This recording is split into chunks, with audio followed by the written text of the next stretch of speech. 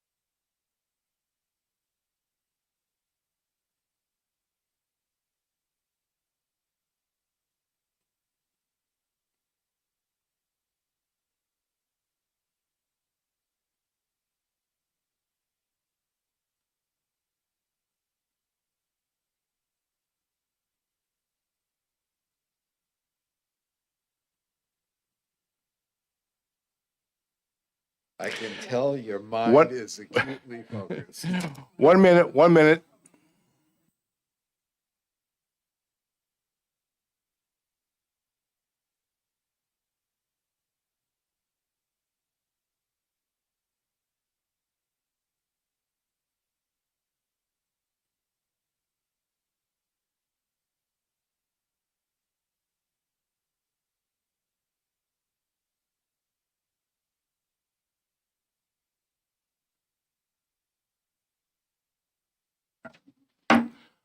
Okay, there being 10 o'clock in the morning on February 3rd, I hereby declare the Committee of Science and Tech open.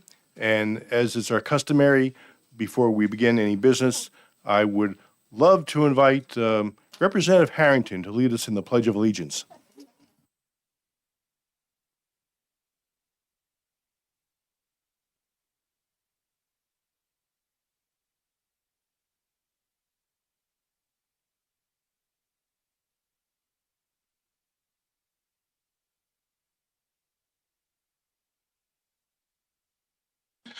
Okay, before we get down to business, just a really quick announcement. It's a technical announcement. I just happened to have a conversation this morning with our IT person here when he was testing out our microphones. And I just happened to ask him, I said, what's the range on these microphones just for informational purposes? And it turns out he says no more than 1 foot. So, and that's particularly important to people that might be testifying up front, particularly if there's 2 people there. If they don't move the mic completely over, instead of just doing that, the volume goes way, way low when they're recording these things, and they have to turn the volume up and everything. So if everyone just keep in mind, no more than a 1 foot separation to get clear volume and resonance would be very helpful. So just a point to note.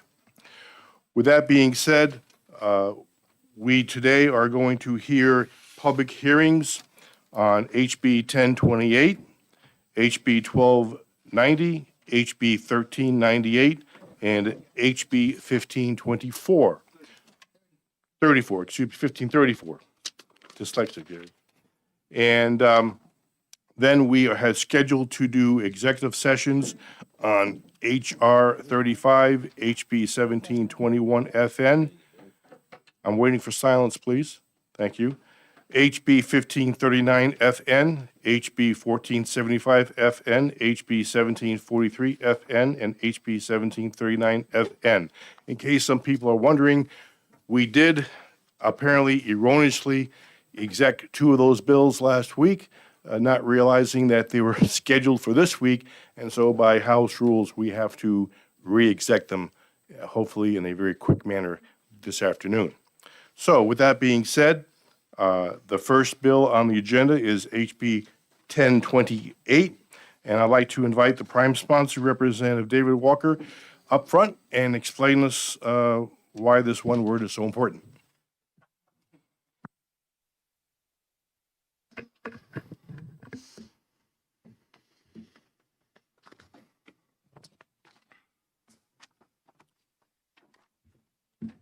Good morning. Thank you, Mr. Chairman and distinguished committee members. I'm here to introduce HB 1028 to you for consideration by adding language to clarify the definition of a renewable generation facility. This bill adds the word exclusive before the word use in the paragraph, changing the current law to say the definition of renewable generation facility in this subdivision, renewable generation facility means facility which produces electric energy for resale solely by the exclusive use as a primary energy source, geothermal, tidal wave energy, solar, wind. Now, this language clarifies the definition to mean the renewable generation facility is the only use. In the case of solar, the situation is that we have solar trackers and panels installed on commercial land with other uses. Such as storage units, car washes, retail stores. The owner is submitting an application for a pilot, payment in lieu of taxes, for the entire lot, where the primary use is clearly the existing commercial use prior to the installation of the solar arrays. The solar arrays are a secondary use. Adding the word exclusive clarifies the properties that are not used solely for renewable generation and are not qualified for a pilot under this law. The current law can be misinterpreted to allow all commercial and residential properties with solar as eligible for a pilot. So with that, I will answer any questions. Thank you. Question from Representative LaRochelle. Thank you, Mr. Chair, and thank you, Representative Walker, for taking my question. As a fellow Rochester City Councilor, you know that we had a great change in our tax structure because of the market. And that has led to people who can least afford an increase in taxes taking on those taxes. Now, how will your bill affect the residential taxes or assessments? Thank you for the question. If these lots, these commercial lots, are allowed to get pilots, that's going to reduce the taxes paid by the commercial lots, and it has to be made up for by other residential and commercial lots. So this could add to the burden of normal people. Plus, the precedence this sets, if this doesn't go through and they're allowed to get pilots, that means any residential home with solar panels on the roof can apply for a pilot as a solar generation device, a facility, which could take taxes across the board off all the residents that have solar panels, which is a massive problem. Thank you. Thank you for your answer. Representative McGee. Thank you, Mr. Chairman, and good morning, Representative Walker. Thank you for being here. So you just said it is a massive problem, or it could be a massive could be problem? if- Because I if- haven't ever heard of this problem, so. Oh, because it's now being, with all the solar being expanded into commercial lots, and we have one owner that is actually requesting pilots for his whole lot. And once you set that precedent, it opens it up to all the residential with solar panels on the roof to ask for a pilot too, which could be a big problem throughout the state.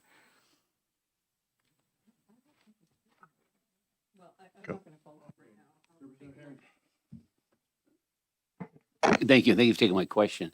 I'm just, I'm not really familiar with this, the pilot, it's with payment in lieu of taxes, correct? Okay. So right now, there's a law that says if you have, let's just say I put a solar panel out on an empty lot, there's nothing else there. I can then apply for a pilot for the assessed value of the land and the solar panels? Well, in Rochester, we have one of those. We have a vacant lot that a person put 25 of these solar trackers. right. That's Know where all it that's is. there. That's the primary use. That's an energy generation facility. That's what it's classified as. They can negotiate a pilot instead of property taxes. Okay, follow up? Under what law do they negotiate the pilot? That's what that's what I'm just not aware of. I think it's referenced in this one. I think it's RSA 362. And when will follow up?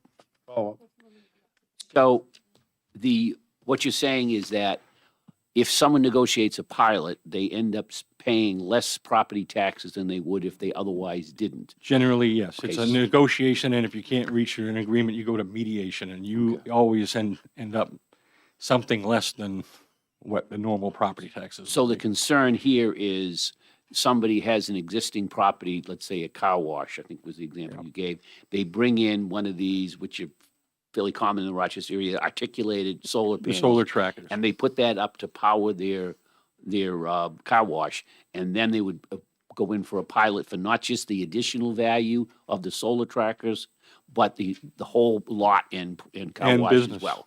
Correct. And that would be legal under the present law.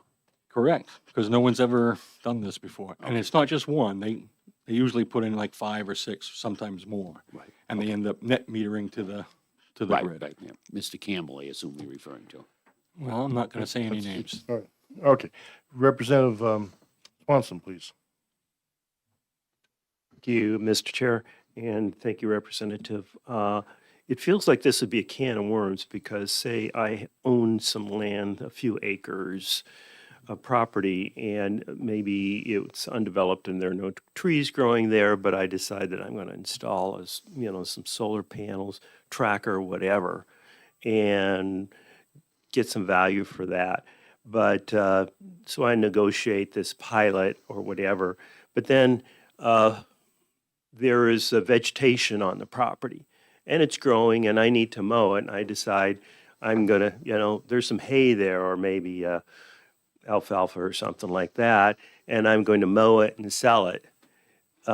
It feels like this opens up a can of worms. And because to begin with, the property owner is going to be negotiating with the municipal authorities in the first place. Representative, I'm sorry, Considering but the is pilot. is there a question forthcoming? The question is, Yeah. is the pilot that was negotiated negated by doing anything commercial with that land, or is it forever after that prohibited as long as there's generation? Well, as long as the energy generation is the primary use, I think you can negotiate that with the municipality. Oh, So it's negotiated in the first place anyway, right? I mean, Pilots what's the point of the typically law if it's negotiated by the municipality in the first place? Pilots typically are negotiations between the municipality and the homeowner. But if they can't reach agreement, then it's a mediation. Thank you. Representative Corbin. Thank you, Mr. Vice Chair. Thank you, Representative, for taking my question. I'm still just trying to wrap my head around the actual bill here. Yep. So we're adding the word exclusive use to this list of energy sources. So, and I assume that resale on line 4 is really referring to net metering. Net metering. Okay. And then it's by the exclusive use, meaning that all the energy produced is being net metered, or that the only way that you can create the energy is through this list of sources. That's what I'm having trouble with. Well- What's the exclusive part? The here? exclusive part is the piece of lot, and say that's like a solar array farm. That's exclusively generating power, no other primary use. So they're selling it back, or they're using it on the site. We have, there's a company in Rochester that has a solar array farm, and they use it for power, and then they take the excess and sell it to the grid. That's an exclusive use, because they had it lotted off. Okay, so follow up. Follow-up. Okay, so then, please make sure I'm understanding correctly. So the idea here is that this property, all it's doing is generating energy. There's nothing else going on the Well, property. The That's what- energy production is the primary use. In most cases, it's the sole use, because it really just the geothermal, the tidal, that's like a dam. There's nothing else on the lot of a dam that's producing energy. So the only one that really can be integrated into other areas would be the solars. So that's why you need the exclusive use, so that you're not adding a solar panel to a business and then declaring the whole business as a energy facility. Just one more clarification, please. Okay, I understand. Go ahead. Yeah. All right, but you said primary use. So that might mean that it's not exclusive, that you're generating energy, but also using it on site for something. So, I mean, to me, exclusive means the only thing you're doing is exporting that energy to the grid, and you're not doing anything else with it on site. In other words, the generation facility, renewable generation facility is the only use. Yeah, yeah, it's just that you said primary. Primary use, same, it's the primary use. I mean, you could grow alfalfa, like you said, on the side or whatever, incidental stuff, but you can't change a commercial lot into a generation facility Okay, that has a store on it or storage facility or car wash. I think I get it now. Thank you. Yeah, we have a couple more speakers I think might clarify that. Yes. But I will ask, and I'd like to move on. I'll ask one final question. Did you run this through any lawyers besides OLS Well, to know if this would make a difference or not? this actually got brought to me by the Assessors Association Okay. to this wording and everything. They brought this to me to file because they see a problem coming. Okay. I will entertain Representative Reynolds if you have a clarifying question.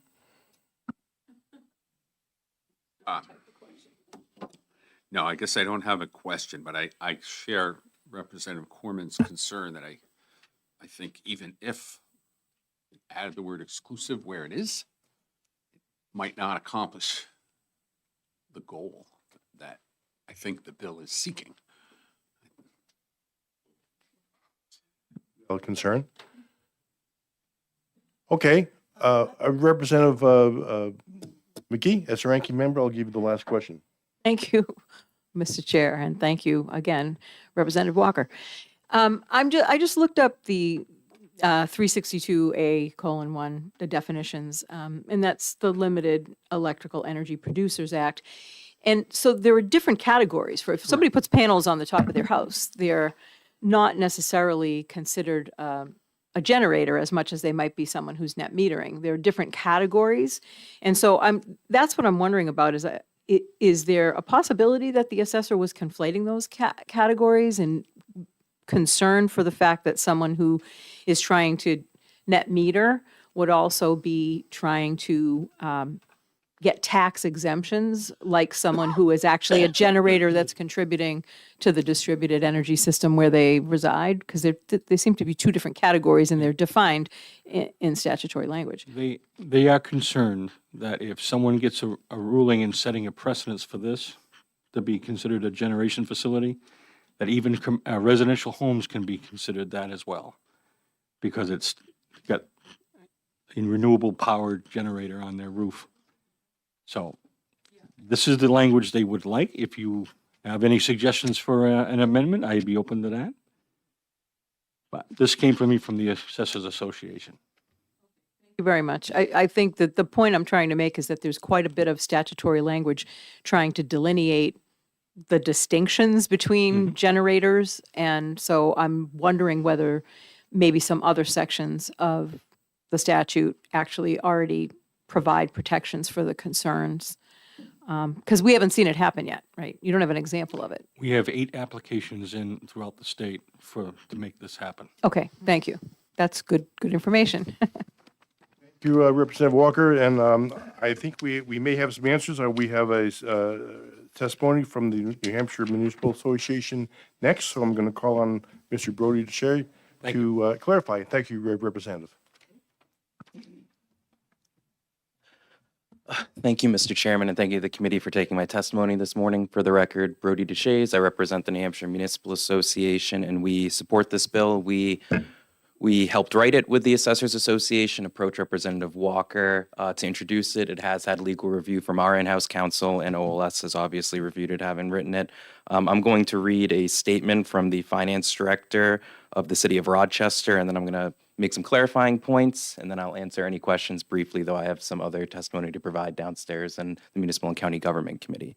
But So Mr. Sullivan's statement is, hi, Mr. Deshays, I'm reaching out to see if you would support House Bill 1028, you as in the Municipal Association, related to definition of renewable energy facility. The bill adds a keyword to RSA 72:73, definition of renewable generation facility, to quantify the original definition from, quote, renewable generation facility means a facility which produces electric energy for resale solely by the use, to adding the word exclusive before the word use to become exclusive use.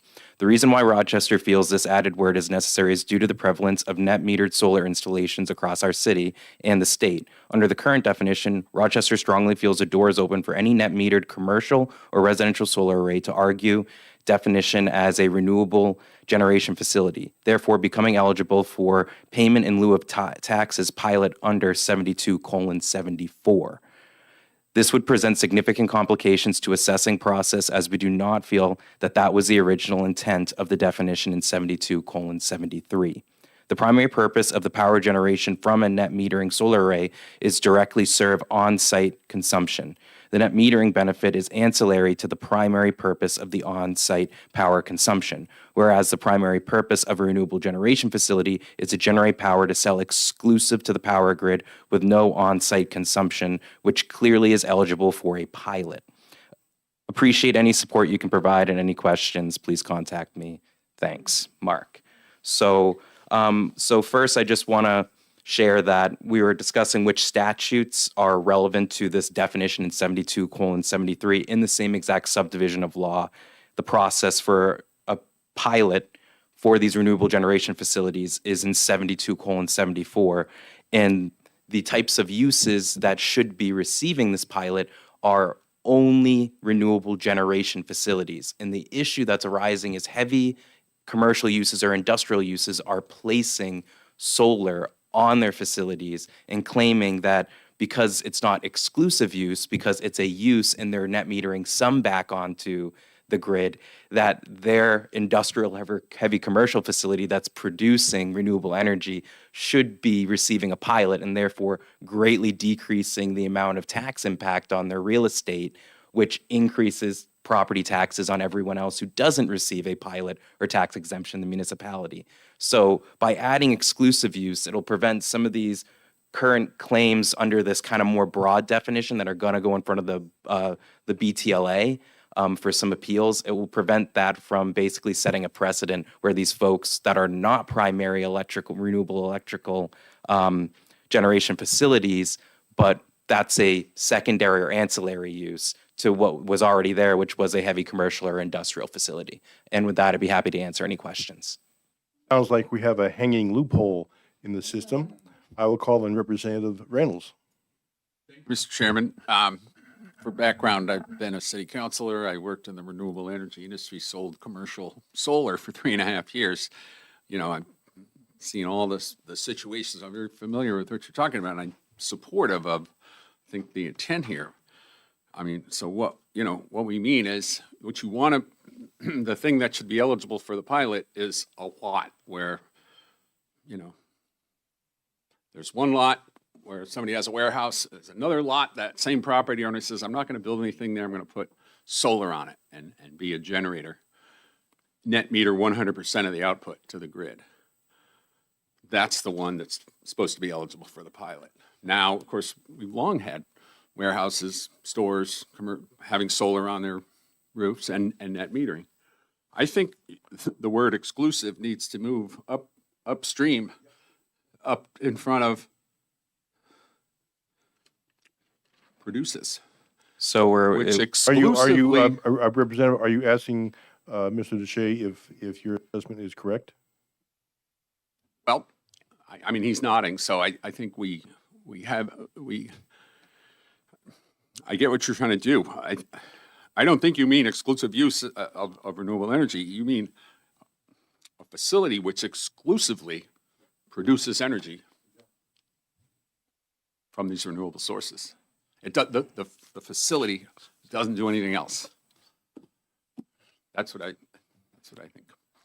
I Thank believe- you I for believe the the, representative is asking for a comment on that. yes, and I was just, thank you for the question or comment. I think either way it would be interpreted to mean an exclusive use. But, and I think the intent, clearly everyone understands, is that you have a lot, and the only thing that's being done on that lot is renewable generation of electricity, and they are eligible for a pilot and to negotiate such under 72:74. And the intent of the law is not for a heavy commercial or industrial use to place solar panels on their facility and say, well, a portion of this is getting net metered, so we deserve to negotiate a pilot. That's not the intent.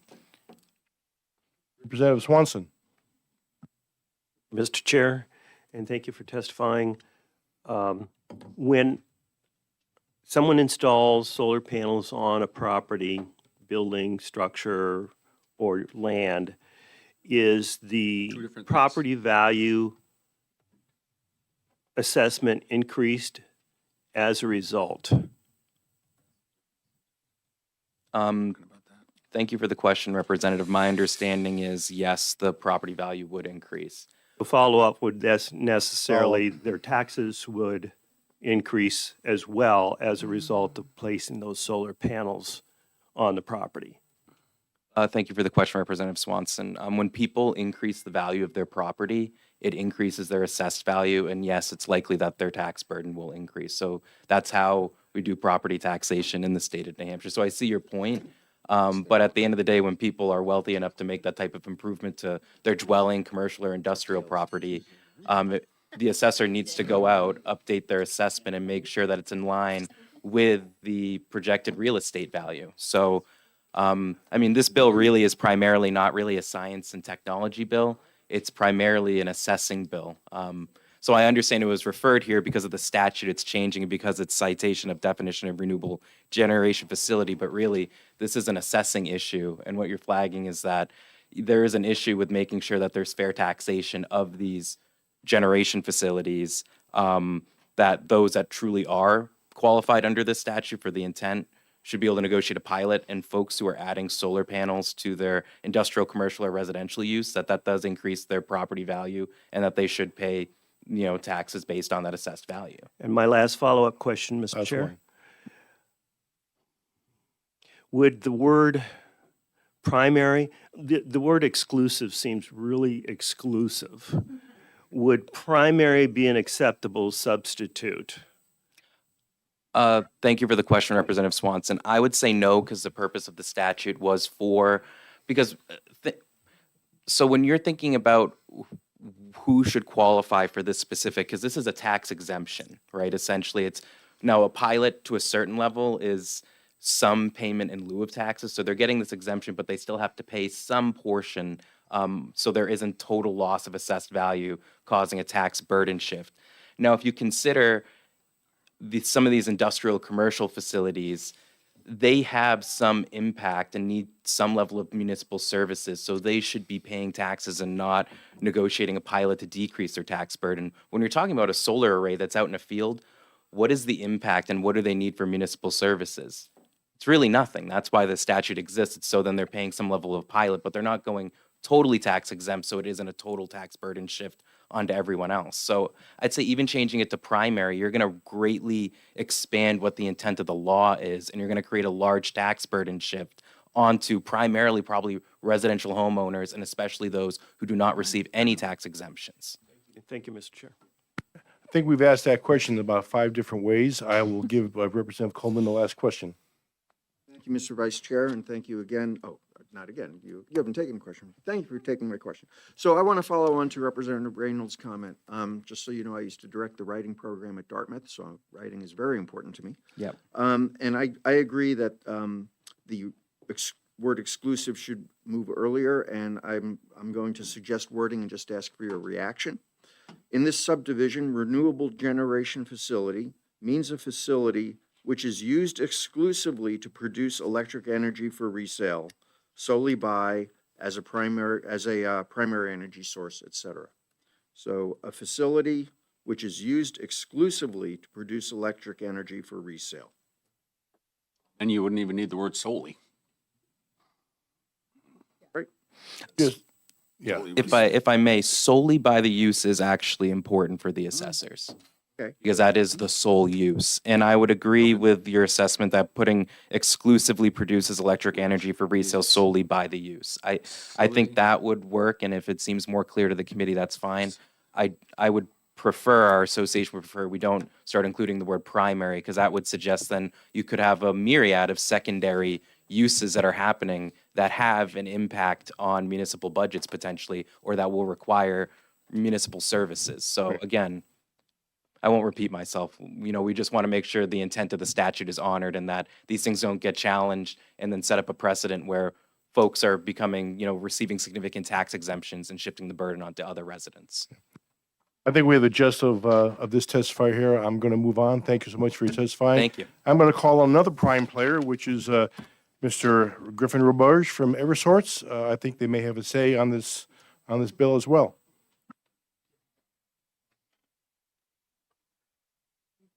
Mr. Roberge? He was just.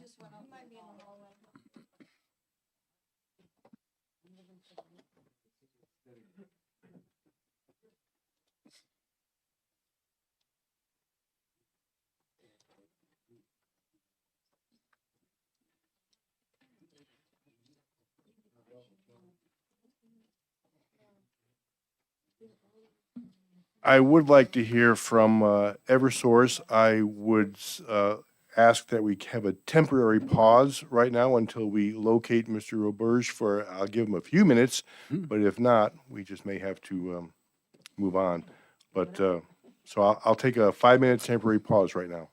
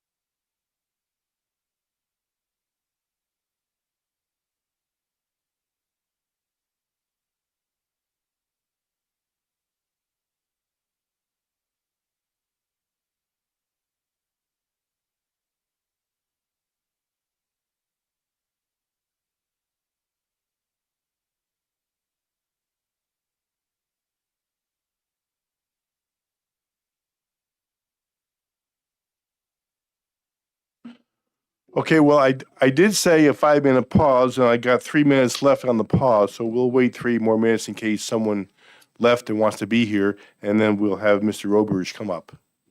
Yeah, Doug, I also.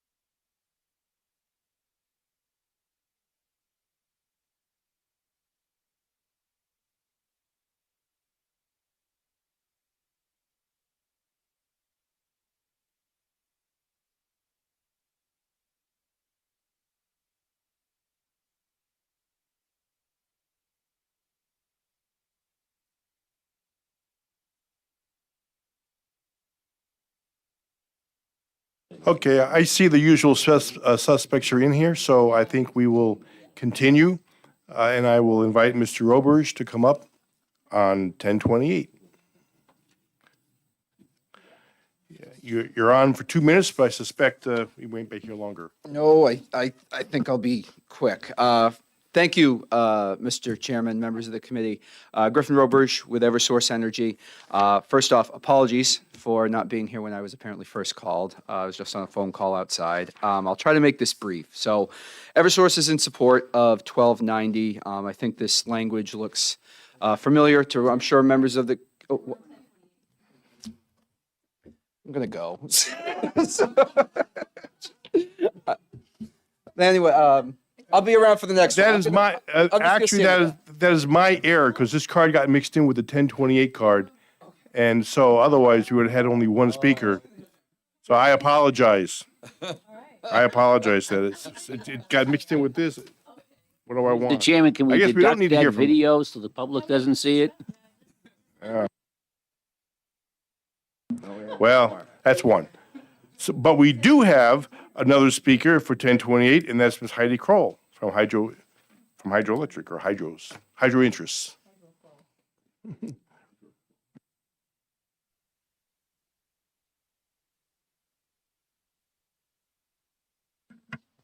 Good morning, Mr. Chairman and members of the committee. For the record, my name is Heidi Kroll. I work at J. Grimbliss Strategic Solutions, and we represent a number of different hydro interests as well as biomass for renewables. So I wasn't planning on testifying, but I just heard a few things this morning that I just wanted to clarify. So we're neutral on the bill. We don't have a position. But I just did want to point out that, first of all, this pilot statute is not exclusive to facilities that are net metering. We do have some hydros that are above 5 megawatts that do seek to enter into negotiations with municipalities to do payment in lieu of tax agreements. So I just wanted to clarify that. I know people kind of gravitate towards solar, but I just wanted to, there's other facilities that are using this that aren't net metering that are allowed to under the law. I also wanted to point out that so in 72:74, which is the primary statute around payment in lieu of taxes, I'll just quickly read the very first sentence because I want to emphasize that this is enabling only. There is no requirement for a municipality to enter into a pilot agreement with these facilities. So it says the owner of a renewable generation facility and the governing body of the municipality in which the facility is located may, after a duly noticed public hearing, enter into a voluntary agreement to make a payment in lieu of taxes. So I just wanted to point that out. And finally, I did want to clarify that from the generation facilities perspective, this is not a tax exemption.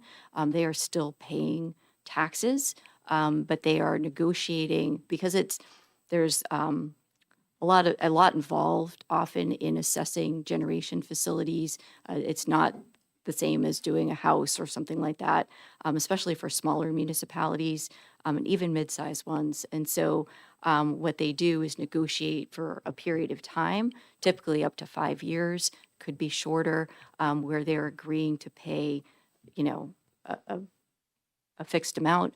So it's negotiated ahead of time, and it's beneficial to both parties. Again, it's voluntary, so if one party or the other doesn't agree, they don't need to enter into a pilot agreement, but it's meant to kind of alleviate that workload and potential litigation if it were to be kind of under normal taxation procedures. And it's beneficial to both sides. There are a lot of communities in New Hampshire that enter into payment in lieu of tax agreements with renewable generation facilities because they see it mutually beneficial. So I just wanted to point that out, that it's not a tax exemption. It's just more it's stable. It's a stable tax revenue flow for the municipality, and it's predictable for the generation facility as well. Ms. Kroll. Yes. Representative Aldo McKee. Thank you, Mr. Chair, and thank you, Ms. Kroll.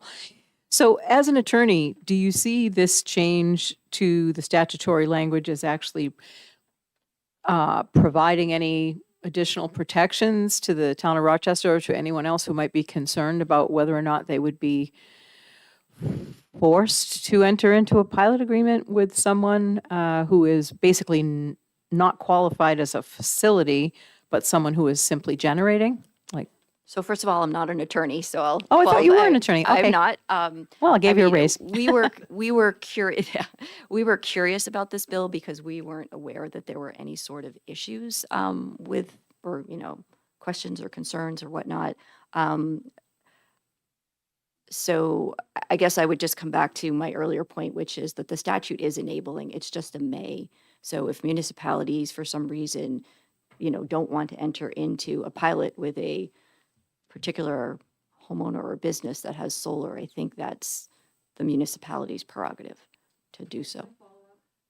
And since it's one word and we're kind of nitpicking here, I'm wondering whether you see this as providing the intended protection. If we say that the facility is exclusively being used for producing, for energy generation, rather than having other stuff going on, and I guess then the municipality or the city would have to determine which portion of it could be used in the pilot program, because they probably wouldn't consider all of it if it was being used for other things. They have that option too, right? Right. I'd rather not comment simply because I wasn't planning to testify Yeah, today. okay. So, and we are neutral. We're just listening and learning. But I Okay. just wanted to offer a few things that I heard during testimony to kind of clarify. Thank you. Yep. Deb Swanson. Thank you, Mr. Chair, and thank you, Ms. Kroll. Do hydropower providers have other uses in addition to providing power, like people fish in them, in the reservoirs behind them, or they provide some sort of flood control and so forth? Do they have other purposes or uses beyond power generation? So yes, those things do happen at generation facility sites. It's part of their FERC license and relicensing process often is that they are required to provide, for example, recreational facilities for the public, places to put in your canoe or to, have access to the riverbank. And yes, there is, obviously a flood control is top of mind for all of these operators in terms of safety. And when there are high water events, whatever that might be. In fact, generation is second in mind and safety is first. And that's their obligation. Follow up, Mr. Chair. Follow up. So if this legislation came out and said that it's got to be exclusive, you have to have the pilot, eligibility would depend upon exclusive use for power generation, wouldn't that rule out hydropower having access or the ability to request pilot access? Again, I'm not an attorney, so having listened to today's discussion, I would take that back. Again, the primary use at these sites is to generate, hydropower, but there are these other things, as you said, other activities and other uses and purposes happening. So I Thank you, Ms. I Groh. can't say. Thank you. Yeah. Thank you, Mr. Realizing you're not a lawyer, so thank you for Sure. for what you can do. Seeing no other questions, thank you, Thank Mr. Kroll, for coming. Thank you for the opportunity. Sure. We don't have any other pink cards. One last opportunity. If anybody would like to comment on this bill, now's your chance. I'll give you 5 seconds. Thank you very much. In that case, I declare the public hearing at 10:28 closed. We will reconvene for 12:90 in about 18 minutes at 11 o'clock.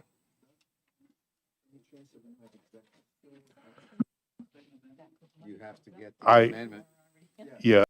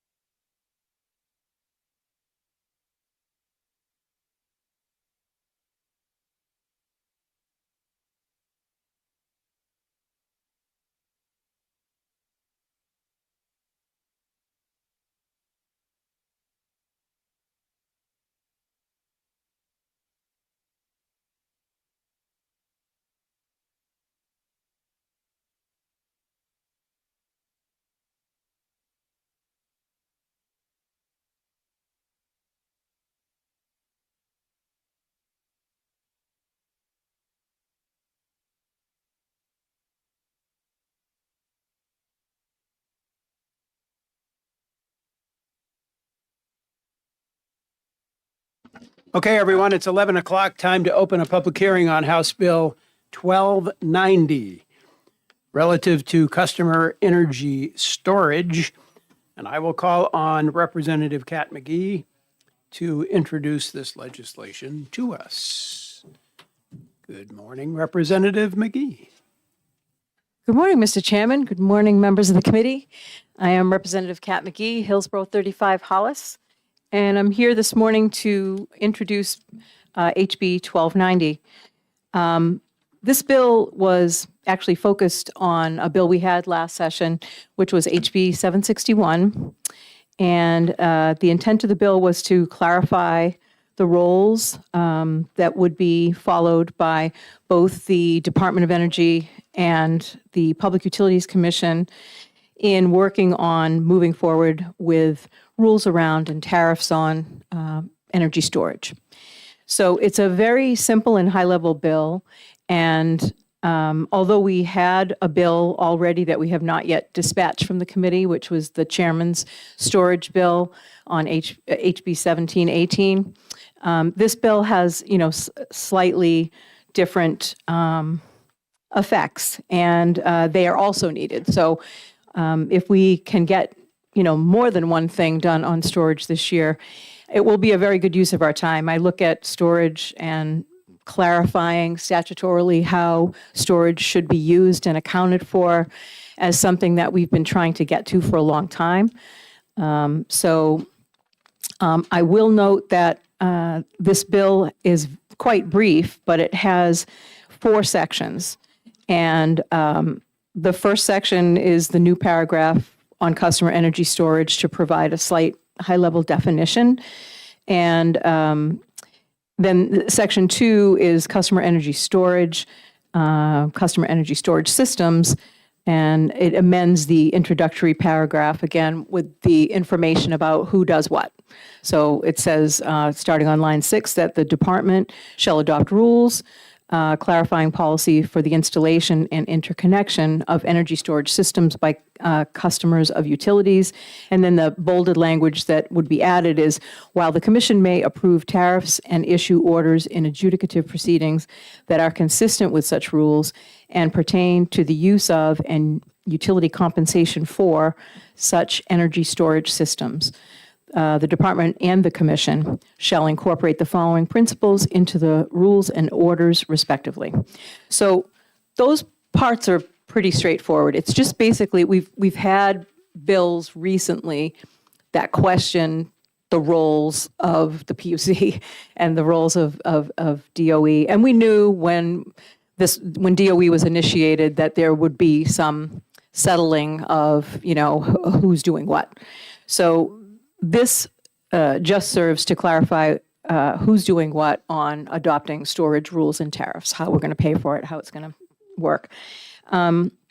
It was brought to my attention that under Section 3, I asked OLS to pull together the bill based on HB 761, which a lot of us do that when we're, looking to find language to bring something up again.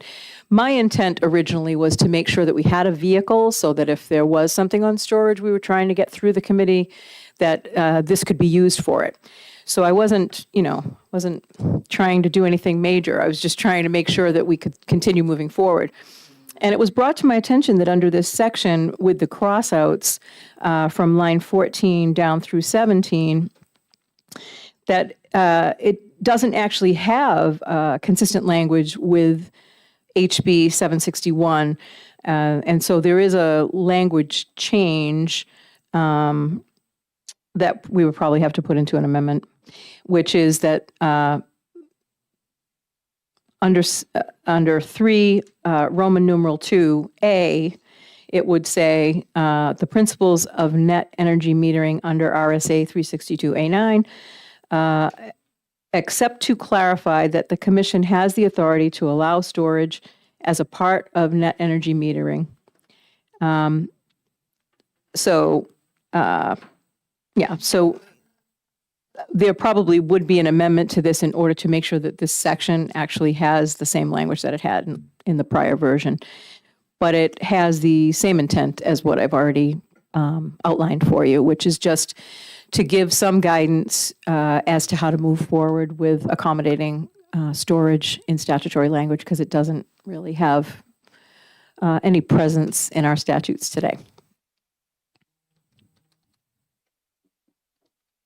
Okay, thanks for introducing the bill. Just one quick clarification. Yep. The language in this bill is very, very similar to some language that was in HB 1718, which we heard yesterday, I think it was. Is it true that this language, even though similar to the other language, modifies a different section of law Yes, than in I believe- 1718? Yes. I just wanted to clarify that for the committee's understanding. Any further questions? Representative Harrington. Thank you, Chairman, and David, take my question. It's just basically two things. It looks like, I just make sure I'm reading this correctly. So what you're saying is that the Department of Energy shall adopt rules through the rulemaking process, and then, based on those rules, the PUC may approve tariffs and issue orders and adjudicate proceedings that are consistent with such rules. So they may not do them also, in which case, if there's no tariffs, what good are the rules? Yeah, it's a good question. I understand where you're going with that. I think having may in the language is really leaving the opening that if there are dockets or proceedings before the Public Utilities Commission, they have the latitude to create the tariffs as part of those dockets. So I that's how I look at it, is it's sort of enabling language for them to approve the tariffs, but they have to be consistent with the rules that have been supplied by the Department of Energy. Okay, that may need a little more work. A follow-up? Follow up? The bottom there, why was that any existing electrical permit requirements, blah, blah, blah? Why was that section removed? I do not know. I did not notice it. I thought they gave me back a clean bill that was that was HB 761. And apparently, they didn't. I just So don't see I any didn't reason notice it. why they would be taken out, that's all. Yep. Thank you. Representative Thomas.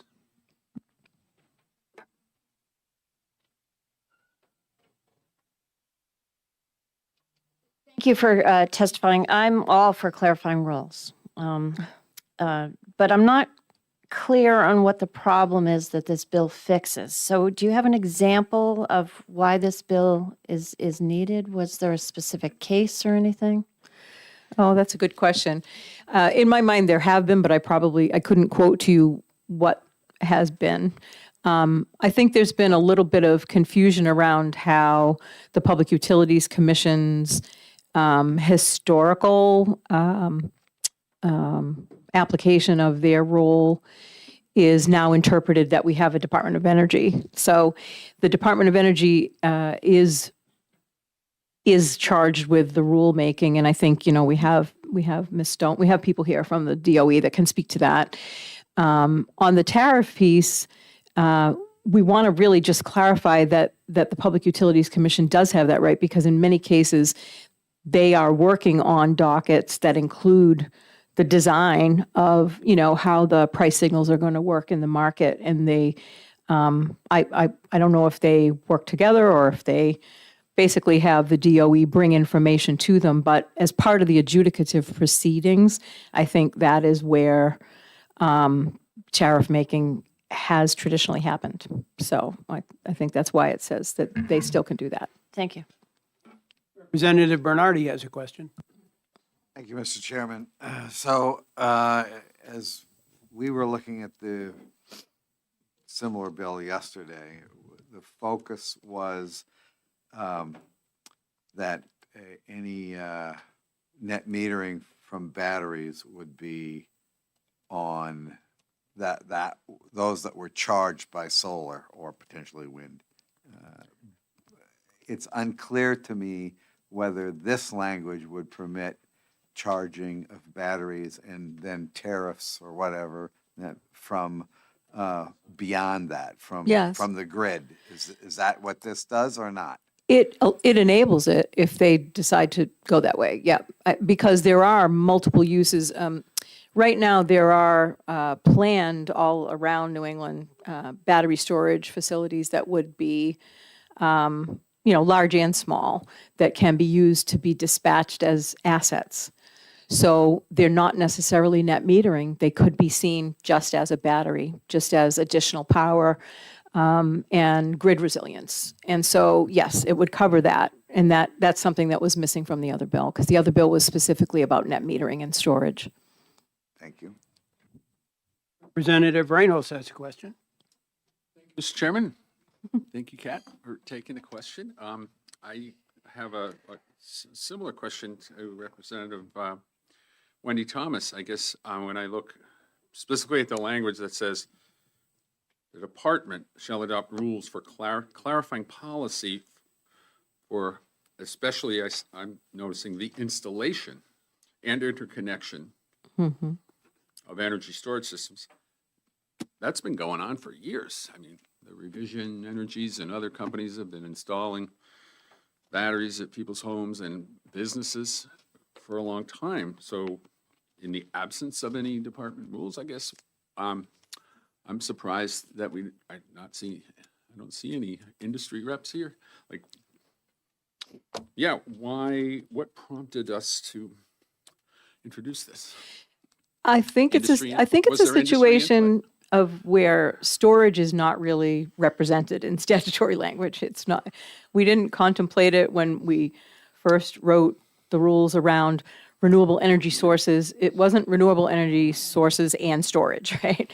So a lot of the language currently is exclusive to these batteries, which have become more prevalent and more people are looking to them. So how do we deal with them? And basically, even if there is already tradition or precedent or processes that are being used in the field by people who are installing these types of things, that doesn't mean that the state of New Hampshire or the Department of Energy has yet adopted, what they are approving, right? So you want to have that language kind of spelled out. And I think they would probably be going to those very subject matter experts to figure out what would make sense as far as state rules around these things. But I just think it's missing right now. And what we're trying to do is solve for that so that we can help the Public Utilities Commission have some direction to go forward. Thanks. Yep. Would remind members that we refer to each other as representative last name. Okay, Representative Corman. Thank you, Mr. Chairman. And this is really answering your question from earlier where you asked whether this bill overlaps with HB 1718. And actually, Section 2 of this bill, 1290, and Section 3 of 1718 do amend the same exact paragraph in the RSA, but they amend it in exactly the same way.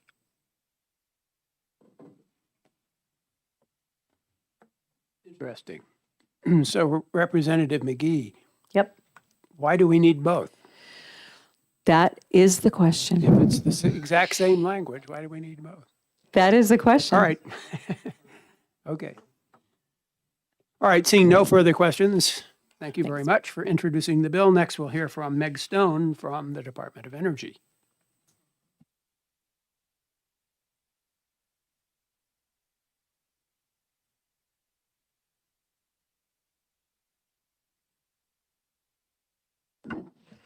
Thank you, Mr. Chairman, and members of the committee. Good morning. My name is Meg Stone, Legislative Liaison with the New Hampshire Department of Energy. The department is neutral on this bill. It does direct the department to adopt rules regarding storage. The main difference that we see between this bill and the one we had previously heard, 1718, was that one also clearly puts storage into statute. We can certainly adopt rules for this, but I would just note that adopting rules is forward-looking perspective. If it's the intent of the legislature to legitimize the systems that currently exist, allowing storage in statute really does add that clarification. And it has been brought up. Additionally, I think adding it in statute would also, when considering a future net metering docket that the PUC may take up, also adds that additional clarification. I appreciate the sponsor mentioning Section 3 because we did have a concern with that. Striking that language in B could, in theory, allow some unsafe practices. If there's a conflict between statute and safety standard, that language in place now says the safety standard prevails. So we did have a concern with that. So I appreciate that. The sponsor mentioning that that was not necessarily the intent. And with that, I am happy to take any questions.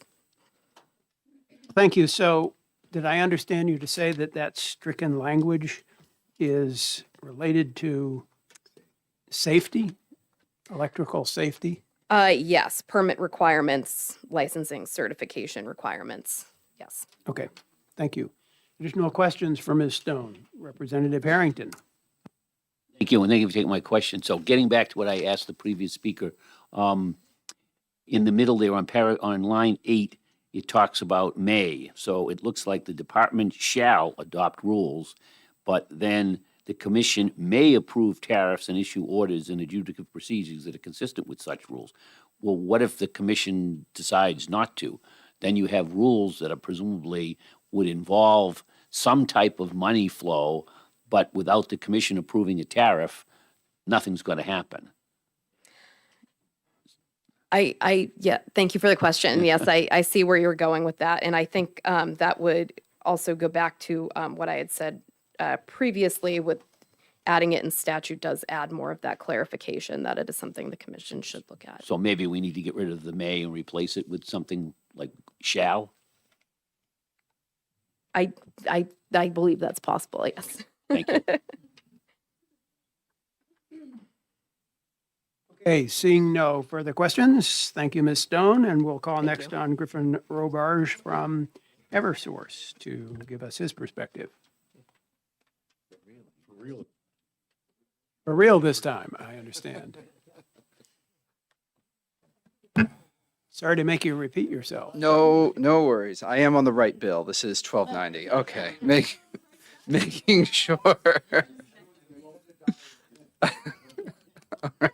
think we're good. Again, for the record, thank you, Mr. Chairman, members of the committee. For the record, Griffin Roberge with Eversource Energy, testifying in support of House Bill 1290. I think, we've heard a lot already from the Department of Energy and the prime sponsor, but, this language is most of the bill is nearly identical to the language that is in the chairman's House Bill 1718.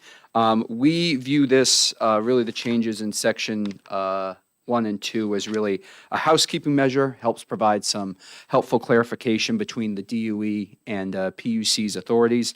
Looking at the original statute, I don't think it's been massively changed since the creation of the Department of Energy and the separation there with the PUC.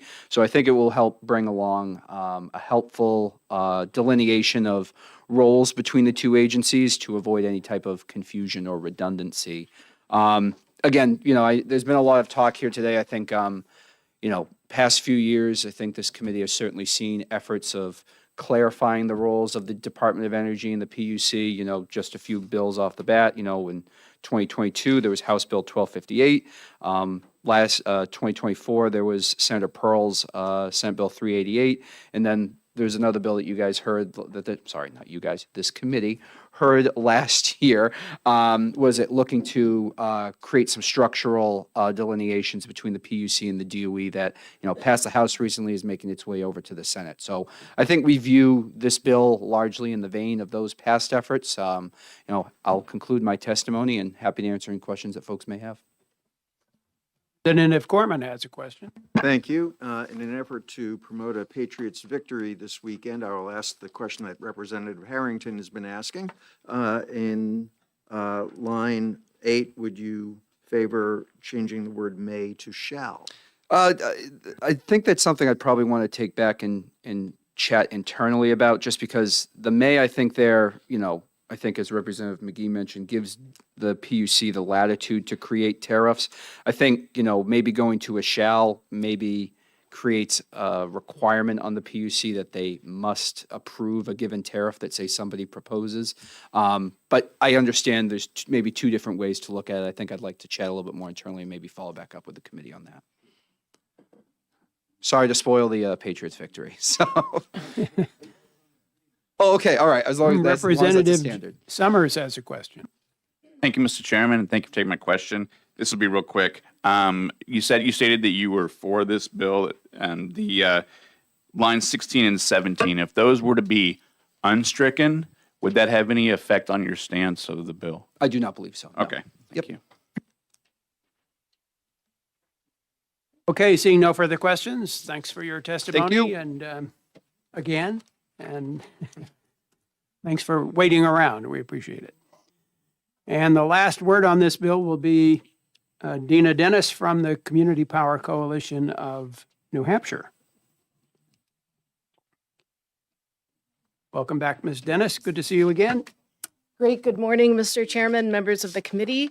Thank you for your time and attention this morning. For the record, I'm Dina Dennis. I serve as Director of Regulatory and Legislative Affairs for the Community Power Coalition, also known as CPCNH. CPCNH supports House Bill 1290, and we appreciate the sponsor's continued leadership on customer energy storage and the important role that distributed energy resources can play in lowering costs for New Hampshire homes and businesses. In terms of the bill's intent, we agree with the underlying premise that customer storage can provide meaningful system value, including peak reduction, avoiding wholesale power costs when paired with net metering.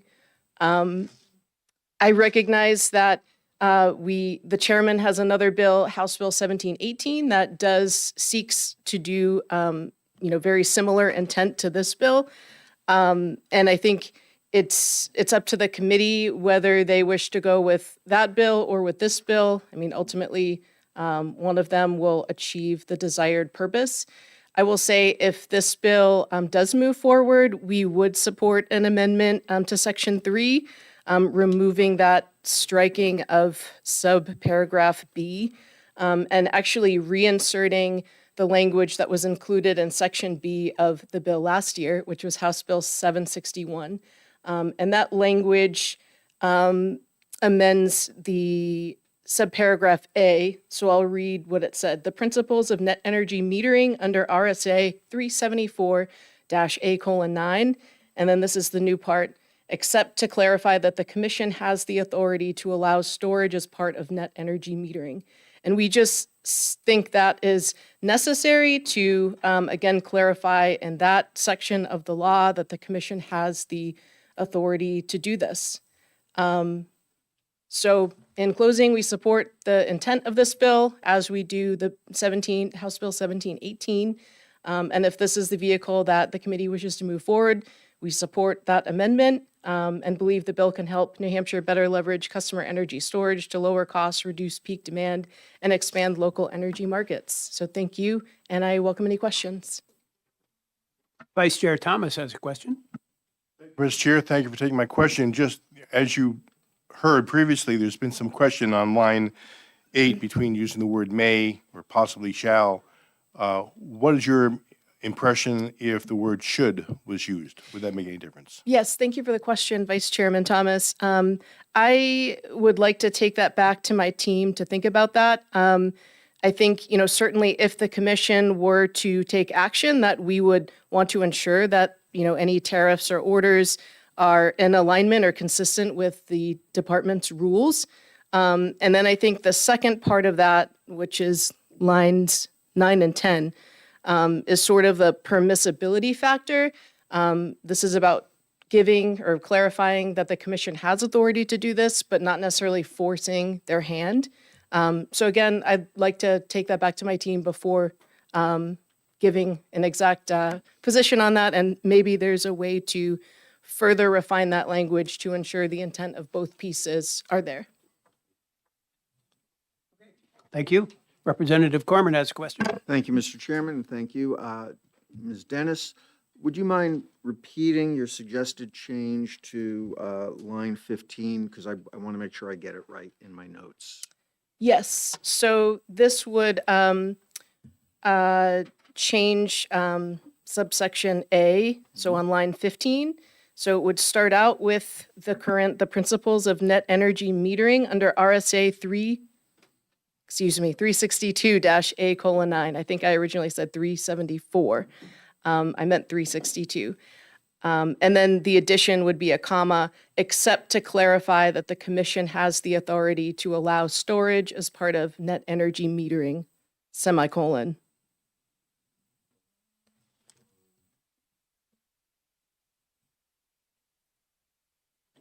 Say the very end, please, to allow storage. As part of net energy metering, semicolon, or.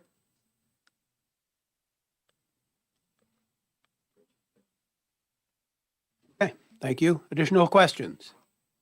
Seeing none, want to thank you for your testimony. And with that, we will close the public hearing on House Bill 1290.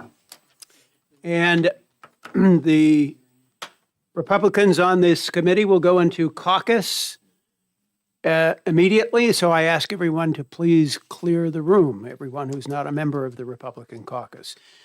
After that, we will go to lunch, and then we will return at 1 o'clock for a couple of more public hearings, followed by an executive session.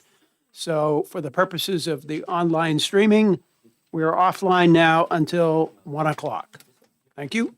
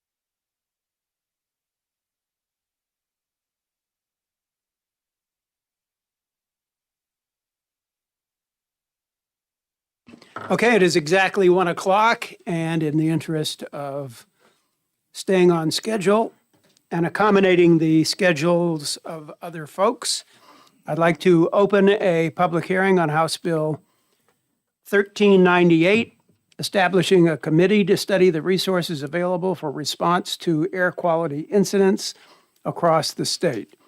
And I call on Representative Megan Murray of Amherst to introduce this legislation. Nice to see you. Welcome. Yes, thank you for having me here. For the record, my name is Representative Megan Murray. I represent Hillsborough, District 37, Amherst, and Milford. And I come to you sort of at an interesting place, and I'll tell you a little bit of a story here. This past summer, I am also the chair of the county delegation, and so we had an incident in our county where there was a transfer station fire that had resulted. And I had heard from constituents around the county with general concerns, not knowing, just general inquiry, not knowing the circumstances around what was happening, noticing that there was smoke and all sorts of things around that nature. It occurred to me then that I was looking at the history of transfer station incidents, and there are quite a few, a small handful within the last 5 years or so, that involve, some of them have defined known sources of causation for the fire, and others do not. Some were around those pesky batteries that get into places, and some causes have not been determined fully because those tend to get so hot that it is really difficult to determine the genesis of the fire. That said, upon receipt of inquiries from constituents, there were questions about potential air quality concerns, which prompted me to try and understand a little bit more about what is available specifically for air quality incidents as they relate to transfer station incidents. The original bill as presented to you today does not necessarily define transfer stations in the bill, but I wanted to make sure there is an opportunity in future to bring forward a clarification, which I have already sort of started working on. And with that, I am happy to take questions, but I am limited. I'm supposed to be in education funding after this. Okay, we have someone from DES who will be testifying who can probably answer most questions, but if you have a quick one, Representative Harrington? That answered my question. Okay. Representative McGee? The only question I think you might be able to answer for us, Representative Murray, is about the makeup of the membership of the committee.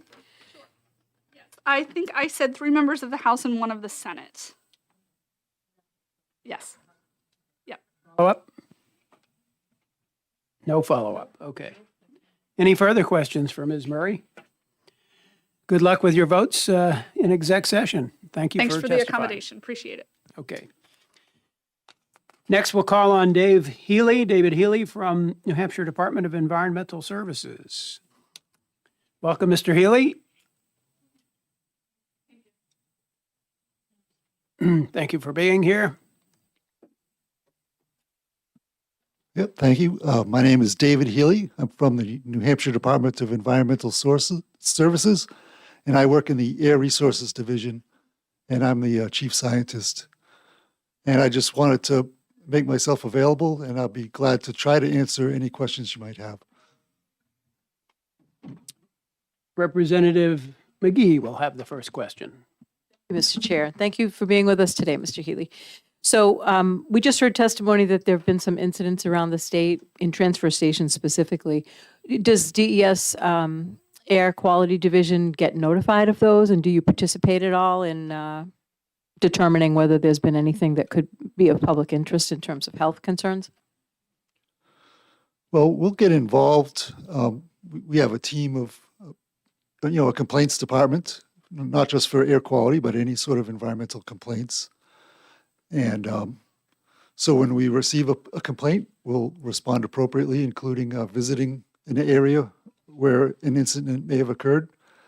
I'm not aware of any specific complaints that came into us regarding this particular incident or other specific incidents involving transfer stations, but that's how we would be notified, is people would call us with an environmental complaint. Representative Harrington.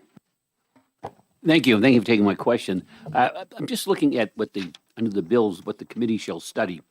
What equipment is necessary to respond to air quality incidents, what money is required to respond to air quality incidents, and what statutes need to be changed.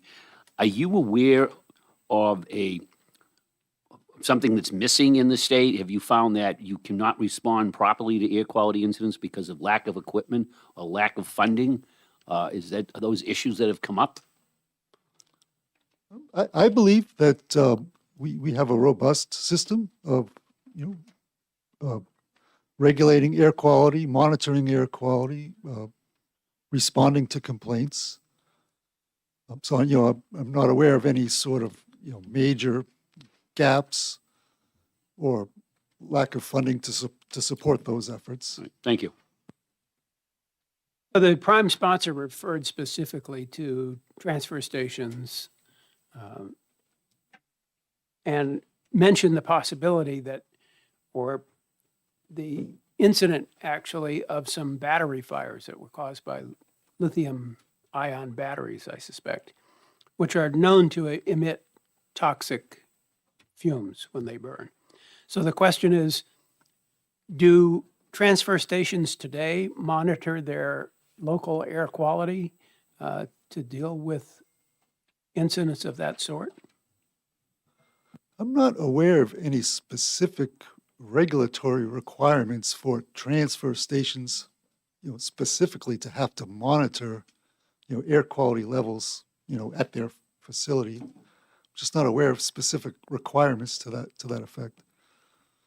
So my follow-up would be, we know from previous testimony from DES that there's something like 29 air quality monitoring stations around the state. Would those be the only monitoring stations that could determine if there's any air quality issues near one of these transfer stations? Yeah, basically, yes. Yeah, we have, as you said, we have a network of air quality, and it's the same for all state environmental agencies around the country. We have a network of air quality monitors that measure what we call the criteria air pollutants. And so, the network of air quality monitors has to be established according to federal requirements. And, it has to be spaced out enough and robust enough to get a good representation of the ambient air. But it's not always meant to be so specific that it can measure pollutants from one specific facility. It's more geared towards that ambient air measurement of air pollution. Representative Mattson has a question. Nature of the name, a transfer station, they don't usually burn things. It's an accident. Are there facilities in the state that do actually burn things? Well, that would emit smoke that might be a bad hazard for us? Yeah, we do have some permitted facilities that intentionally burn, trash to energy. We have some facilities like that in New Hampshire. Representative Reynolds had his hand up. Mr. Chairman, coincidentally, it was actually 3 years ago today was the huge train derailment in East Palestine, Ohio. Palestine? Okay, thank you. 3 years ago today. Just Googled it. So my wondering was, so a fire, a toxic fire in a place that it's not expected, or some bad incident like a truck or a train derailment, fire, something on fire. Does DES have a mobile, deployable, emergency air quality monitoring station that you would roll out to a site like that and be able to say, hey, here's what's in this air, or here's what's not, or it's safe over here but not here, right? Do we have that capability going to, I think it was Representative Harrington's question, do we have resource constraints? But we this do state? have we call them citizen science particulate air quality monitors. So they don't meet, and, perhaps you've heard of them, Purple, one brand is Purple Air, but there are many brands of these monitors. And, they're not intended for regulatory purposes. And I think it'd be a stretch to say that they're even intended for emergency purposes, but they can, we have the ability to deploy these monitors. They measure particulate matter in the ambient air. For the East Palestine event, we did, respond to that, not with measurements, but, the team in my particular group, we have meteorologists, and we use the same, when you watch TV meteorologists and they talk about the meteorological models that they use to predict. May I follow up? Yeah, I mean, we have limited time. So my question was about, does the state of New Hampshire, in the event of a huge conflagration somewhere, unexpected toxic fumes, do we have a deployable emergency air quality monitoring that would be able to tell people what's in the smoke, or it's not safe within this 10-mile radius? Do we have that today? That's a yes or no Yeah, question. no, to answer that question directly, no, we don't have Okay, the we don't have capability that. to monitor toxic pollutants. Vice Chair Thomas. Thank you, Mr. Chairman. Thank you for taking my question. I'm going to actually return to the bill to talk about this testimony, and I'm going to refer to the very first statement that says that there is established a committee to study resources available for response to air quality incidents across the state. I'm going to assume you've been in your position for a while. Do you not know what's in the inventory in the state that could answer this question forthright?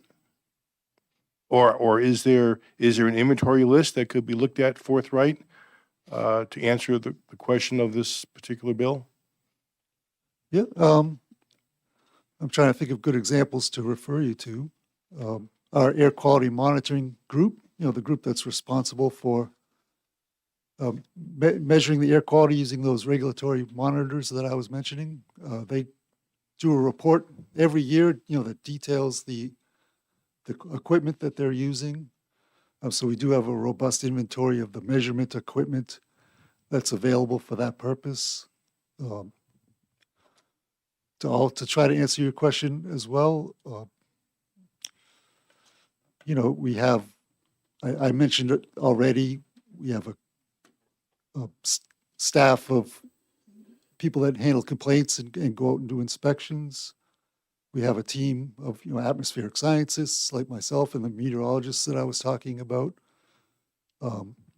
So, we do have lists of equipment that's used, the staff that's available. We also have, an environmental health group that's housed within the Air Resources Division at DES. So we do have, personnel and equipment lists that could be looked at. Follow-up. Follow up? Thank you for follow-up. Thank you. So I'm going to ask a question because I don't know.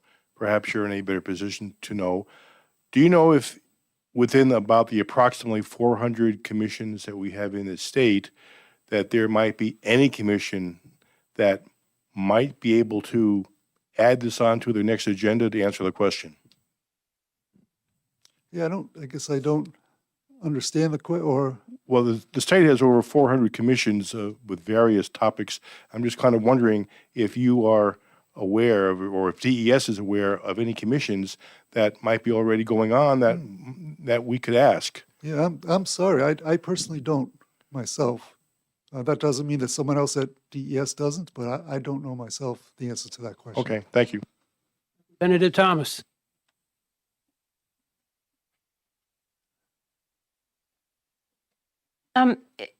We've heard testimony from DES that there are several air monitoring systems already in New Hampshire. And we also know exactly what you monitor for. So if theoretically you started monitoring for transfer stations, what would you know what to look for because you can't test for everything. And so I'm a little flummoxed about what would, I mean, yeah, there's irritants from the ash or from the smoke or whatever, but what specific things would you look for, and would that require new equipment or new procedures? Well, I don't know the answer to that question directly, but I think we would have to have, I mentioned we have an environmental health group with, that's housed within the Air Resources Division. And I'm just sort of envisioning, that they would have to study, and it might even have to go down to, maybe even an individual transfer station, depending on what, the types of materials that they handle. And they might have to do a study on, what sort of toxic compounds might be involved with those materials and what the health effects might be. Yes, follow up. To the best of your ability, can you tell us how many transfer fires we've had in New Hampshire? To the best, I don't know the answer to that question, I'm afraid. Yeah. Is that something you could find out? I could find out, or to the best of my ability, I could try to find out. Thank you. Marshal's office might have that data. Representative Bernardi. Mr. Chair, so this bill is focused on a committee to look at air quality incidents. And DES has presented, and you've also commented that the system that we have now looks for air quality ambient air. So that's not focused on incidents, that's focused on general air quality of the state. So I think that some of the questions also alluded to this. Do we have no spectrum of defined incidents that you would be prepared to go look at? You obviously can't look at every possible, but there may be some higher profile or higher likely incidents that you'd be prepared to go out and address? Well, my personal feeling and, the work that I do and that most of my colleagues do, as you mentioned, we do address, the ambient air. That's sort of our purview. I think, responding to very, specific incidents, and again, in my personal opinion is that might fall, the immediate response might fall more, to local first responders, as opposed to, because, there could even be a danger Sure. in responding to, an incident without the proper, first responder training, which, I certainly don't have or my colleagues don't have. Representative Summers. Thank you, Mr. Chairman, and thank you for taking my question. Listening to the last several representative questions that you've had, it kind of led me down to a for clarity question of if this bill was to be passed and if this committee was established, in your opinion, would they be able to provide any benefit that you already aren't able to be able to do now? Yeah, and, I read the language of the bill, and I could see potential benefit in working with a committee to, maybe bridge that gap between, like I was saying, a first responder response to a fire and, a broader air quality response. Representative Partial. Chair, and thank you for being here.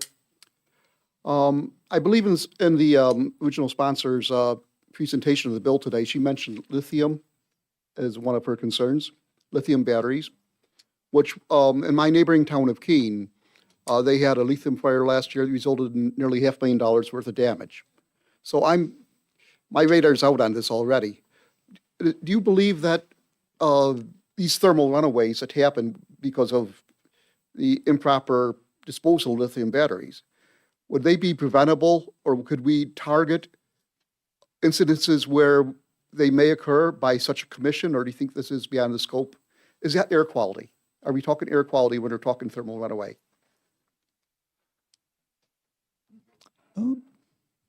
Just off the top of my head and listening to the question, again, that seems more like a, materials handling question and a materials safety question. When it comes to the proper storage and disposal of lithium ion batteries. Again, could there be work, is there potential work that could be done, but, with a committee to, like I said, bridge that gap between an initial response to an emergency like that and, additional air quality concerns? I could see a potential. Yes. Follow up? That was going to be my follow-up right there. Could this committee, would an amendment address that very situation possibly? So I guess you already answered it. Thank you for your answer. You mentioned first responders. I think that was an important point that you made. Might it be more the responsibility of local municipalities to protect their first responders who might be exposed to toxic materials in responding to a transfer station fire? I would agree with that. And, I don't know the first thing about, being a first responder, but I would think and would hope that, that training is already in place, personal protective equipment and, protecting yourself as a first responder. Thank you. Representative La Rochelle has a question. Thank you, Mr. Chairman, and thank you for taking my question. Analytical chemist here who worked for DuPont at the Bell site where we took in rail car quantities of hydrogen cyanide as well as dealing with other toxic substances. We had hazmat teams, and they worked with other industries around the area, and they were the ones that would respond to point source pollution. And there are several simple devices called Draeger tubes that can be used for specific chemicals, as well as general sampling devices that you could use and then determine what was in the air. And like Chairman Vos mentioned, I would think that the local fire or safety services could be aware of potential, given that this is nearby.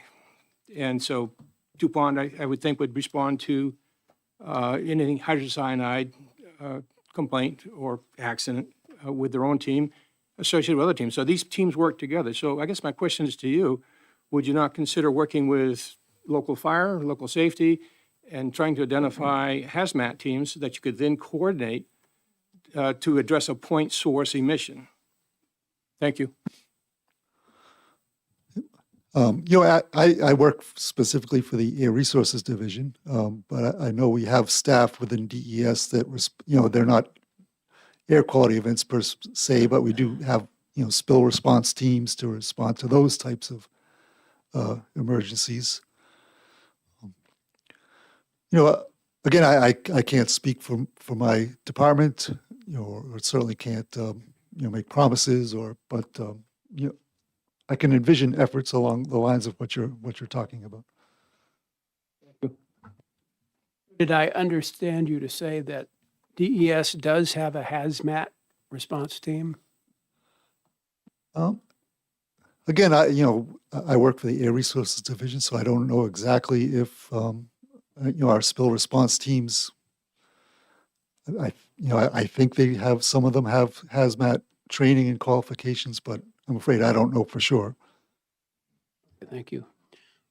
Representative Thomas.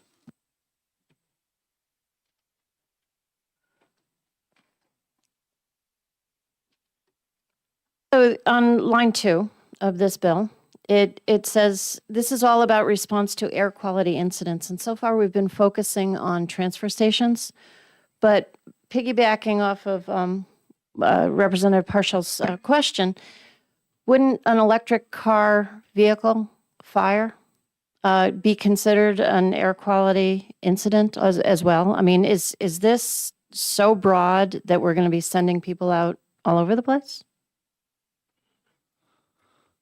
Well, there again, I'm sort of repeating, I think, myself to some degree at this point, but I still see that initial response as an emergency, first responder response. Ultimately, an event like that will release pollutants into the ambient air. Follow up. Is there a definition in DES for air quality incident? I'm not aware of a definition for air quality incident. We talk informally sometimes about air quality events. Just as one example, when there's excessive smoke in the air due to wildfire smoke, we'll informally call that an air quality event. I'm not aware of a specific or regulatory definition of an air quality incident. Thank you.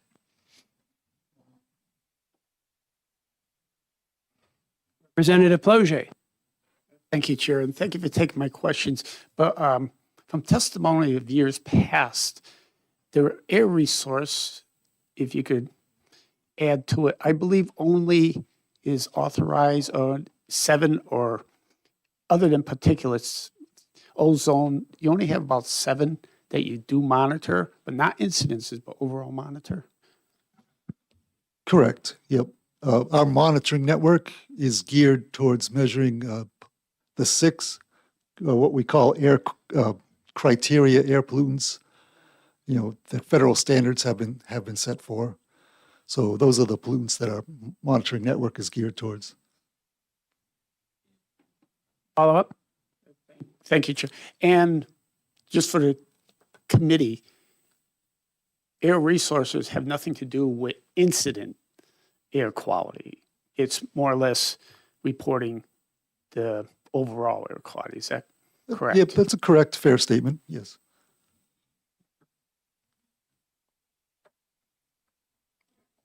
Okay, seeing no further questions, I want to thank you for being here to answer questions for us. Oh, okay, I guess there's one last question. Representative Partial. Yes, thank you, Chair. And as far as your, did 2 parts. Are you, is the Department of Environmental Services in favor of, are they in support of this bill or are they neutral? I wasn't sent here with being in support or not. Okay, I'm thank you, afraid. thank Yep. you, that's okay. Do you believe this bill is written, I'm looking at those 3 clauses that are in the bill. What equipment is necessary to respond to air quality, what money is required, and what training, basically, and what statutes? It seems like we're talking about, a lot of our questions here would be answered by a commission of this nature, or a committee of this nature. Would that be your belief as well? Yep, that's my personal belief. Yep, from reading the bill language and listening to today's hearing. Thank you. Yeah. Okay, are there any further questions? All right, seeing none. Thank you very much for being here. Appreciate it. And I have no more pink cards, so is there anybody else in the audience who would like to testify on this legislation? Come on. Seeing none, I'm going to close the public hearing on House Bill 1398. And I will suggest to the committee and ask the committee's opinion about the following proposition.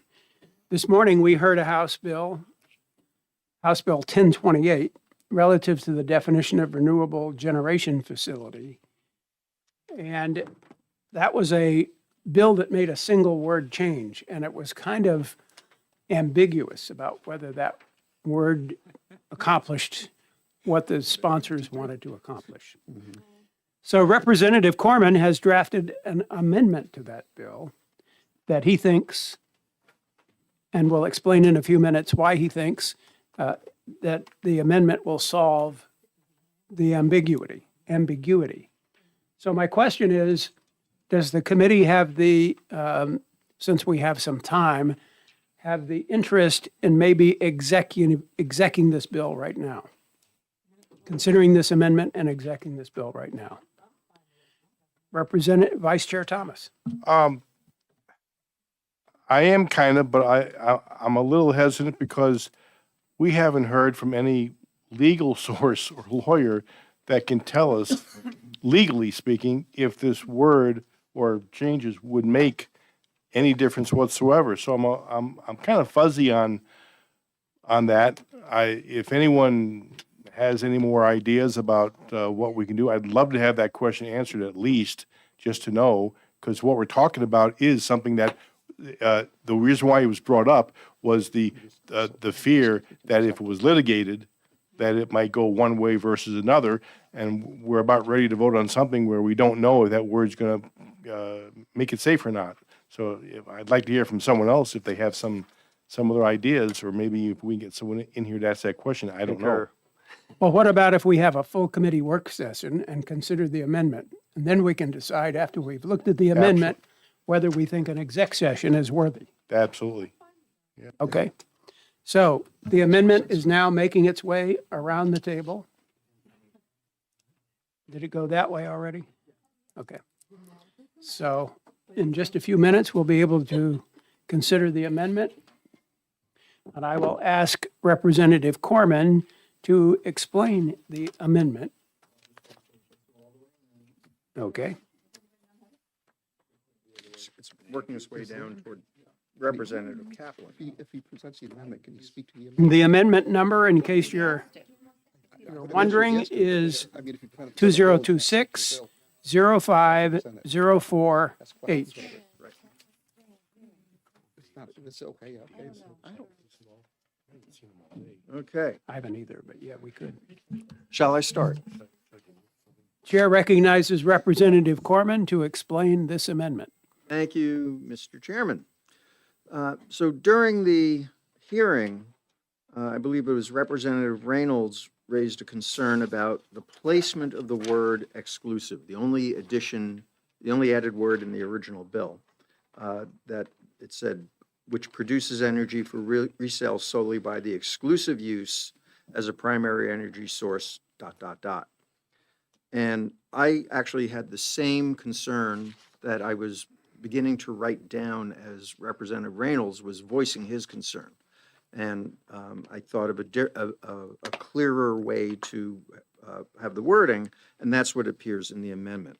So now it says that in the amendment, it would say in the subdivision, renewable energy generation facility means a facility which is used exclusively to produce electric energy for resale solely by the use ... Because that was clearly the intent of the bill's sponsor, was that the facility has one use, and that is to produce energy that goes for resale, basically net metering.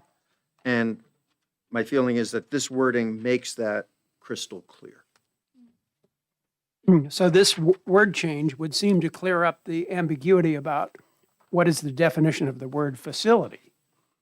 Because I believe previously there was some question about whether, and I think this was the sponsor's concern about this bill, about whether facility meant the renewable energy generation system or the entire building on which the property on which it resided.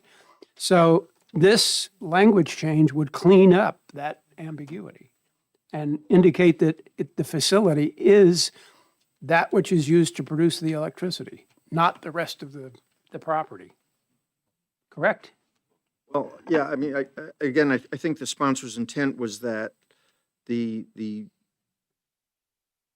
was trying to exclude, for example, a residence where, I have solar panels on my house and, I'm producing electricity, but that's not the purpose of the facility. The purpose of the facility is I live in it, right? Or even, take Associated Grocers warehouse and they put panels on top, right? That's the purpose of the facility is not exclusively to produce electric energy. And the underlying concern is that getting a property tax exemption should be just on the renewable energy facility, not the entire property. Although it's not about an exemption, it's about a pilot, payment in lieu of taxes. Pilot, okay. Representative La Rochelle.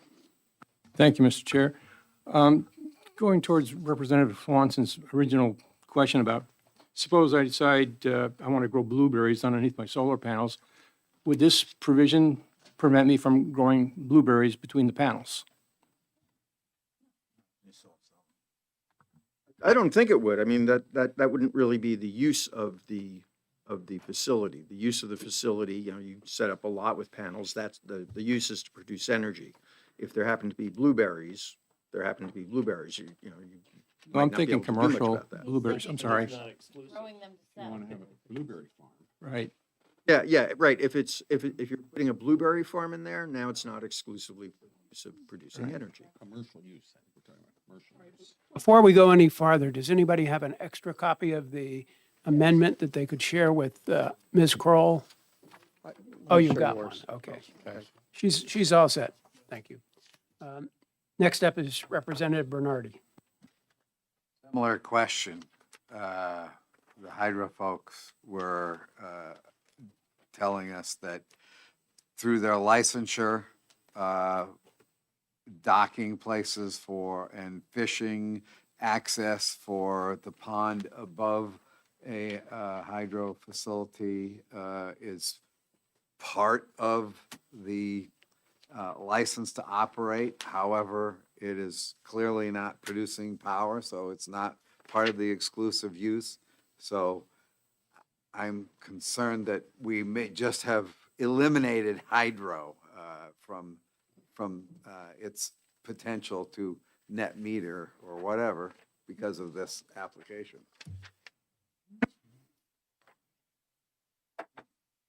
Representative Swanson. Thank you, Mr. Chair. To follow up on that, and I'm really concerned about the unintended consequences here because exclusive is very exclusive, and it could be. And I guess we don't have a reading from the lawyer, but that little legal back voice inside the back of my head says, yeah, this could really have some ramifications, and quite clear to me that hydroelectric, in my view, does not exclusively produce electricity in any way because it has multiple uses. So I just don't see the benefit of this, not to mention the fact, it's negotiable to begin with. It feels a little bit like a cop-out. Like, we don't want to have to worry about that, so just give us this exclusive. Thank you. But the language of the bill says that the facility is a renewable generation facility.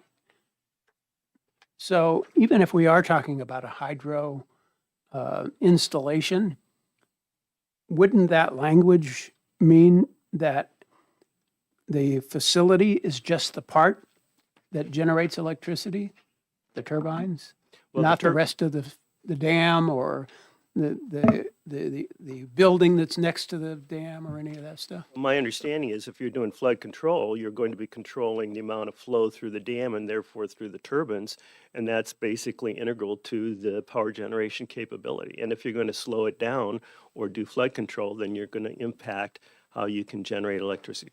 But good point there, once again.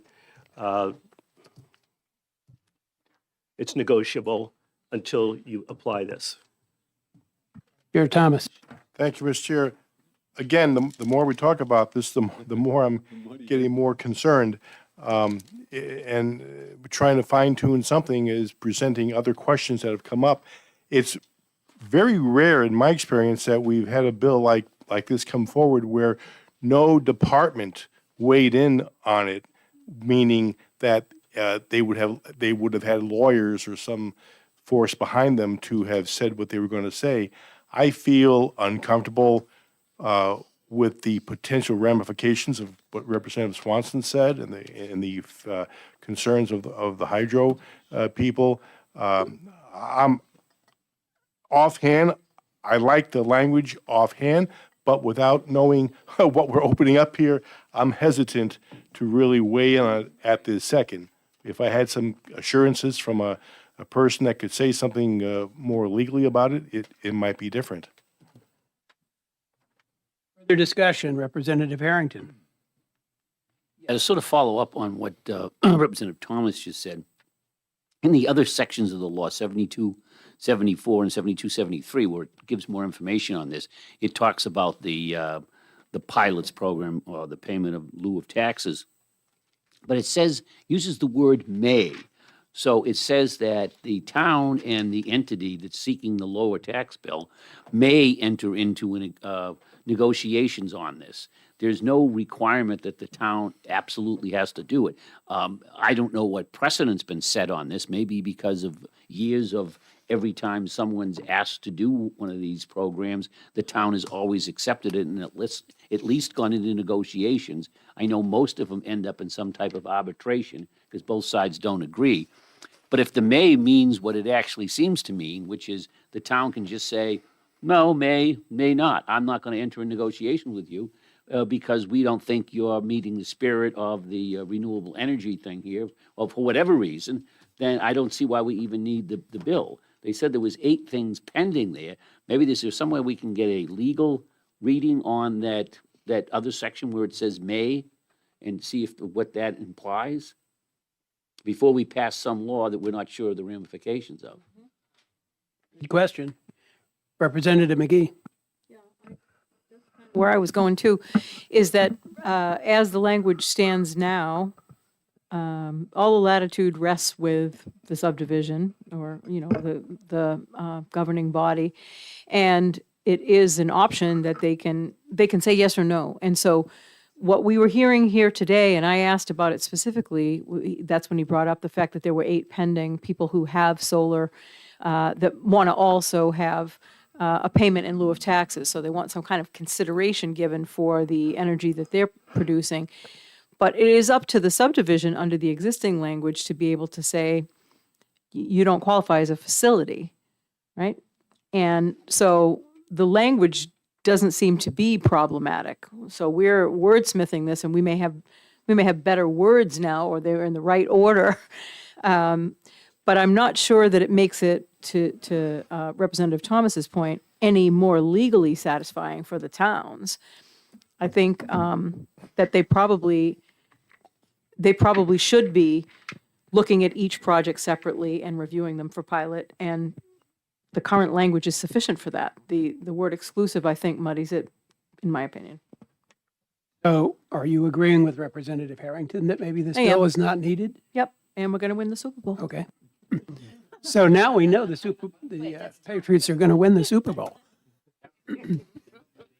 We know that for sure. Take some of the suspense out of the game, but not that. Representative Partial.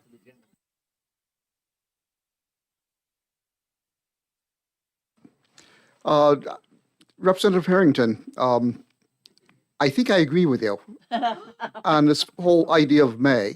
I don't have a horse in the Super Bowl, so I believe that I agree with you, but I mean, the cynical side of me wants to believe that if the town says, no, we're not going to negotiate, what happens next is a lawsuit is brought against them.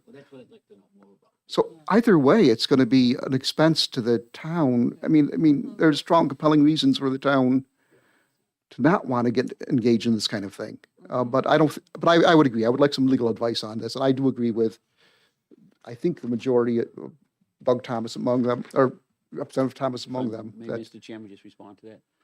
Representative Harrington. I think it'd be an excellent point, but that's the part I don't know. I mean, we know because of, I see the lawyer shaking their head over here, but we don't know what precedent's been set. So if this has been like every time for the last 50 years. I'm agreeing with you. That the towns have always gone into negotiations at least, then maybe that's enough. So you say there'll be a lawsuit if there isn't. But on the other hand, if towns routinely were able to say, no, that's not even an issue with us on that, we're not even going to talk to you, and it just goes away. But I just like maybe some more information from the municipal association or something on the history of these requests for pilots. Someone's going to be tracking these things. Representative Partial. Yes, I hate to make this a back and forth because, I think we're in agreement on this, but my concern is that we're also trying to legislate against I don't want to say a crime, that's too strong of a word, that has not been committed yet. I mean, there's eight pending cases. none of them have been brought before trial yet. We are trying to predict what the outcome will be and try to legislate against that. And I think that's a real heavy, that's a lot of water to carry. Representative McGee? I don't know that they're legal cases. I think what he was saying is that there are 8 people who are trying to get this pilot benefit who wouldn't be traditional facilities, or they have solar, and so he's worried about precedent. But it's like they're in control of the precedent. At least that's the way I understand what he's saying, right? The town can say, no, you don't qualify, and right? So, but it looks like maybe Clean Energy New Hampshire has some insight, because he's kind of over there nodding, and Just be clear. he's not a lawyer. But Do you have some application. information you Yeah. could offer? Please come up. We always welcome your input, Sam. You know that. So I have, thank you, members of the committee, for indulging me. I have 2 things I wanted to offer. One is that Ms. Kroll had to run to another committee hearing, and so she just asked me to pass along their feedback, which is that the Granite State Hydropower Association, which Clean Energy New Hampshire shares several of their members, views this as being too narrow. The concern is precisely what was enumerated before, that would the dam be included in this definition, or would this be interpreted in such a way as to try to exclude that from potential pilot agreements on a going forward basis? I would also just add, many Clean Energy New Hampshire members, when they're developing projects, do pursue pilot agreements. It's typically often, almost always, I would say, a prerequisite for developing a renewable energy generation facility, that a pilot agreement is in place with the town before they build it. I can think of only three instances in which that has not been the case with the solar facility. One of those is the facility that prompted this bill. It's a really unusual circumstance. But I will say towns do have the right to say, we do not want a pilot agreement, and they frequently do say that, and that is a thing that often stops projects from being built. We've been involved with towns that have reached out asking for advice. They've been handed a pilot. We have pilot agreements that are publicly available that we share with them to help the town evaluate whether the offer that they're being given is a good one or not. And sometimes, as a result of those resources, towns say, no thanks, they walk away, and the project doesn't get built. So it's not the case that towns feel that they have to enter pilot agreements, and towns do routinely refuse to enter into pilot agreements. That's good clarifying information. Representative Corman has a question. Yeah, thank you. And actually, I think this is actually a question for you, Chairman Vose. A couple of years ago, there was a commission to study assessing of power generation facilities. And I'm wondering, did this commission look at this question? Did not. That question, that commission studied the question of whether power generation facilities should be classified as utilities and be subject to the utility property tax. It determined that they were not utilities and therefore exempted them from the utility property tax. But it didn't look at this question at all. So, sorry.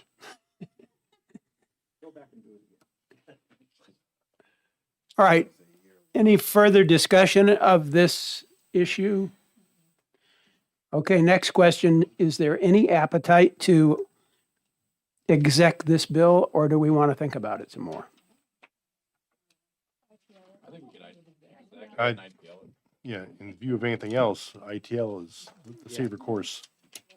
I would support ITL for this bill. And maybe see what happens if it becomes a real issue. But right now, we're looking for a solution to a problem that doesn't yet exist. All right, then I recognize Vice Chair Thomas for a motion to move into exec session. So moved. Representative McGee? Second that motion. Moved and seconded that we move into exec session. So I open an exec session on House Bill 1028 and recognize Representative Harrington for a motion. Can I ask just a question first? Okay. Is this been posted so that we can do executive session on this? Yes. It's on the calendar? Okay. Then I would move to ITL the bill, please. Okay, moved that we adopt the motion of ITL on House Bill 1028. Representative McGee. Second that motion.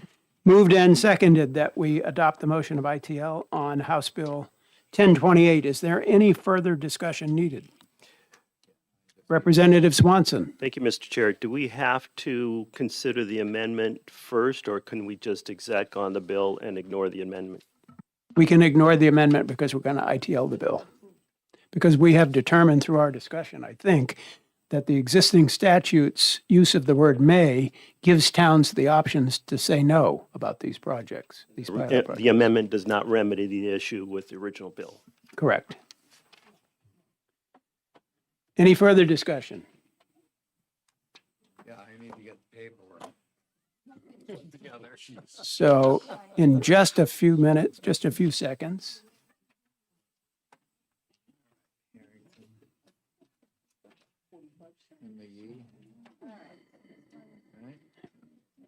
So I want to thank Representative Corman for going to the effort of putting together an amendment to try to fix this bill.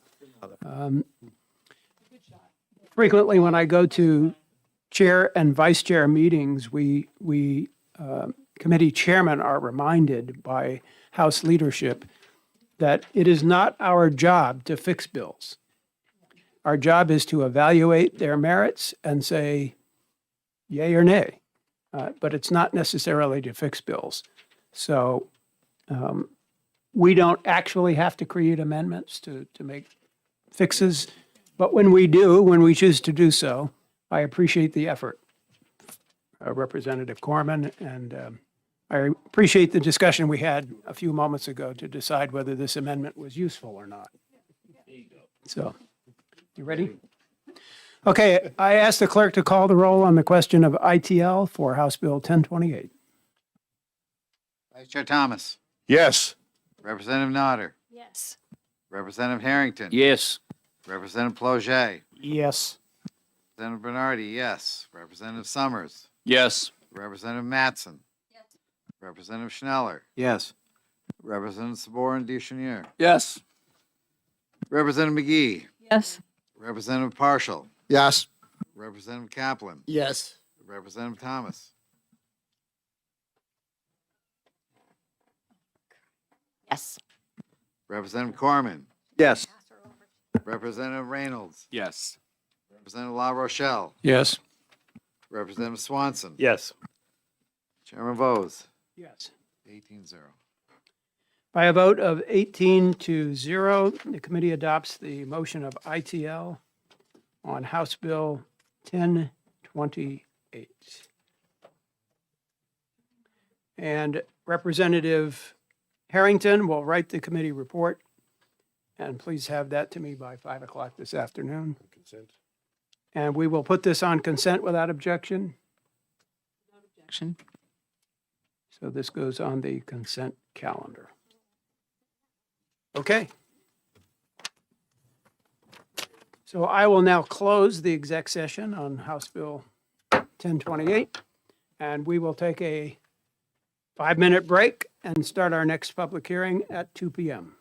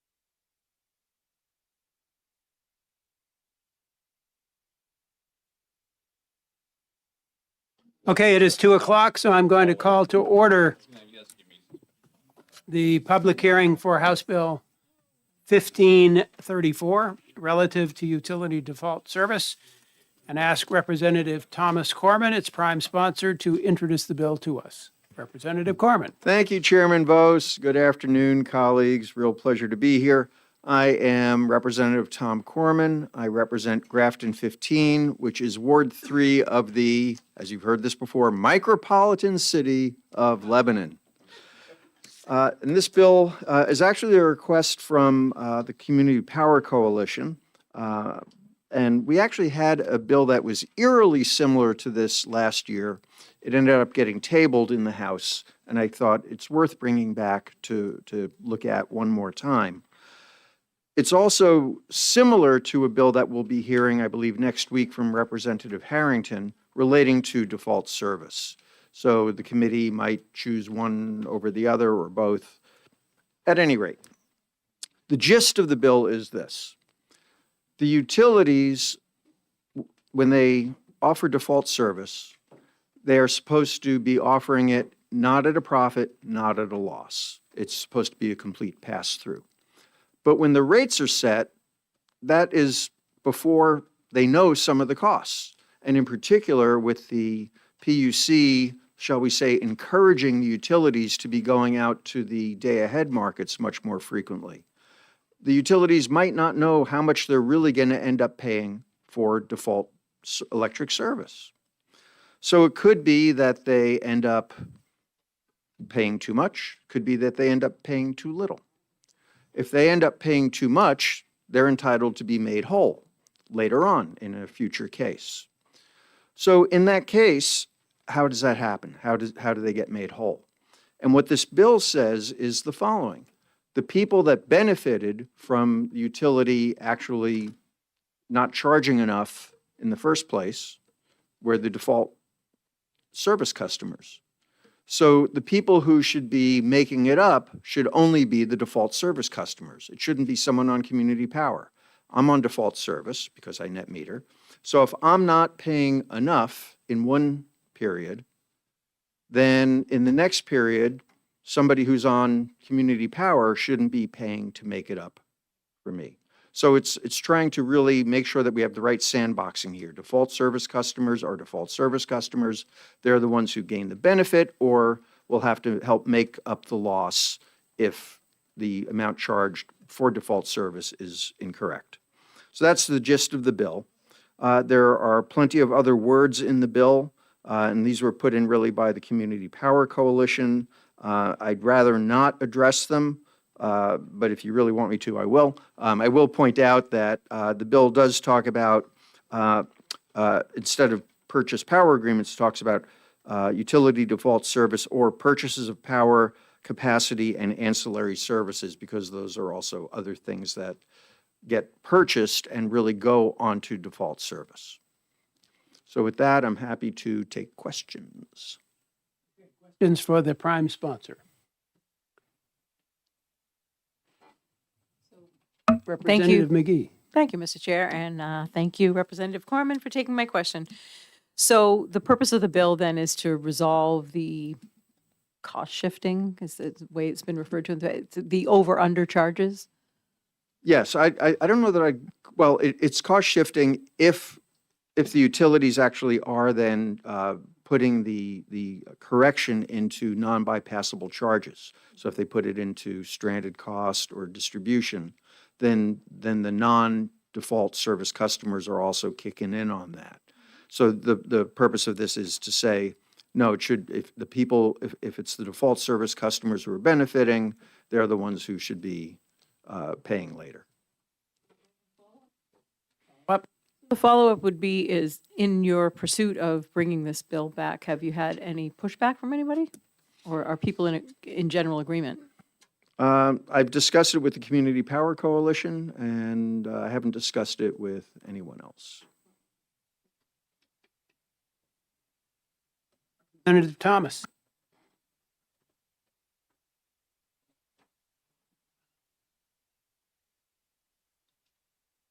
Thank you for introducing this bill. To sort of piggyback on the resolving of the cost shifting, I don't see any time frame in this bill. So how long do they have to resolve this? Well, that would be done at the next rate case or an Okay. upcoming rate case. Okay. Yeah. Follow up? Follow up. Does that need to be spelled out? I would think it would be in the interest of the utility to get it right as soon as possible. Mm-hmm. Thank you. Representative Swanson. Thank you, Mr. Chair. Actually, I'm going to defer my question because it has to do with responsiveness, and I think that we may have other people testifying who could better answer that. Okay.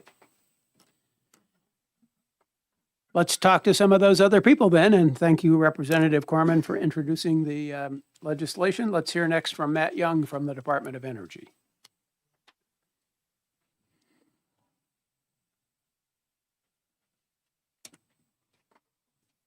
Good afternoon, welcome back. Good afternoon, Mr. Chairman, members of the committee.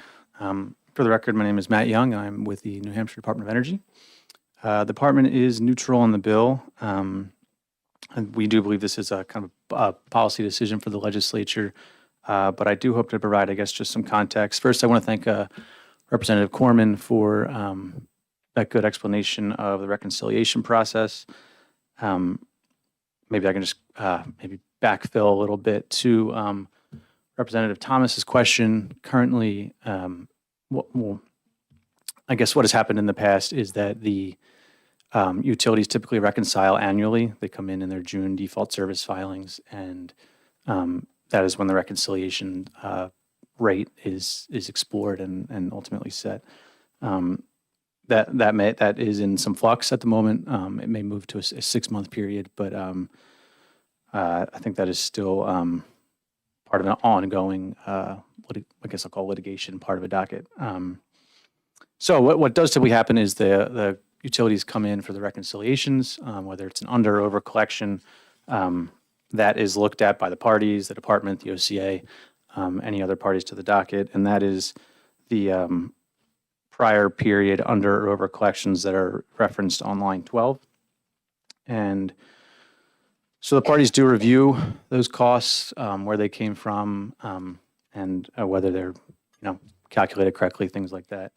I did just want to point out one consideration for the committee in this language. There is, I guess, some scenario that is commonly referred to as the default service death spiral, which is kind of a dramatic way of explaining in the current energy market landscape with competitive supply, community aggregation, there's migration to and from default service. And what that scenario sort of envisions is that if there was a large migration away from default service in any given period, when the utilities came in to reconcile those costs, there may only be a few remaining default service customers that would be left to pay for the reconciliation costs of customers that have left. And those customers could remain on default service for any number of reasons. It might just be a customer, and I guess we'll call it an unsophisticated customer that's not active in the marketplace. There could be credit issues, so they're not able to go to competitive supply. But in that scenario, if this language were to pass, there would be no way to, I guess, alleviate the burden of those costs on those customers. So I just wanted to bring that to the committee's attention today. So with that, I'm happy to take any questions. Okay, Representative McGee has one. Mr. Chairman, and thank you for being with us today, Mr.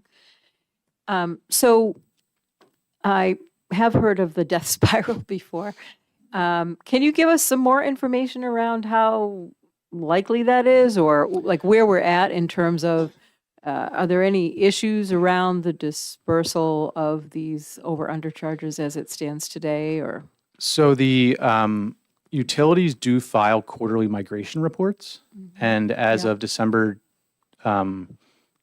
2020, at the end of last year, I believe that Liberty was, I believe 37% of their load was still taking default service. I think Eversource was about half, and I think Unitil is at 60%. And I could get exact numbers. So based on those quarterly reports, then they would have to manage their business based on that, right? I mean, there would be lower procurement, there would be a lowering of certain expenses commensurate with the loss of clients, right? The costs incurred would be different, but the rates are set every 6 months. So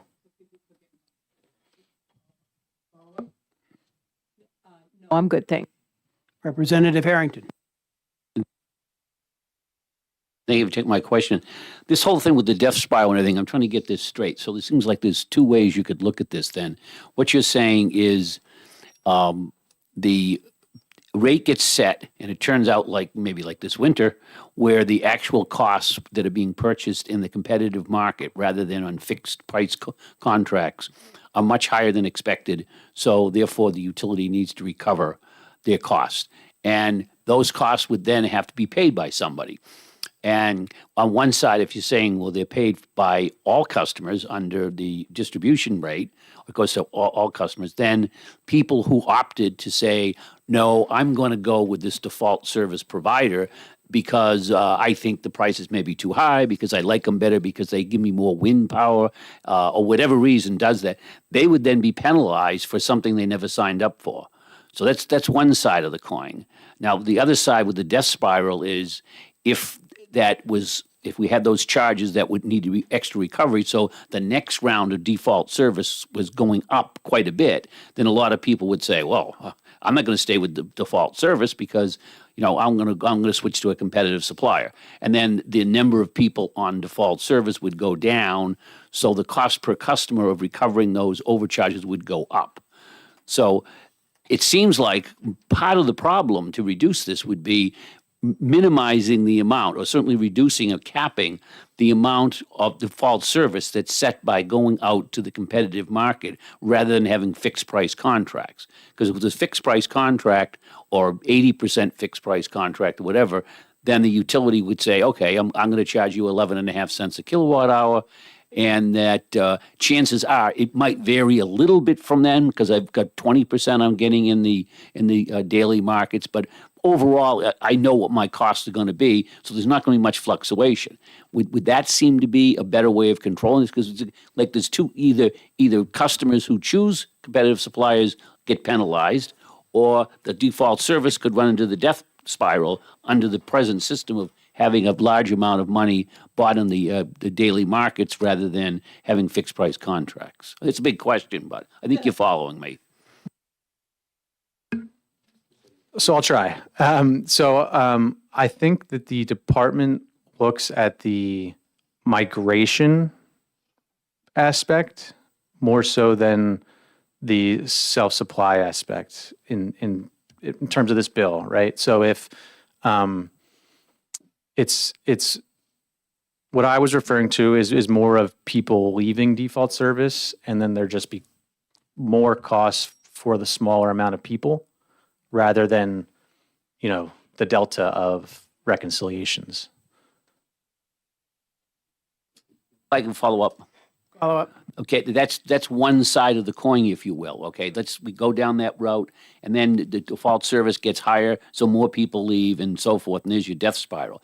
On the other side, you have people that take the time to go out and say, I want to look into what's going on here and what's available from competitive suppliers, and maybe I don't care, I'll pay extra money, I want 50% win, which is available from some suppliers. For whatever reason, they pick a competitive supplier, and that's the price they pay.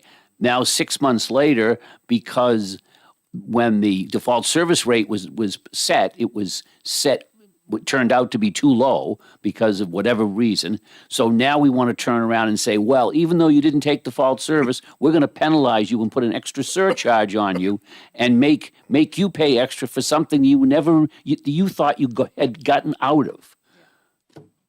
Okay, okay, I see. So,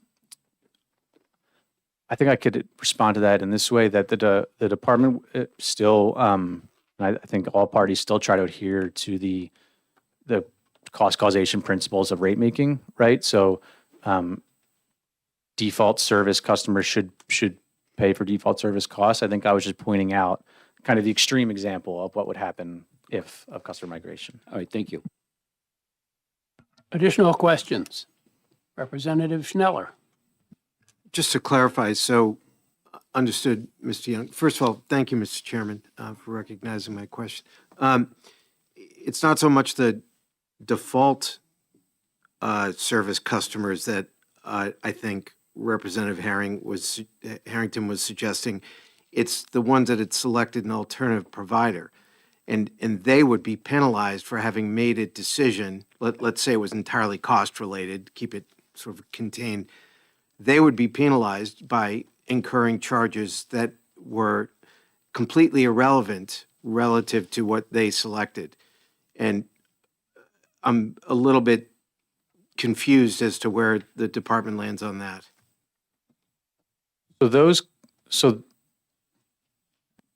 So I think your concern is default service costs going to customers. Correct. So that, to my knowledge, that's not happening now. What's happening now is, in the default service dockets, it's being reviewed, and there was one docket where I think there was some confusion as to what caused certain costs, and it kind of bounced around. But the department does believe that default service costs should stay with default service customers. There is just there's just that extreme example of, I guess it would be the option, any options would be off the table with this legislation. I think we're talking about last year was HB 760 was the bill, and there was an outstanding docket, and that's why we ended up tabling that bill, I believe. And so that has been resolved. So now The docket has been, I believe that I believe that the docket that was the subject of that issue last year has been resolved, but that issue is in a new docket now. Thank you. No questions. Seeing none, I want to thank you for your testimony. We'll hear next from the consumer advocate, Donald Crease,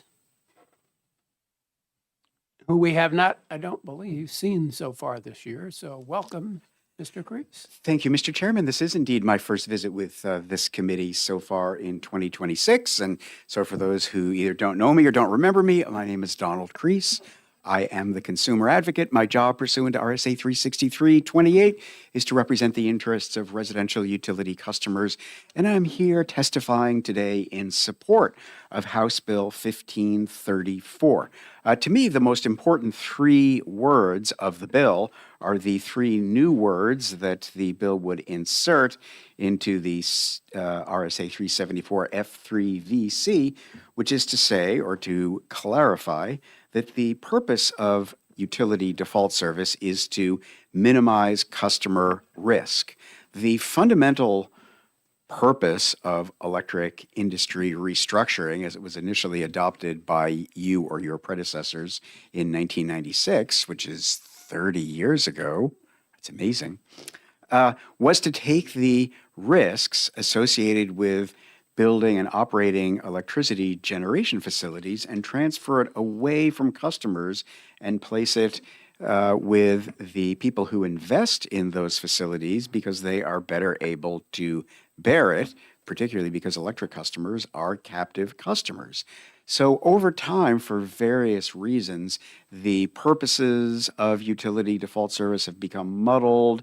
The process for acquiring utility default service from wholesale marketplaces has become confused, and now we're in this paradigm where I think about half of utility default service is acquired through all requirements 6-month contracts with wholesale suppliers, and the other half is acquired through the spot market. Well, we're about to find out what a bad idea spot purchases to support default service turned out to be. Because you may have noticed, if you have the ISO New England app on your phone the way I do, that the map has been very orange over the last few weeks, and we've seen spot prices. In some cases, I've seen prices as high as $500 and $600 a megawatt hour. Yeah, 7. So that is wicked expensive electricity. Some of default service will end up having been procured through the spot market that paid those prices, and that will find its way through to under recoveries. And so around June or so, the utilities will be at the PUC saying, oh man, we are massively, massively under recovered in default service.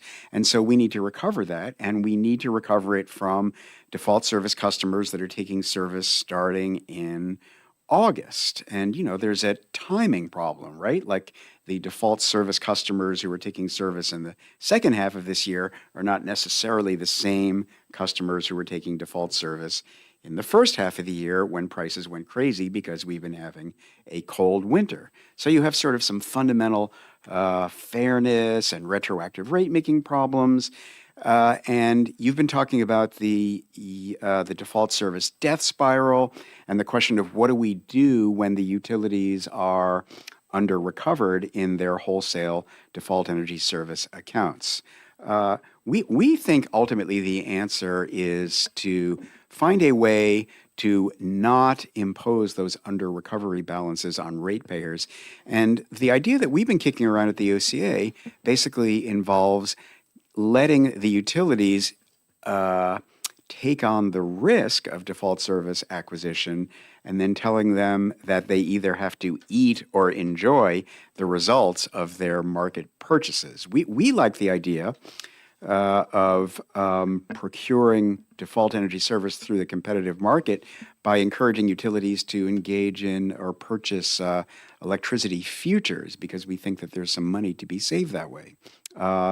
Those are ideas that we run by the utilities all the time. They're extremely resistant. Why? They correctly point out that right now, there's no, like, we wouldn't want to put anything at risk in default service because we have no ability to earn any return or reward for having incurred that risk. So I think that is a potential way out of this problem of what do we do when the utilities are either over or under recovered. I think it's really important to get this right after all these years. And I think that the residential customers who we represent need a backstop plan. Default energy service offered by utilities is a backstop plan that should be and is available to customers when they don't do anything else, when they either through ignorance or just sheer busyness don't make a choice for something. And so this is what they get when they don't make any choices. And that choice, the consequences of that choice, should be as conservative and predictable as possible. And I think that's what this bill does. So that's why I think it is a good idea that you should report to the floor as ought to pass. I think that's about all I can say by way of an opening statement. I'd be happy to answer any questions the chairman is willing to entertain. Questions for the consumer advocate? Representative Summers. Thank you, Mr. Chairman, and thank you, Mr. Kress, for taking my question. I'll admit I'm one of those, my wife and I are those that shop around every 3 months, 6 months, and buy whatever supplier is the cheapest. So in that case, if this was to pass, would folks like us who are shopping for the cheapest supplier all the time, would we be punished by if this was to pass? Well, as long as you stay on competitive supply, of course, you'll never see any default service over or under recoveries pass through your bill. So I think the answer is no. Okay, thank you. No questions. Representative McGee. Thank you, Mr. Chairman. Good to see you, Mr. Kreis. It sounds to me from your description, and you just correct me if I'm wrong, that you're talking about, well, it's like performance-based rate making, right? It's like you're incenting a behavior by putting the risk where it's being taken. And so that would likely create more conservative actions because there's not an attempt to share the risk elsewhere. So I guess the question would be, do you think that passing this bill would actually create better actions in terms of the purchasing stuff that's going on right now with, buying in the wholesale market and that type of thing?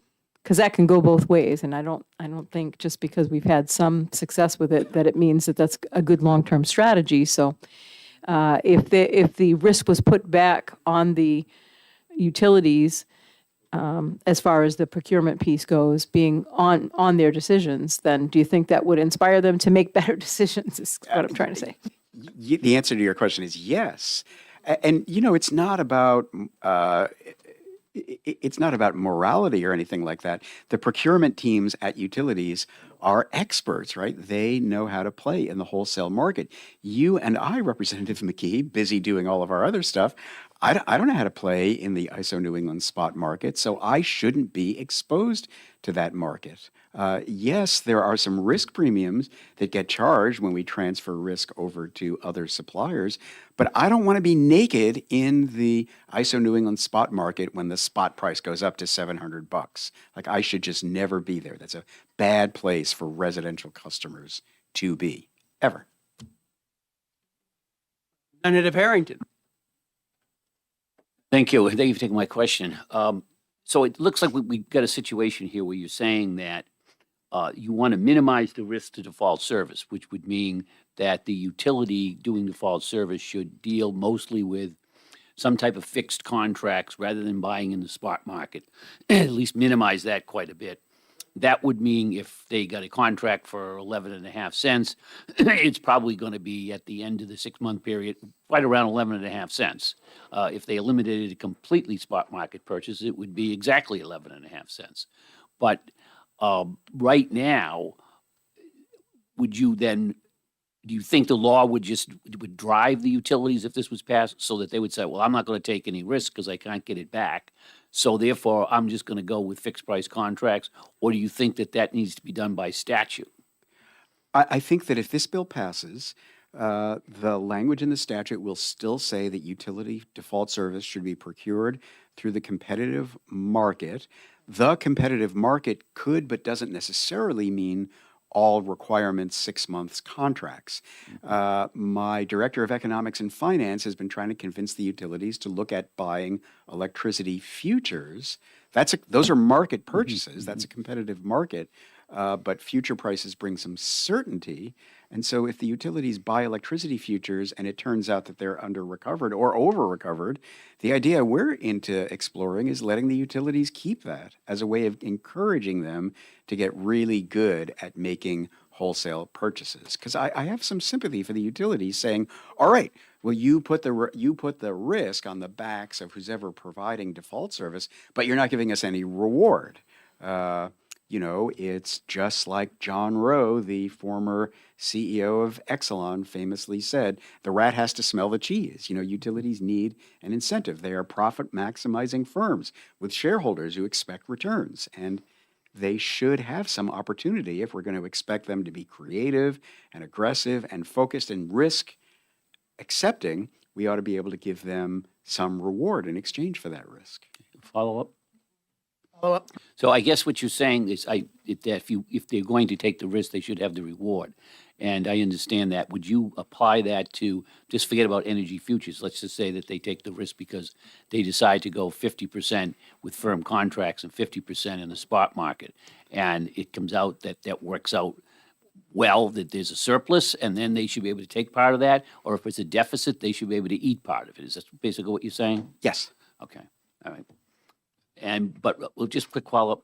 But right now, the way the rules are written, does the utility have the ability to go to 100%, we're going to have fixed contracts only?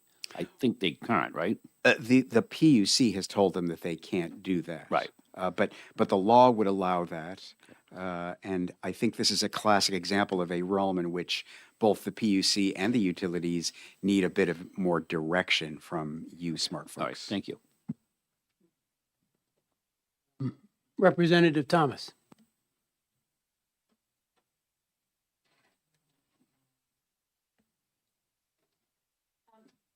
You, as always, for your testimony. At one point, you said that your position of your office is that the utilities should eat and enjoy their loss. I think you said that. Well, they should enjoy their gain. Well, yeah. So, so my question is, how much money are we actually talking about? And I know that it differs, but can you give me an estimate of how much money and how it would affect ratepayer bills? Like any idea of amounts? I don't. In an ideal world, there would be very, very few customers on utility default service. Customers have other options now. They have the competitive suppliers that Representative Summers is fond of and was talking about before. There's also community power aggregation. Some communities are in the Community Power Coalition, which is a joint buying club, and other municipalities have kind of gone solo and are doing that. So that's really where the Restructuring Act thinks that most customers should be. So this really should just be the backstop for people who, for whatever reason, either they're too busy or they're not paying attention or they don't care, are, basically buying the backstop supply from the utility. Representative Kaplan. Mr. Chair, and good to see you, Mr. Crease. You're in support of this bill because it would require the utilities to behave more responsibly in terms of allocating their costs and et cetera. But this bill doesn't seem to answer your suggested solution of allowing them to, keep all the risks, keep all the profits, or eat all the mistakes that they make. So the solution would seem to be to eliminate under and overcompensation entirely. Would that be possible by amending this bill, in your opinion? I want to be careful because I am not so sure that I'm right that I want you to enshrine that in statute.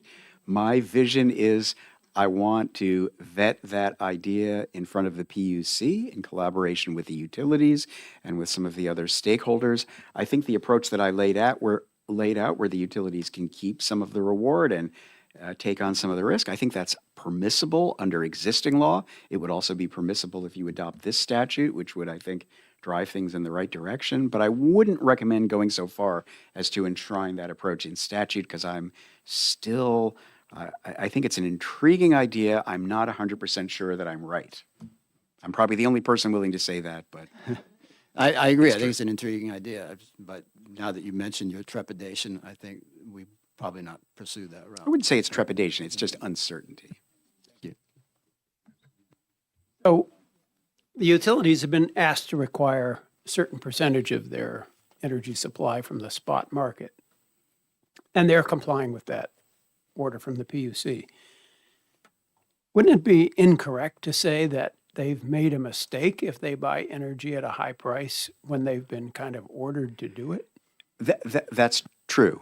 The utilities, they can speak for themselves, but my impression is that they were very skittish to the point of, I guess, opposition even about going into the spot market to meet their default energy service load. But utilities, for good and sufficient reasons, are very into following the directives that they get from their regulators. And in this instance, Chairman Goldner was very keen on this idea, and not irrationally either, I might point out. I mean, his point was, look, our customers are paying big risk premiums to the counterparties in these 6-month all requirements contracts. And that was a really valid point, and extremely valid when market conditions are such that the wholesale suppliers are making good bets. Now we're kind of in the opposite situation because of a wicked cold winter when we've been burning a lot of oil to produce electricity. That's a really expensive way to make electricity, and we're going to see the consequences. Fortunately, we're down to 14% from oil today, so that's good. That is encouraging. It's a little warmer today too. It's felt like I was in the U.S. Virgin Islands. Okay, seeing no further questions, we'll hear next from the utilities. Thank you so much. We'll start with Michael Licata from Eversource.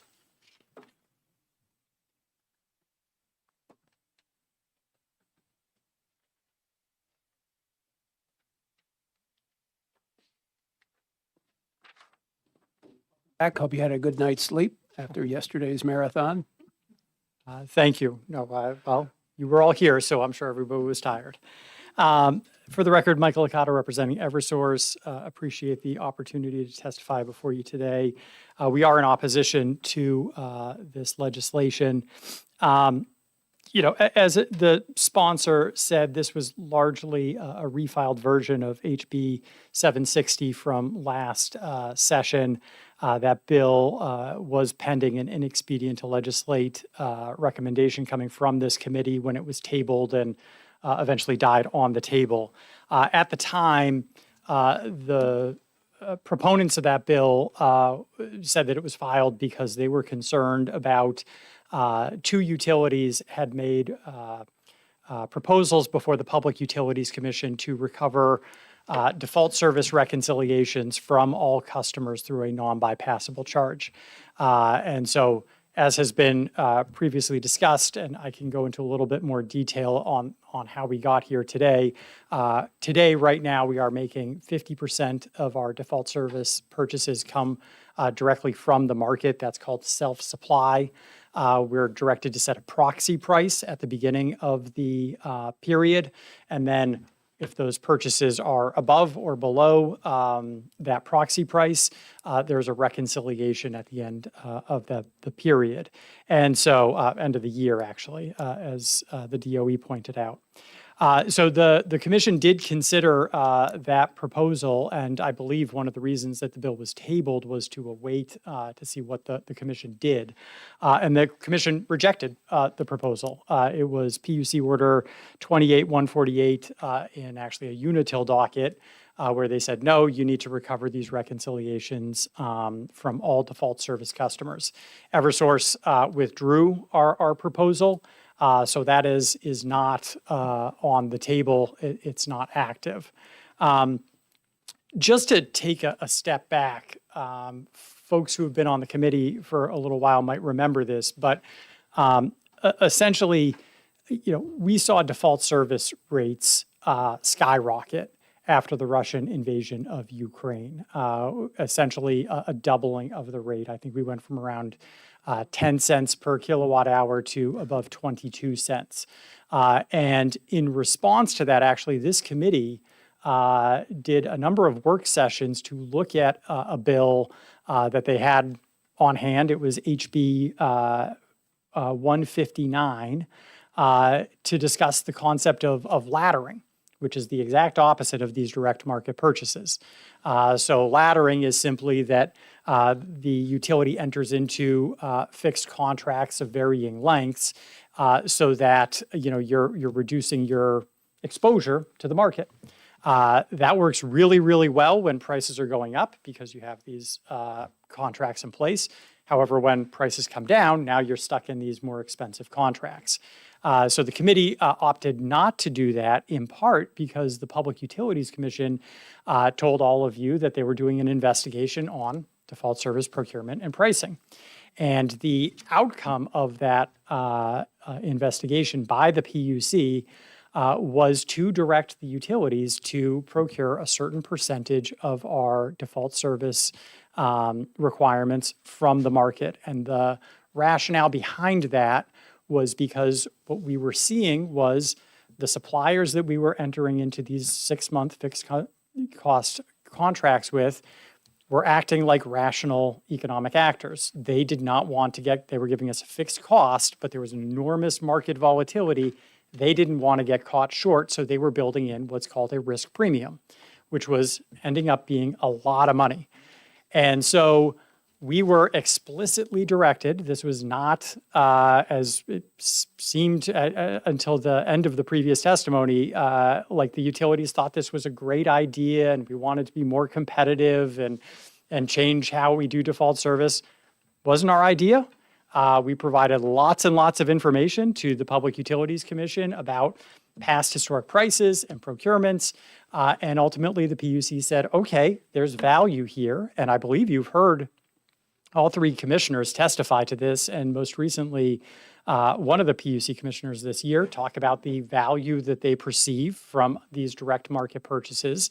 And I would say up till the current rate period, by and large, looking at what that proxy price is, looking at what the market prices have been that we've made compared to the 6-month contract that we have entered into, the other 50% or 30%, whatever it is at the time, it's largely been less expensive. So it has brought down customer prices. As the consumer advocate pointed out, you're also exposing customers to greater risk and market volatility because you're not entering into a fixed price contract, but they're not paying that insurance policy, that risk premium that the suppliers are putting on. So as folks know, this is simply a service the utilities are directed to provide. We have it doesn't affect us financially. It doesn't affect us operationally if customers decide to take default service or they decide not to take default service. We don't, as has been suggested many, many times in public forums, we didn't wake up and decide, hey, there are competitors in this marketplace. We want to make our product more competitive. That didn't happen. We were directed by the Public Utilities Commission to procure this in a very specific way.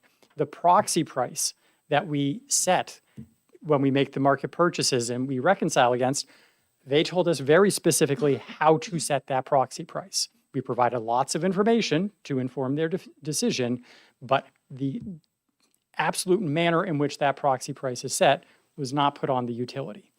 Just wanted to give a little bit of context and background just before folks think, hey, the utilities are, trying to game the system. I will say the comment that utilities know how to I forget what it was, play in the market. Actually, we don't, because we don't play in the market. We make specified market purchases at specified periods of time that our regulators have told us to do. We don't have an enormous staff that arbitrages energy prices. It really is purchase this at this time, reconcile against this. So we don't have that expertise within our utilities. Certainly, we're active in the markets because we're making these purchases. We get a lot of information that we do share with our regulators, but that is not the business, quite frankly, that we're in. Finally, I did want to just touch on something that the DOE raised around this default service death spiral. I just say that's a real thing. So if as the consumer advocate said, everybody leaves default service and we have costs left over that we have prudently incurred because we were told exactly how to encumber those costs by the Public Utilities Commission, then we don't have, if this bill were to pass and we could never recover through another rate mechanism, then essentially you have a situation where we've prudently incurred costs. We don't have an ability to reconcile them, which, is going to lead to litigation. Now, I agree, that's a fairly extreme example as we sit here today. But, as the consumer advocate said, the goal of electric restructuring was not to have customers stay on default service. They do so, for either economic or personal reasons. But, to have everybody on shopping around like Representative Summers does and being good, educated energy consumers, that hasn't played out that way. Certainly, there's a lot of customers on competitive supply and municipal aggregations and community power, but there's still a large portion today that are on default service. So I know I throw a lot at you there on background, but we think essentially the question that at least the second part of this bill is trying to answer has been answered by the Public Utilities Commission because they did not allow us to do the reconciliations. And I'll just say the first part of the bill about minimizing customer risk, that was a question that this committee grappled with not too long ago and decided to defer to the Public Utilities Commission in their judgment. I mean, it's a public policy decision of the legislature and our regulator. Happy to answer any questions. I have a couple. First one is there any language that could be added to prevent a default service death spiral? No,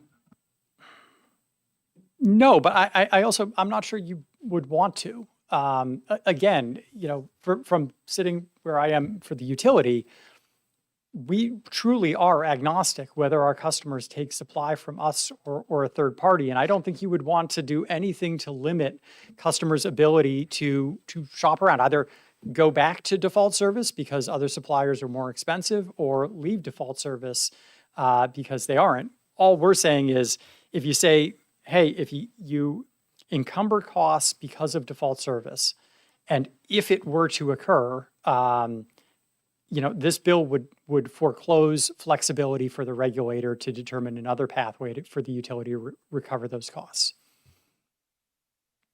So there's nothing we can do to protect the grandmother who gets $1,000 electric bill because default service has shrunk to the point where rates have driven up the cost to that amount? So I understand, and default service shrinking in and of itself doesn't necessarily drive cost. It's what are the costs that the utility is encumbering to provide the default service. And certainly if everybody has left because it's too expensive, then the grandmother who did not make that decision, is in a bad place. Hopefully we would see that coming and be able to take steps to, change practices or different types of rate recovery.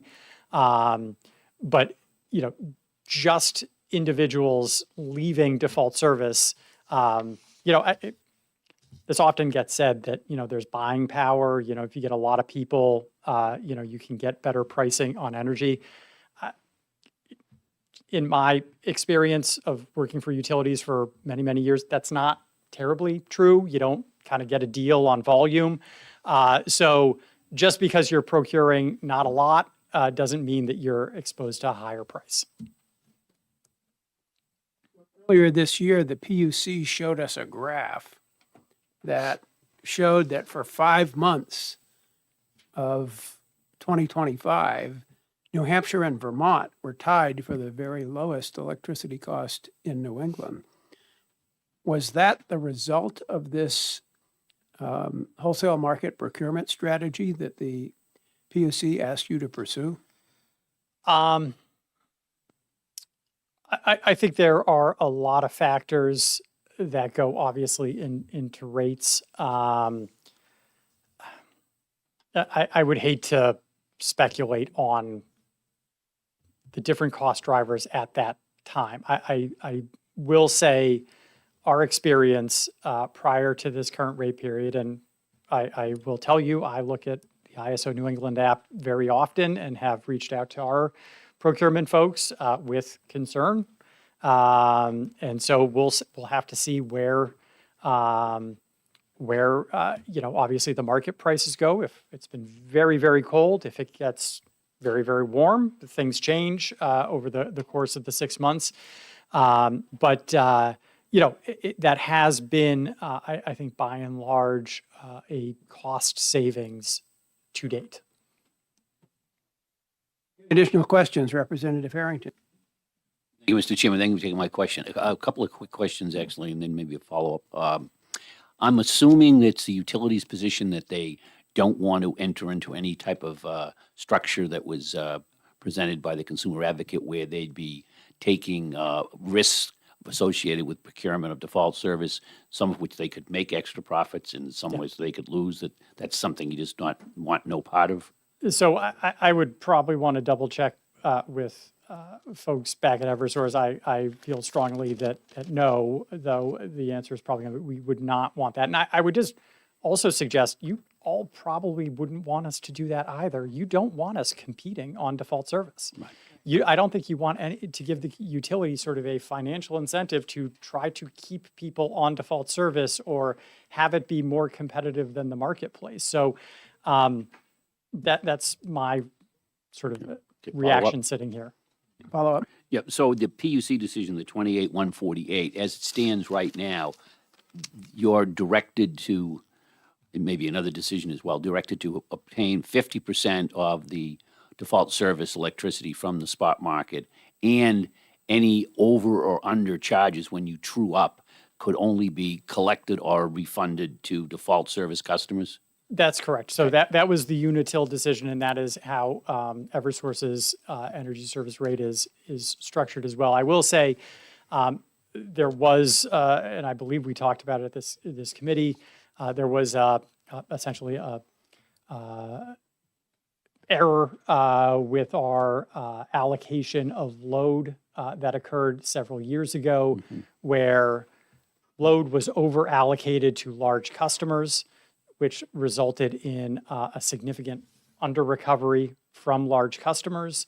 And again, we had proposed I think it was around $6 million. And so we did propose a recovery of that through a non-bypassable charge.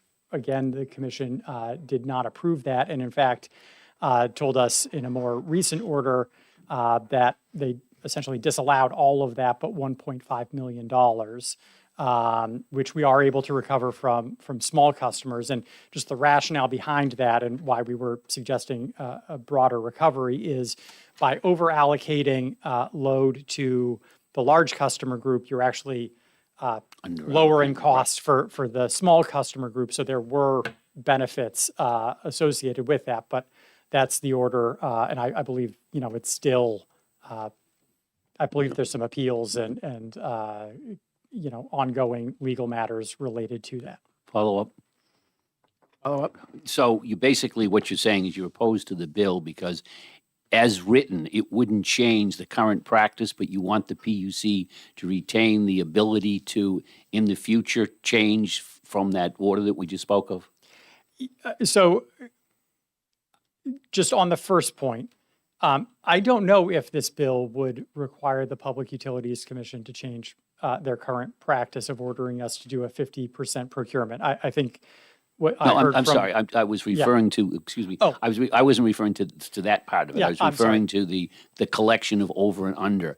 It now appears that the PUC has said you can only collect that on default service. Yes. This bill would codify that. Your objection is you want to have the PUC have the flexibility to change that in the future if just situations change? I don't know what the future holds. If there's some, event that we find that it would be helpful, obviously it would be a fully adjudicated proceeding, but it seems unnecessary to kind of bind the hands of the regulator in this bill.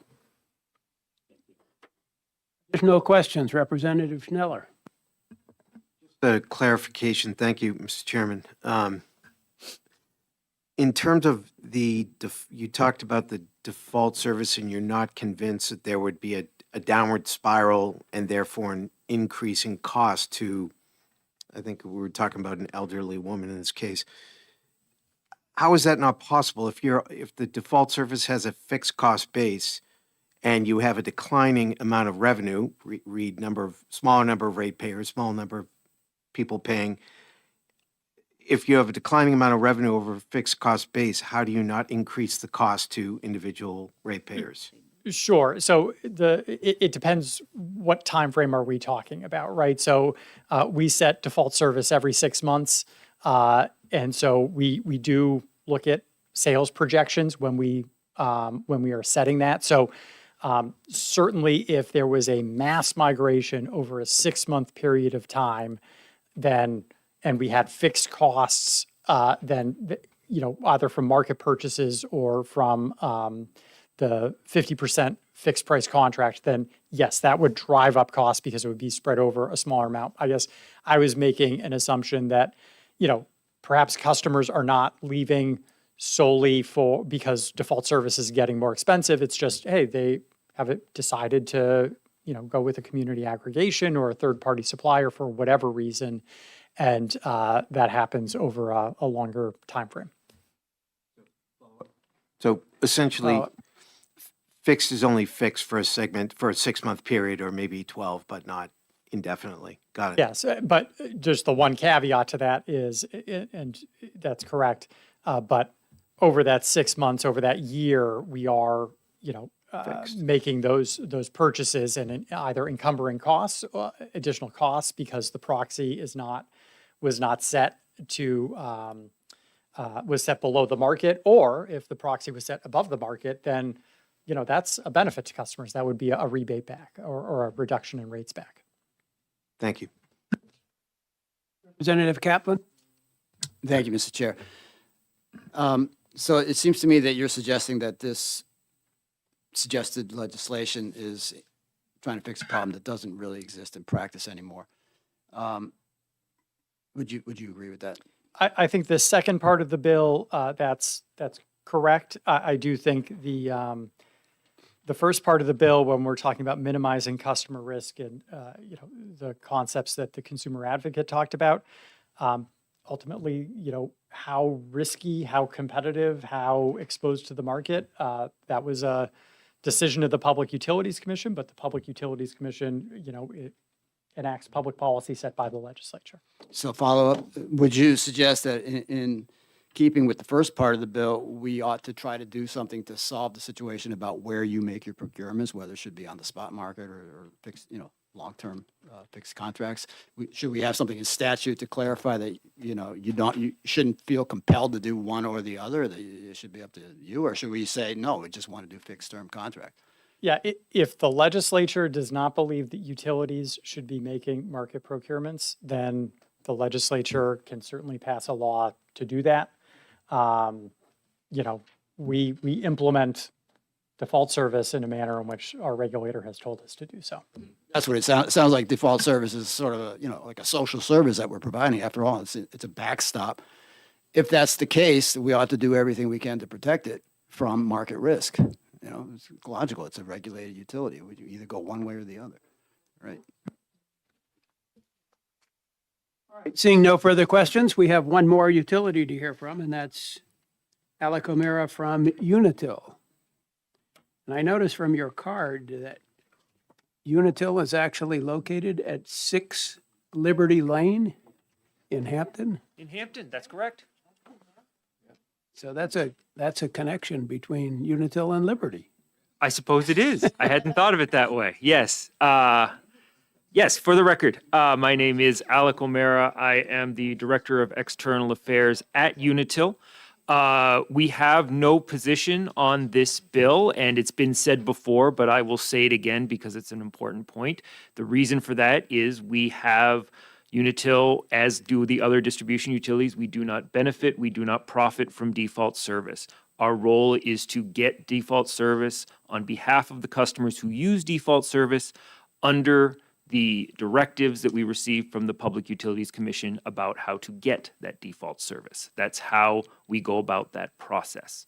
The docket that was a Unitil docket has been discussed before. That was the docket of consequence a year ago when we were talking about this, and it was tabled, and I can confirm, yes, we did have a proposal in that to suggest that the over or under collections be spread across the entirety of the service base rather than simply default service. And the Public Utilities Commission ruled, no, it should be part of default service. That was what that particular order was. So why, you might ask, would we go about proposing such a thing? And the reason at the time, the logic, the rationale is all about, it's been called death spiral, but I think probably the better word to use is endgame. The idea of where you get once you have all customers or all communities on some form of third-party service. What do things look like then? Well, we know that. We have electric service in Massachusetts as well, and at this moment, all of the communities we serve in Massachusetts are on default service, all 4 of them. So we have a look at what that looks like. And for us in that space, we have a very, very small number of default service customers, so small, in fact, that we do not get bids for it. So the entirety of the default service market is actually on the spot market. Representative Reynolds, you haven't been recognized to speak. Do you need to ask a question here? I think I get what you're going at. Did I say default service? You did. I meant they're all on third-party aggregate service. There you go. Which is probably makes my sentence make a lot more sense. Thank you for catching that. Good catch. All 4 of our communities in Massachusetts are on third-party aggregate community plans, which means that we have a very small number of customers that are actually on default service. So that small number of customers that are on default service, it's actually too small to get bids for. So we actually operate with the spot market to secure default service, and we provide an estimate. And in Massachusetts, because that is a flexible group of folks on that, it's a kind of a high variance situation. The over and under collections relative to that small number comes down to being spread across the entirety of the customer service base, because in that community, the default service is in fact a true backstop. It's what the end result would be. It's there for all customers should they need it in the event of being a third-party survivor. How could you end up on that? You could say, be going about getting your own third-party rate through a different person than a municipal aggregator, and then that third party goes under, or for whatever reason you decide to opt out of that on short notice. You would go on to the default service rate if you didn't do anything else. So it's there for those folks. So that's the thought process. That's the logic of how you get to that particular space. Now, the PUC said we're not there yet. They made an order. They said that's how we're going to go about it. It's going to be part of default service. As far as we're concerned, that's settled for this moment. I only bring up the alternative because I think it's helpful to understand these things. So if you have, I would think it's wise to have a good understanding of what the possible motivations might be to look at a process where default service over and under collections may make sense for the entirety of a customer service base. We're talking about death spiral. That situation is really kind of interim, right? That's the moment where you're seeing the potential default service customer base contract and contract rapidly. So I think that may be the moment we're in at this situation. So perhaps the risk is highest at this time for that potential situation where, say, there's 10,000 people on default service one moment and then there's 5,000 on the next year. That theoretically could lead to the situation that I think that we've been hearing about. The concept of risk was discussed a little bit. I wondered if that would come up. For the record, in our last docket hearing on this, Unitil said very clearly, had the PUC not directed us to have a portion on the spot market, we would not have done so. I bring that up only to emphasize that we follow the directives of the Public Utilities Commission in how we secure default service. That's a key part of what we do there. I'm not saying whether that's correct or incorrect. You know, like I said, in Massachusetts, we have a very, very small number. We don't have an option there. So I think there comes to a point where you don't necessarily have a good choice as to whether or not you can or can't do that. That's really all I had. I'm happy to answer any additional questions you may have on that. Like I said, we have no position on this bill, but I think it's a trickier one than you might think. Vice Chair Thomas has a question. Thank you, Mr. Chair. Thank you for taking my question. Just for my clarification, I'm just postulating here. If in this bill, if the first portion of it only, where it says minimize customer risk, would that fall in the line of would that support what you petitioned to the PUC last year? Would to spread the cost over all your customer base versus just default customers? Would that adhere to the concept of minimizing customer risk? I'm just curious. It's a fair question. We actually, in discussing this bill internally, it was unclear to us whether the first section, lines 4 through 6, I believe you're referring to in the bill, whether those lines are referring to risk in terms of the spot market and the risk in terms of the direct default service procurement, or risk relative to the default service being the space for over and under collections versus across the service base as a whole. We thought it was referring to the former, the idea of spot market and how much that should be in there. But I think our big takeaway was that it was ambiguous enough that it may not mean either. And I think that, you know, we take it to mean that it could be that former piece, the spot market, but I think it's unclear. Okay, Representative McGee has a question. Mr. Chairman, and thank you, Mr. O'Meara, for taking my question. So I guess my question is, at what point in the Massachusetts experiment were you allowed to move to recovering over all customers? In other words, you were saying that you saw the end effect there, you had the end game. And so what did that end game look like? And prior to that, were you allowed to do that across all the base? Like, what percentage of your customers were you down to in terms of default service? I guess that's a better Sure. way to ask it. So we have approximately 30,000 electric customers in Massachusetts. We serve four communities there. The fourth and final community received default service, I think it was 2021. The tipping point for us in Massachusetts was the city of Fitchburg, which is our largest community we serve in Massachusetts. They went on default service, I think, right along the same time. Now I'm not sure about my dates. Maybe it was Fitchburg in 21 and Townsend followed a couple years after that. But regardless, it was when the city went to a third-party aggregate rate that our customer base became so small that it became, we were unable to solicit bids, frankly. So with that scenario before us, we went before the Department of Public Utilities and we outlined, this is where we are, this is our process for getting bids. This is the outline that we believe are going to give our customers what default service should be. And it was approved and we've been doing it that way. Can I just have a follow-up? I guess the question I would have then is, what percentage of that 30,000 original customer base was left when it was too small for you to get bids from folks? It was, I would say it's in the neighborhood of between 3,000 to 5,000. Senator Reynolds. Thank you, Mr. Chairman. It's pretty great that you happen to have this sort of model situation existing in Massachusetts where you've experienced this, because are we not in a telling moment right now in New Hampshire? We've had lots of communities go over to community power and obviously third-party supply. And I've heard recently, so therefore the default service base is shrinking. And yet we've heard recently that now community power is getting the prices now above default. So there's communities or people who live in the communities all of a sudden, oh wait, I want to go back. I want the safety net. So if you ever want the safety net to be there, you got to pay for it to be there. If it goes away, then it's no longer the backstop or the safety net. Are we not in a very learning moment right now in New Hampshire? I think to elaborate on where I think you're going,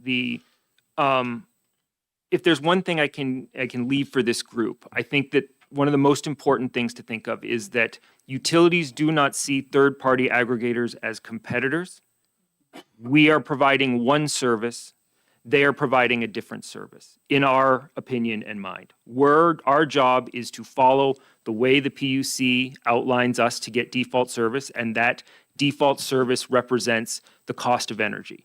If you think about it this way, a third-party aggregator competes with default service no more or less than an Olympic high jumper competes with the bar.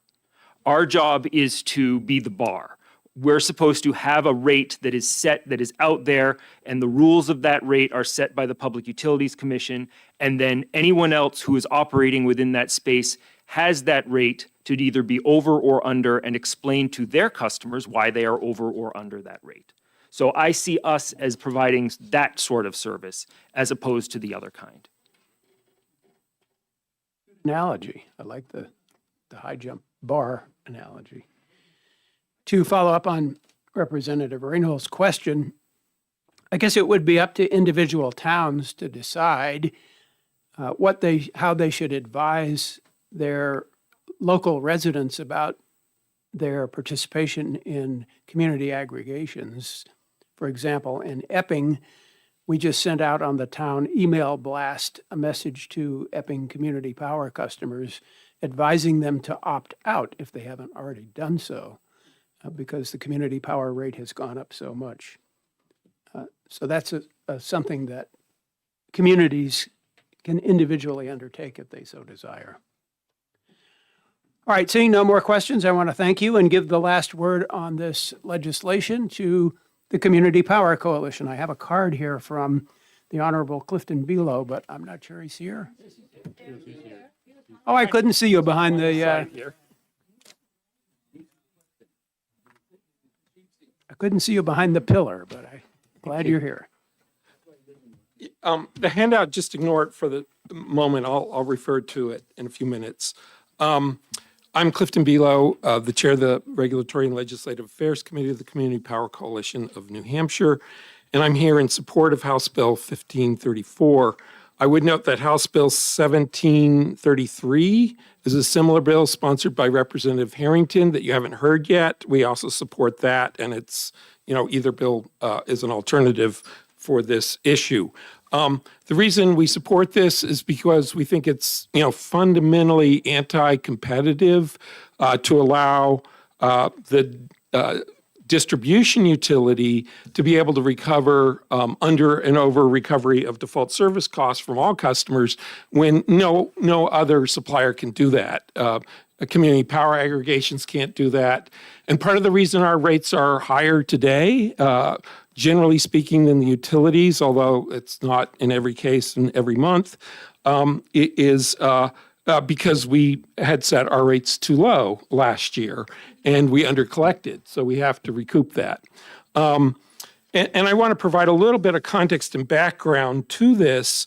From the beginning of restructuring up through the present so far, default service costs have always been recovered from default service customers.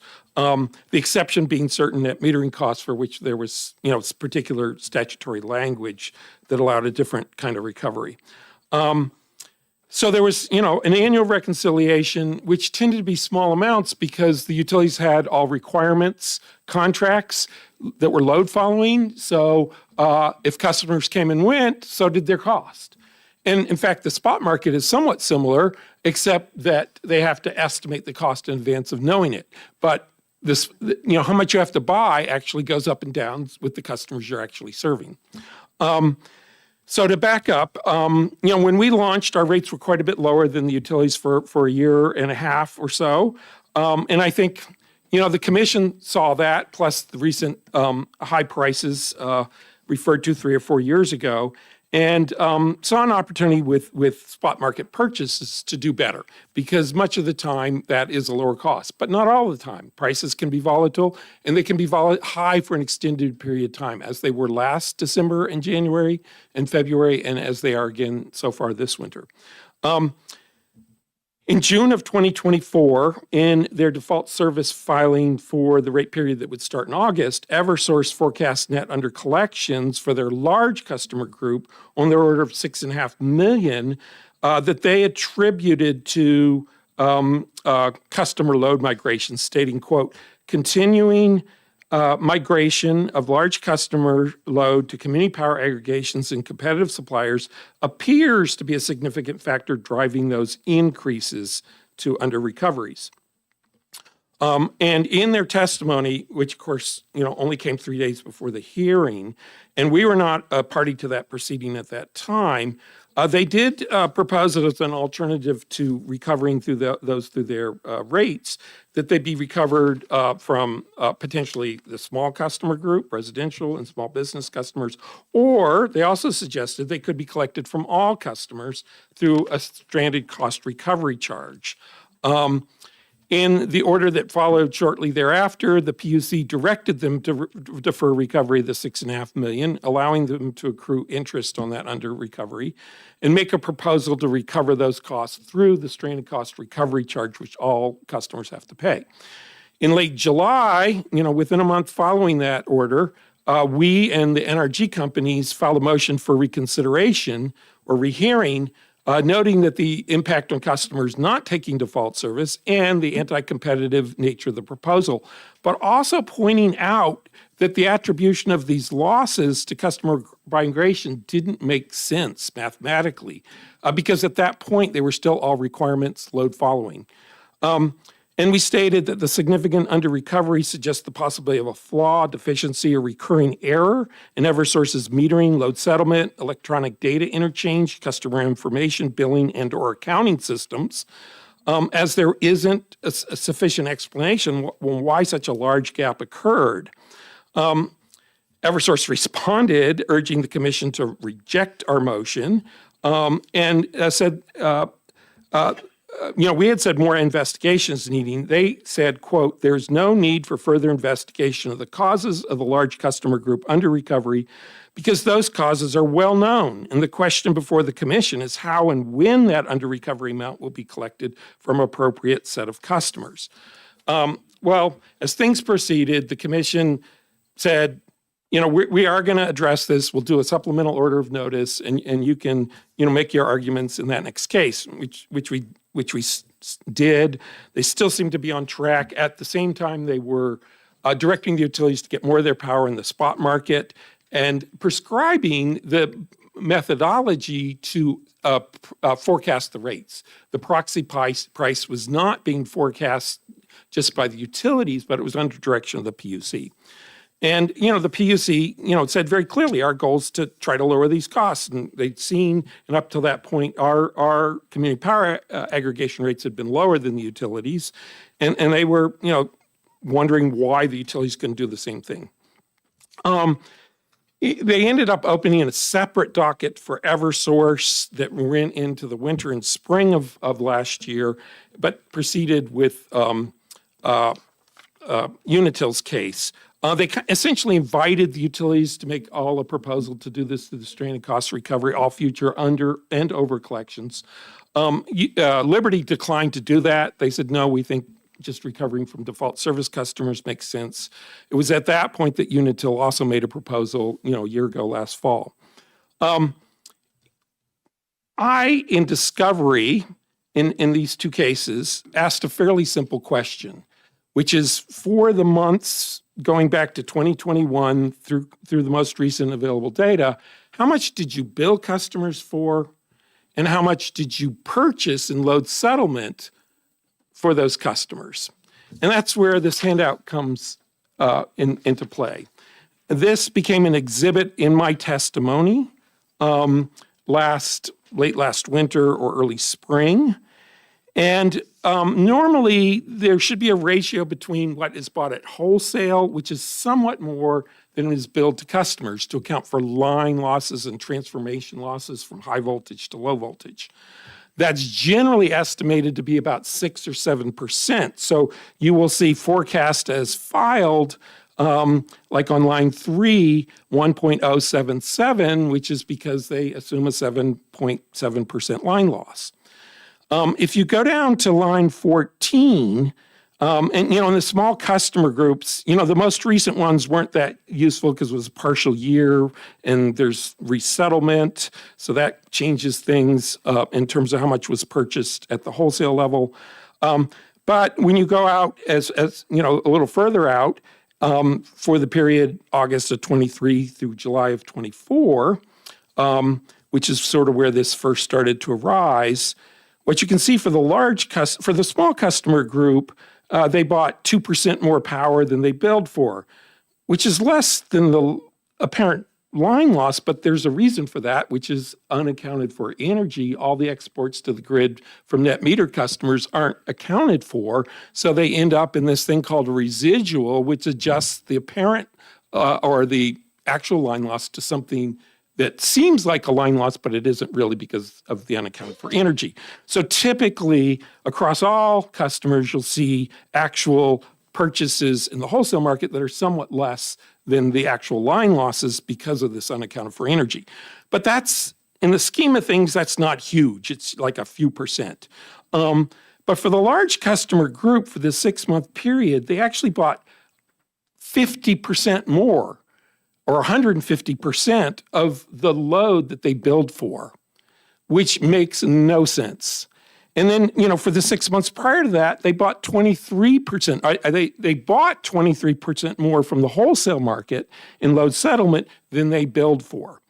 And as a result of that testimony, and a similar thing happened with Unitil. They weren't quite as dramatic as 150%, but they were something like 120% in one case.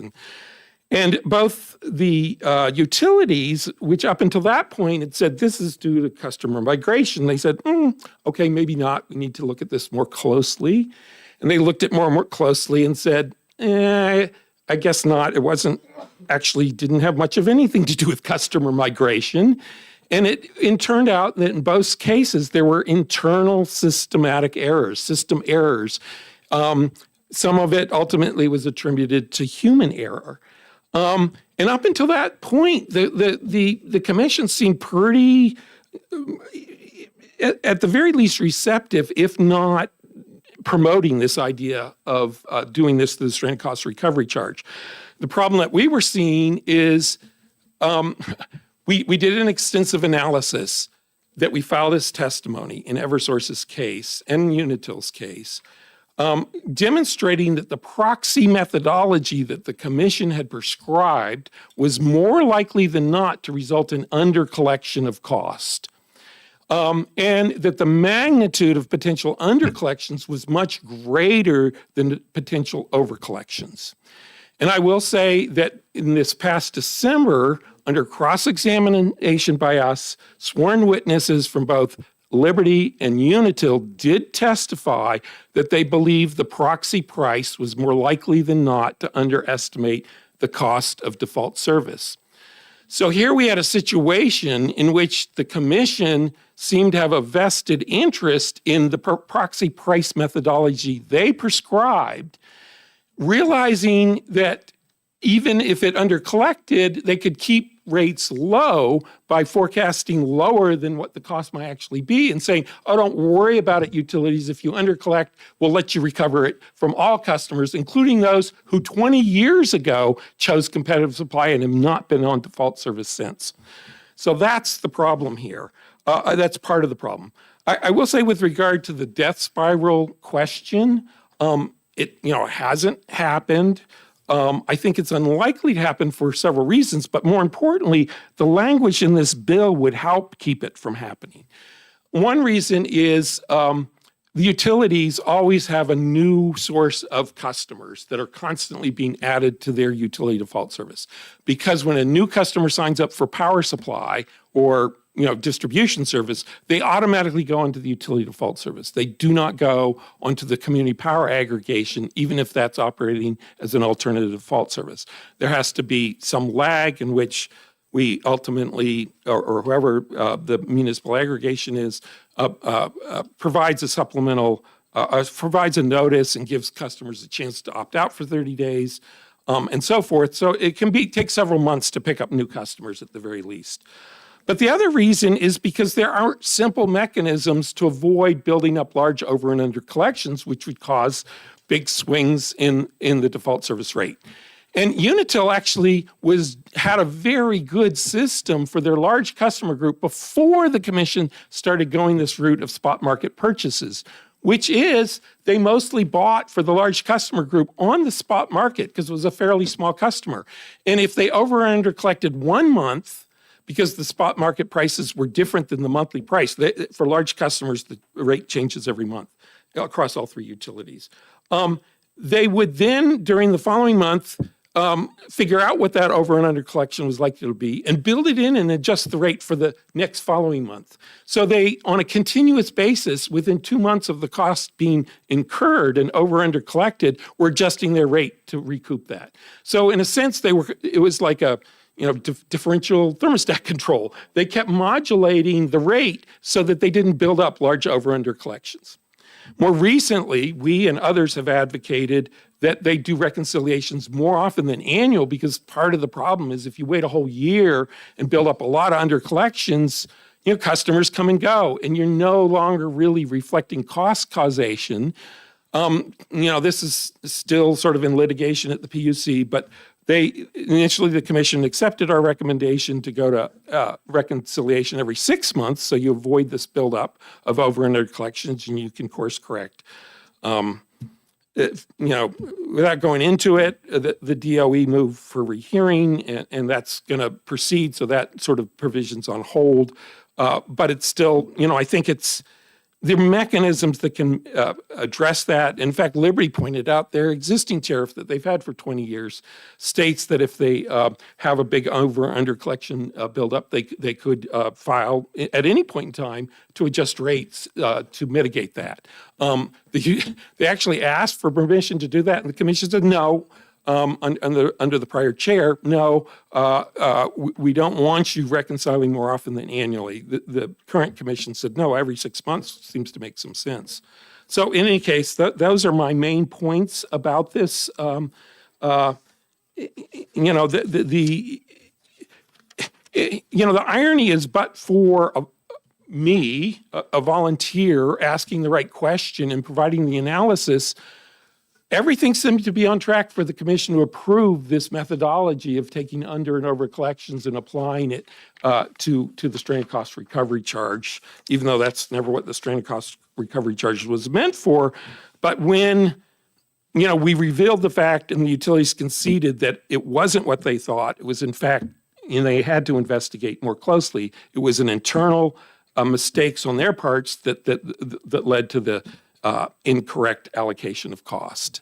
And that's where we are today. And ultimately, in Eversource's case, they said some portion of that really shouldn't be recovered from customers at all because it was an internal mistake that they could have caught, and they could have recovered those costs. Like if they, quite honestly, you know, I got to say, I told you so. If they'd followed what we'd done back in July of 2024 and investigated further, they could have recovered a lot of those costs through resettlement because it was still within the time frame that they could have corrected those mistakes, but they didn't discover it till later.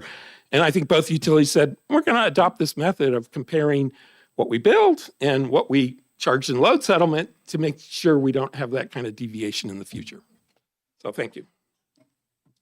Thanks for providing the fire hose for those of us who are willing to drink from it.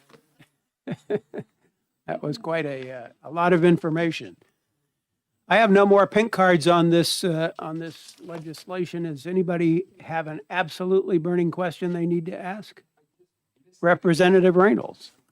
Thank you, Mr. Chairman. Are you in support of? Yes, we are in support of the legislation. As well as Representative Harrington's bill. That's similar. Small detail. Huh? Yes. All right. I want to thank you for waiting patiently to provide us with all that rich information. It was really, really good stuff. We appreciate it. And with that, we're going to close the public hearing on House Bill 1534. And the next item on our agenda is executive session. And before we go into executive session, I'm going to read you the blue sheet results for today's bills. The internal blue sheet for 1028 was 1 pro, 0 con. For 1290, 1 pro, 0 con. For 1398, 0 pros and 0 cons. And for 1534, 1 pro and 0 cons. The online data for 1028 was 1 pro and 3 cons. For 1290, it was 53 pros and 0 cons. For 1398, it was 3 pros and 0 cons. And for 1534, it was 57 pros and 1 con. So that's the blue sheet data. And the next item on my agenda is to remind you all that the House is meeting in session on Thursday. And even though we have exec'd some bills at this point, there are no ST&E bills on the regular calendar. So there will be no ST&E floor debates on Thursday. Representative McGee. Do you know if there are any concurrences coming over from the Senate for our bills that we need to know about? Yes, there are several concurrences, or maybe several is not the right word. There are some concurrences coming over from the Senate. I asked the clerk about them the other day because I was wondering when we would see them, and he said, once the workload is reduced in the House, then we'll get to those concurrences. It could be close to or even after crossover. So they will be on the calendar. We don't have to worry about surprise concurrences, or? I don't know if they put concurrences on the calendar or not, but are they? They're not. Yeah, they're not on the calendar, but we'll be warned ahead of time, so we'll know about them. Okay, thanks. Mr. Chairman? Yes, Representative Corman. Yeah, just relative to the online numbers, I just want to remind people that people can still go until midnight tonight to register online their support or opposition. So these numbers that you read are not necessarily final numbers. Is probably correct. Thank you for that reminder. I've also been informed that there will be. Oh, okay. Never mind. I thought I was being asked to read something there. All right, so now let's move into executive session. As I indicated in some email that I sent out earlier, I think on Friday of last week, we exec'd two bills that are actually on the list for being exec today. We did that by accident because I forgot that I had put them on this list, and we had the time, so we went ahead and exec them. That's 1475 and 1539. So when the clerk found out that we had done this, he said, "You have to do it again." And I said, "Can we do it by voice vote?" And he said, "No. So we have to have a roll call." I would like to take those two bills up first, since we've already done them once, and suggest that we don't need to have any discussion. All we need to do is make the motions and take the votes. Is that acceptable to everybody? All right, seeing no exception, no objection, then I will open a exec session on House Bill 1475 FN and recognize Representative Harrington for a motion. Let me see, what am I doing on this one? I'm sorry, which bill is it now? 1475, I've got to get my. directing the Department of Energy to study the portion of electric distribution costs attributable to Oh, fixed yeah, persons. ITL, I recommend ITL. Chair recognizes Vice Chair Thomas. Second. Moved and seconded that we adopt the motion of ITL on House Bill 1475. I ask the clerk to call the roll on the question of the adoption of the motion of ITL on 1475. Vice Chair Thomas, Yes. Representative Nodder, Yes. Representative Harrington, Yes, Representative Ploget, Yes. Representative Bernardi, yes. Representative Summers, Yes. Representative Mattson, Yes. Representative Schneller, Yes. Representative Sabourin Duchenier, Yes. Representative McGee, Yes. Representative Partial, Yes. Representative Kaplan, Yes.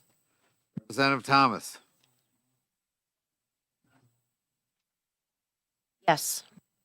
Representative Corman, Yes. Representative Reynolds, Yes. Representative La Rochelle, Yes. Representative Swanson, Yes. Chairman Bose, Yes. 18-0. By a vote of 18 to nothing, the committee adopts the motion of ITL on House Bill 1475. I believe I already have the committee report as authored by Representative Harrington, That's on the consent. and it's on consent without objection. Okay.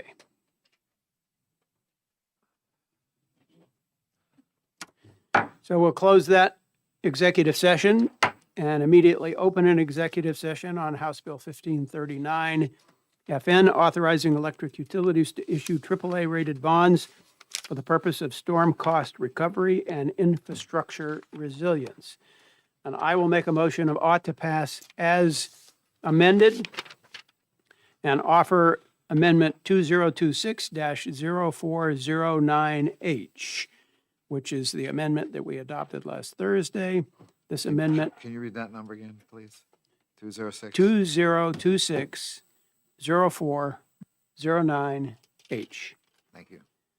This amendment extends the period that the commission uses to determine the adjudication of this application. It was in the original bill 60 days, and we added language that says within a period not to exceed 180 days. So that is the amendment. So the first question is on the amendment. I'll ask the clerk to call the roll on the Need a question. second. Second. I second. Oh, sorry. I thought you needed a second to get that ready. No, I need a second.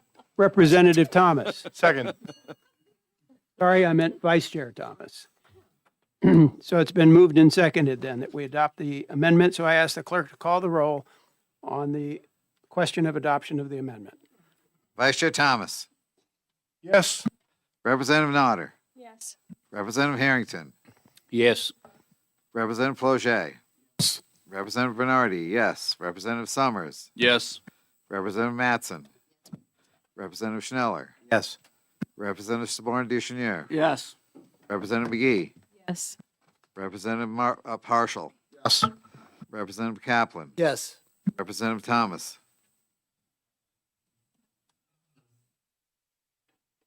Yes. Representative Corman, Yes. Representative Reynolds, Yes. Representative La Rochelle, Yes.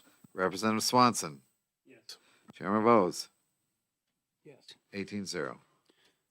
Okay, so by a vote of 18-0, the committee adopts the motion of ought to pass as amended on HB 1539 FM. It cannot go to consent because it's an FN bill, so it will be on the regular calendar. No, you have to do the OTPA vote now. Oh, that's right. We just did the All right. amendment. So I'll ask the clerk to call the roll on the question of the motion of ought to pass as amended. Can't write that fast. 1 second.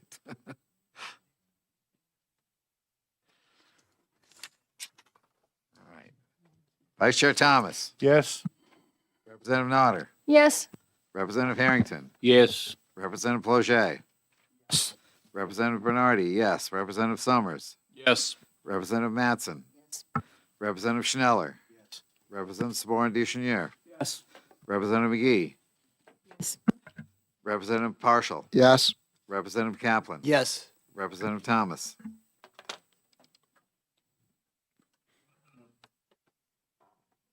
Yes. Representative Corman, Yes. Representative Reynolds, Yes. Representative La Rochelle, Yes. Representative Swanson. Chairman Bose. Yes. 18-0. Okay. Now. Now you can. 18-0. The committee adopts the motion about to pass as accepted as amended on House Bill 1539 FN. So we'll close that executive session. And now we'll move on to an executive session for House Resolution 35. I am. I made the motion, so I will write the report. It's in my inbox. So now we'll move on to HR 35, urging the prohibition of the intentional release of polluting emissions, including cloud seeding and weather modification, to preserve the atmosphere of New Hampshire. And the chair recognizes Representative Ploget for a motion. Thank you, Chair. I make a motion that HR 35 ought to pass. Chair recognizes Representative Matson. Ought to pass. I second it. Moved and seconded that we adopt the motion of ought to pass on HR 35. Discussion from the committee. Vice Chair Thomas. Yes, thank you, Mr. Chairman. I do have, this was a last-minute thing as I was reading the HR, and I do not know the answer. So if anyone knows the answer, I was requesting Mr. Davis to get the answer, but nothing yet. In that resolution, towards the end, it says that, it basically says that the legislature, that the House will direct the Department of Energy to put this resolution on their website and to send out copies to umpteen million people. My only question is, can the House direct a executive department to do something without it being a bill or coming from some other source? I don't know the answer to that.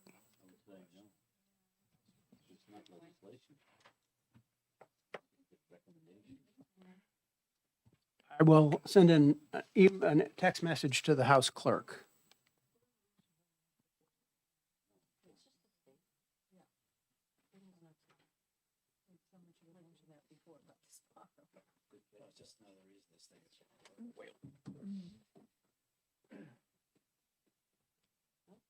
Do we have an answer? We have a committee researcher. Mhm.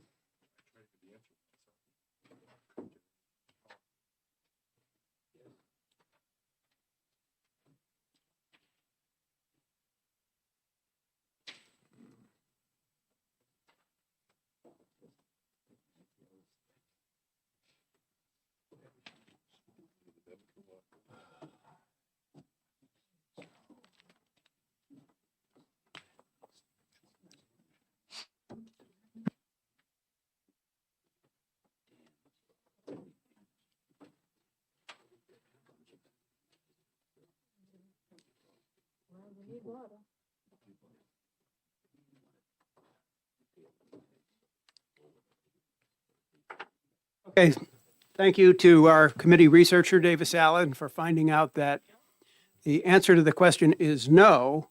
A House resolution cannot direct a state agency to perform some action.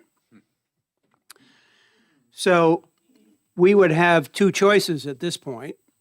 We could either take the time to amend the House resolution to remove the sentence that asks the Department of Energy or Environmental Resources, I forget which, to put something on its website, or we could simply pass the resolution as is, or vote on the resolution as is, and if it passes, then the department could just ignore the resolution because it has no force of law. So I'm agnostic about either approach. Representative Bernardi, I would recommend amendment. amendment? Yes. Okay. Representative Kaplan. I recommend we ITL the bill. Any further discussion? Representative Corman. Thank you. Yeah, I don't think this is necessary at all. I'm not voting for it either as is or amended. I favor ITL. Any further discussion? Representative Swanson. Mr. Chair, I very much appreciate and understand the feelings that are behind this and recognize the concerns. But I do have severe concerns. I've been flying since 1975. And meteorology and the weather is one of the key things that I do or look at before I fly. And actually, I look at it every day. And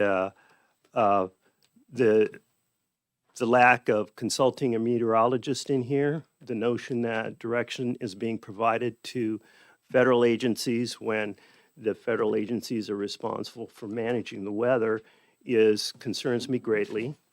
If this was harmless, it wouldn't be so onerous to me. I think regarding the point about directing the federal government is very problematic. But it does seem like when it was pointed out the nature of real seeding, and this bill implies that seeding is something one does serendipitously or arbitrarily after, during a drought or something like that, when it was pointed out that in reality, it's done in a very methodical manner under a long-range forecast and careful planning and coordination among several states.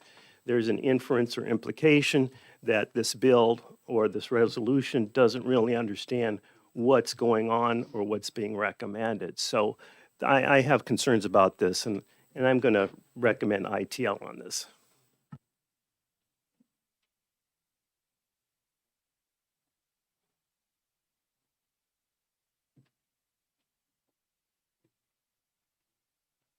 Representative Ploget. Thank you, Chair. Ever since I've been elected in 2020, I had constituents come up about this issue. Now, this is only a resolution. It has no force. It just is what New Hampshire citizens are asking or what their direction is. If they are putting stuff in or not, our citizens, it seems to want, I should just do the alternate. Do we want poisons put in our air? Do we want metals dumped in our air?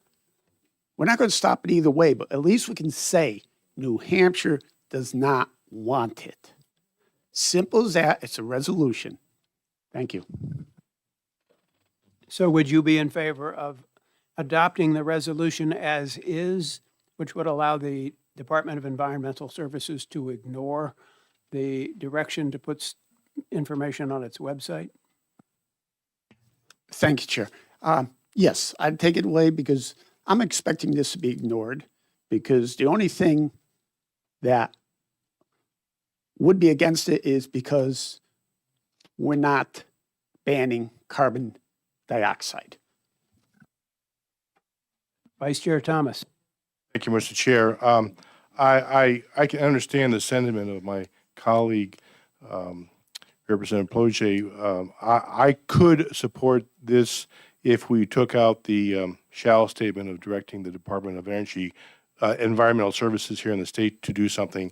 I think it would make New Hampshire look silly if we sent a resolution forward to all of these other federal agencies knowing that we were directing an executive department to do something that the resolution really isn't supposed to do. I would rather follow good decorum and good practice and come up with an amendment per the suggestion of Representative Bernardi in order to make this right so it can be put forward in the correct way, which I'm sure would be open to discussion in the House as well with this particular glitch right here. Representative Partial. Thank you, Chair. While I'll be voting to ITL this bill, I don't think it's necessary. Resolution, yes. I have to agree with both Representative Thomas and Representative Bernardi. I don't think any of us need to vote in favor of a poorly drafted bill. And so I would encourage, if we do vote, I would recommend to you that we make that change. All right, let's do it this way. Everybody who would like to see an amendment drafted for this resolution, please raise your hand and hold it up.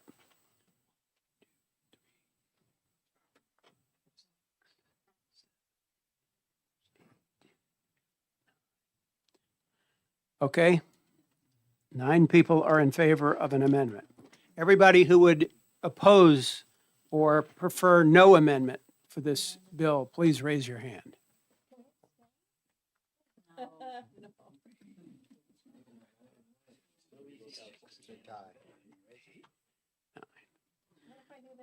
Okay, it's a 9-9 tie, which means the question fails. I might offer, I mean, I Yes, haven't said anything. Representative. I think what we heard from the sponsor was that this resolution had gone around a number of times and that she had been advised that a resolution was the way to go. But she didn't get the advice that putting certain things in the resolution that the resolution could not accomplish because it doesn't have the force of law. She didn't get that memo. And so I think the chairman instructed us earlier today that it isn't our job to fix the bill. And my understanding is a lot of work went into bringing the bill to us as it is, and it's kind of unworkable. I mean, I was considering voting in favor of it, but when I hear that it's got, it's going to be instructing an agency to do something, and then that agency is going to be put in the awkward position of having people who wrote the bill telling that agency, hey, this says you have to do it, right? I mean, I'm sure they're going to continue asking for adherence to the resolution. So we are putting a lot of people in a bind if we pass something that doesn't work. So. Representative Thomas.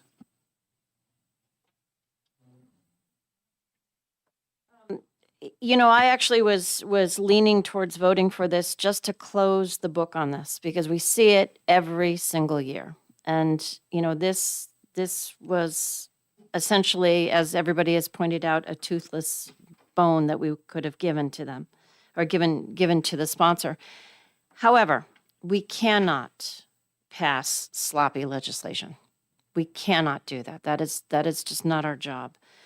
So without an amendment, I'm an ITL on this. Representative Bernardi. Mr. Chair, so as Representative McGee has noted, the sponsor has come to this committee year after year with similar resolutions and bills, every time being told, this is wrong, that's wrong. And there was a group that got together and worked diligently to try to get this right. Obviously, they made a mistake. But she was promised, bring a decent resolution in front of us and we will move this forward. You can't promise the vote, but you can promise that it will be duly considered. And I believe we have an obligation to duly consider it with an amendment. Representative Notter. Well, after hearing the words from my colleague, is it possible to do a do-over on the vote for the amendment? Excuse Well, me? I'm not There's no sure we need to amendment. do that. Okay. Excuse me. Representative Harrington. Can we just move the question? I mean, we spent enough time on this fairly useless piece of legislation. We're wasting a lot of everybody's time here. Representative Ploget. Yes, there was a motion on the floor, was what I was going to bring to your attention. There's a motion and a second. All right. I get the sense that the committee wants to vote on this. And so I'm going to ask the clerk to call the roll on the question of ought to pass on House Resolution 35.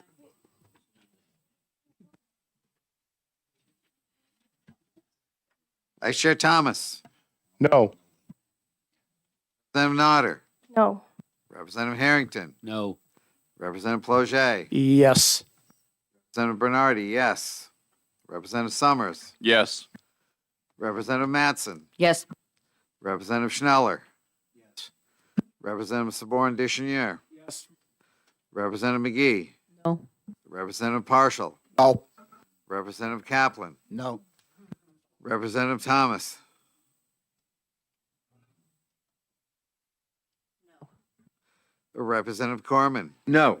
Representative Reynolds. No. Representative La Rochelle. Yes. Representative Swanson. No. Chairman Bose. Yes. 1, 2, 3, 4, 5, 6, 7, 8 to, we gotta be 10. 1, 2, 3, 4, 5, 6, 7, 8, 9, 10, 8 to 10. Fails. By a vote of 8 to 10, the motion of ought to pass fails.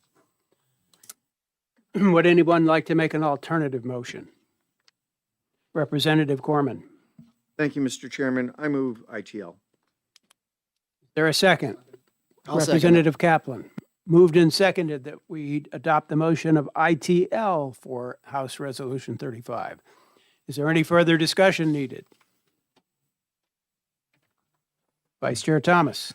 I'm not going to vote in favor of ITL because perhaps we could do an IS, interim study. Okay, any further discussion? Seeing none, I'll ask the clerk to call the roll rather, on the question of ITL for HR 35. Vice Chair Thomas. No. Representative Notter. No. Representative Harrington. Yes. Representative Ploget. No. Representative Bernardi, no. Representative Summers. No. Representative Mattson. No. Representative Schneller. No. Representative Saborn Deschenier. No. Representative McGee. Yes. Representative Partial. Yes. Representative Kaplan. Yes. Representative Thomas. Yes. Representative Corman. Yes. Representative Reynolds. Yes. Representative La Rochelle. No. Representative Swanson. Yes. Chairman Bose. Yes. 1, 2, 3, 4, 5, 6, 7, 8, 9 to 9. What? It was 9 to 9? Oh. Okay, by a vote of 9 to 9, the motion of ITL fails. That means we voted on both of the choices that we have available to us, so we go to the floor with no recommendation. So who wants to write the majority or the report for the motion of ought to pass?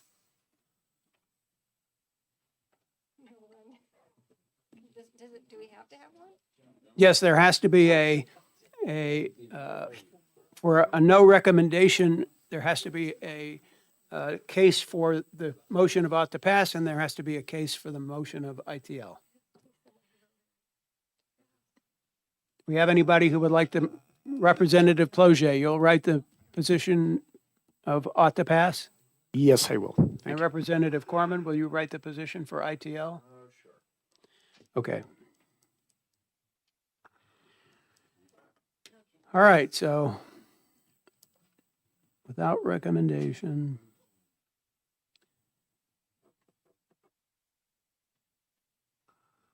TP and TC, okay. We'll close the exec session on House Bill or House Resolution 35. And now we'll move on, finally, to House Bill 1721. So I'll open an exec session for that. House Bill 1721 is relative to limiting new system enrollment and adjusting compliance payments under the Renewable Portfolio Standard Program. And I recognize Representative Harrington for a motion. I'd like to move for an amendment. It's going around right now. You want to pass these around? It's 0514 and ought to pass on the amendment.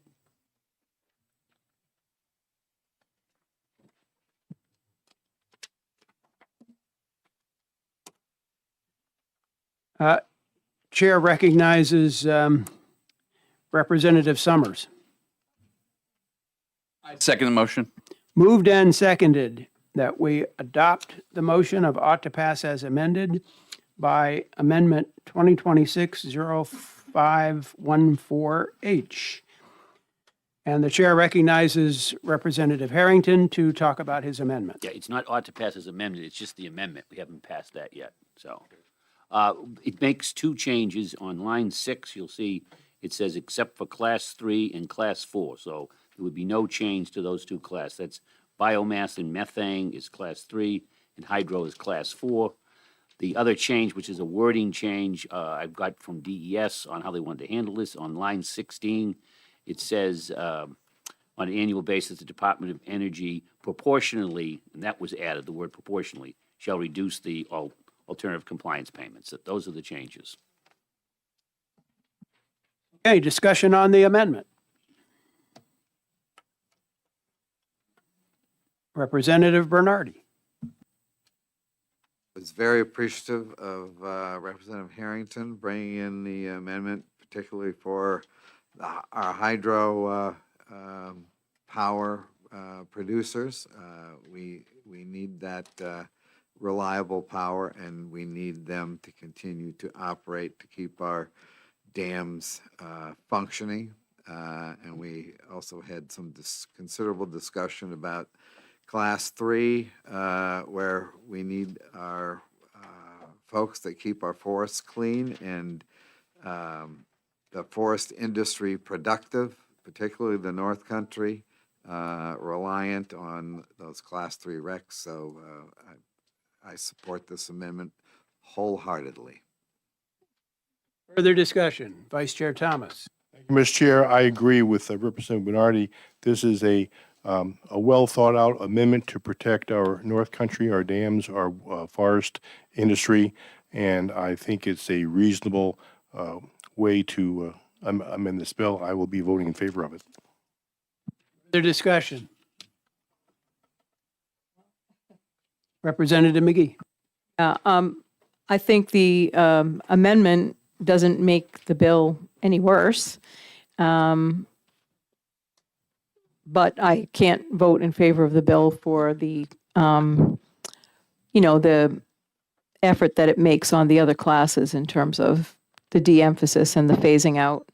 Because we don't really have any goals that we're even working on. So to just arbitrarily phase them out, I think is a disservice to the market and the folks that have invested. So I can't vote for it. Further discussion? Representative Corman. Yeah, actually, I agree with Representative McGee. And I do appreciate Representative Harrington putting forth the amendment. I think it's good that we are protecting Class 3 and Class 4. I also want to protect solar. So I will be voting for the amendment, but against the amended bill. Okay. Representative Kaplan. Yeah, I'll just add, pretty much the same thing as Representatives McGee and Corman. I just think that before we go to, phasing out the portfolio standard, that we ought to at least have a study from the DES on what kind of impacts this would have on jobs, on the economy of the state, and on, our energy sector. So I think we need to study before we go this route.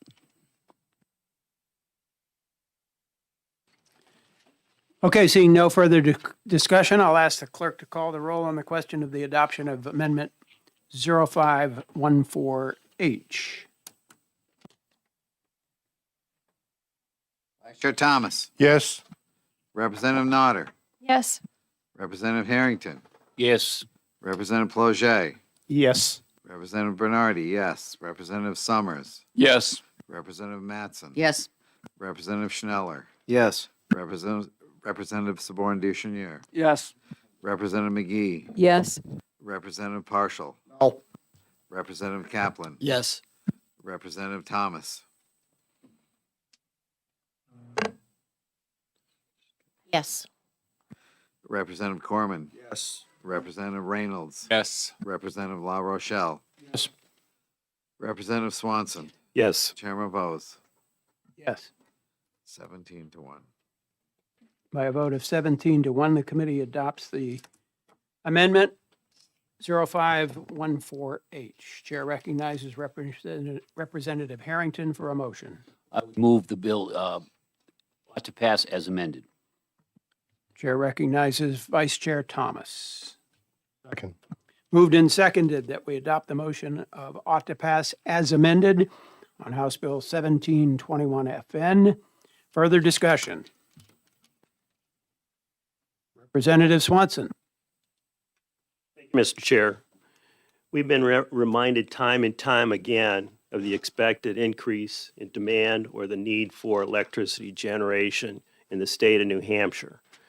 And we should be looking at every way we can to invest in expanding our capability to generate electricity, whether it's distributed, nuclear, or otherwise, but to plan to phase out a component that would, the distributed energy capability in advance, and especially considering, I understand that the return on investment is 2-to-1 on the money that's allocated for this.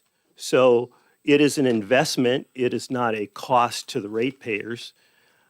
And I think that they would agree that they want to see better investment, especially these little returns that they might see as far as money going back to the utility ratepayer pales in comparison to the cost increases that they're likely to view or see from increases in prices due to the need for other forms of energy sources, which continue to remain uncertain.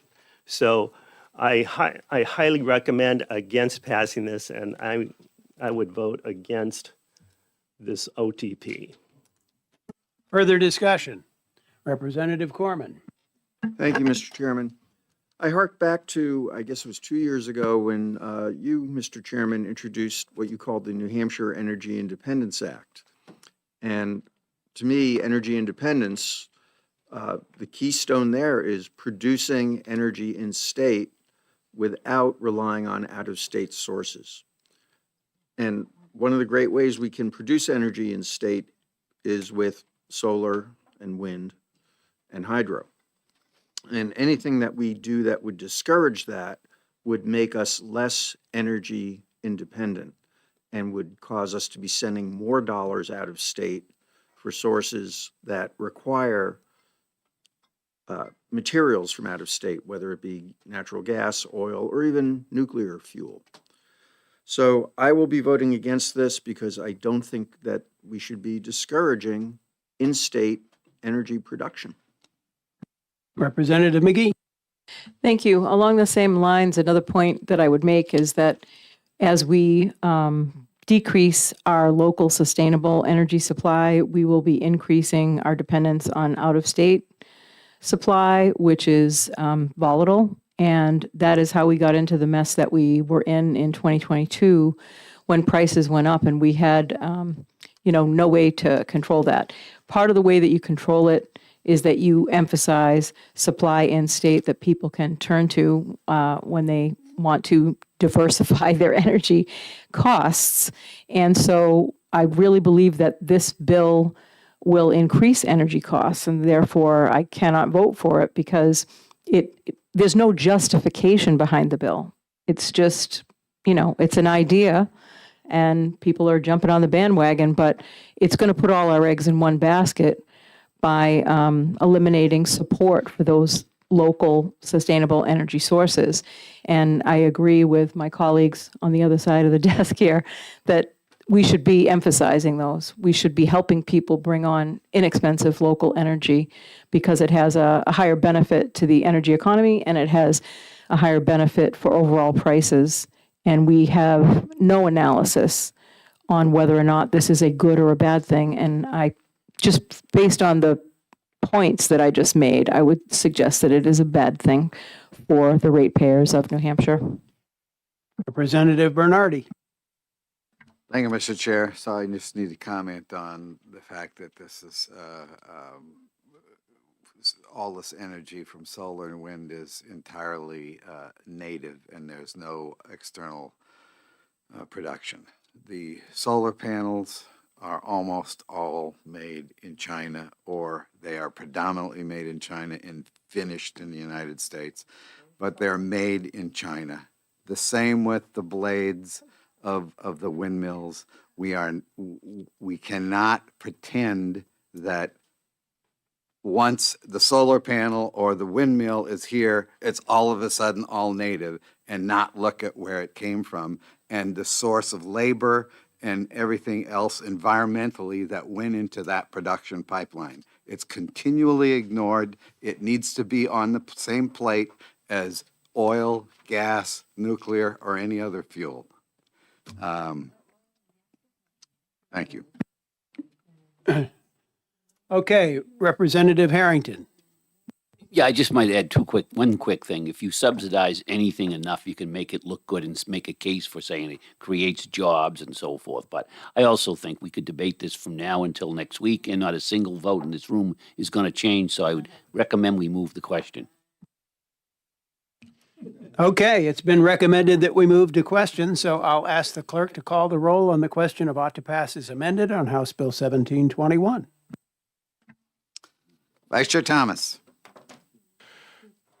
Yes. Representative Nodder. Yes. Representative Harrington. Yes. Representative Ploget. Yes. Representative Bernardi, yes. Representative Summers. Yes. Representative Mattson. Representative Schneller. Yes. Representative Saborn Deschenier. Yes. Representative McGee. No. Representative Partial. No. Representative Kaplan. No. Representative Thomas.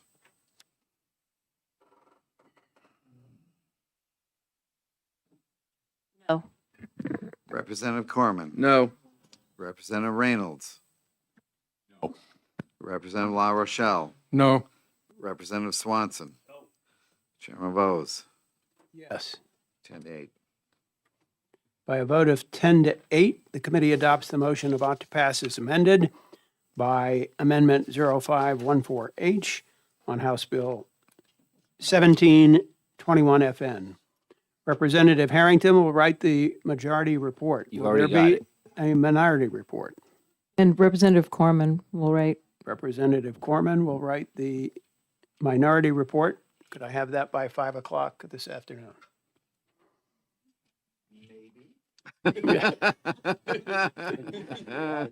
Okay. With that, we will close the exec session on House Bill 1721 and move next to an exec session on House Bill 1743 FN, which I will open. That is a bill that requires disclosure of radiation levels emitted by smart meters. And the chair recognizes Representative Nodder for a motion. Mr. Chairman, I move ITL. Chair recognizes Vice Chair Thomas. Second. Moved and seconded that we adopt the motion of ITL on House Bill 1743. Is there any discussion? Yes. Representative Bernardi. Yes, I think the sponsor brought the bill on behalf of a constituent who didn't understand the distinction in radiation. The radiation that's going to be potentially harmful is ionizing radiation. These meters do not emit ionizing radiation. They're like our cell phones or any other radio frequency radiation or light. It's not physically harmful.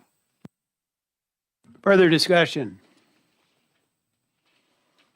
Seeing none, I'll ask the clerk to call the roll on the question of the motion of ITL for 1743. Vice Chair Thomas. Yes. Representative Nodder. Yes. Representative Harrington. Yes. Representative Ploget. No. Representative Bernardi. Yes.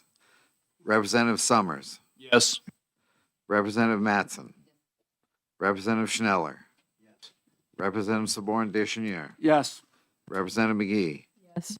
Representative Partial. Yes. Representative Kaplan. Yes. Representative Thomas.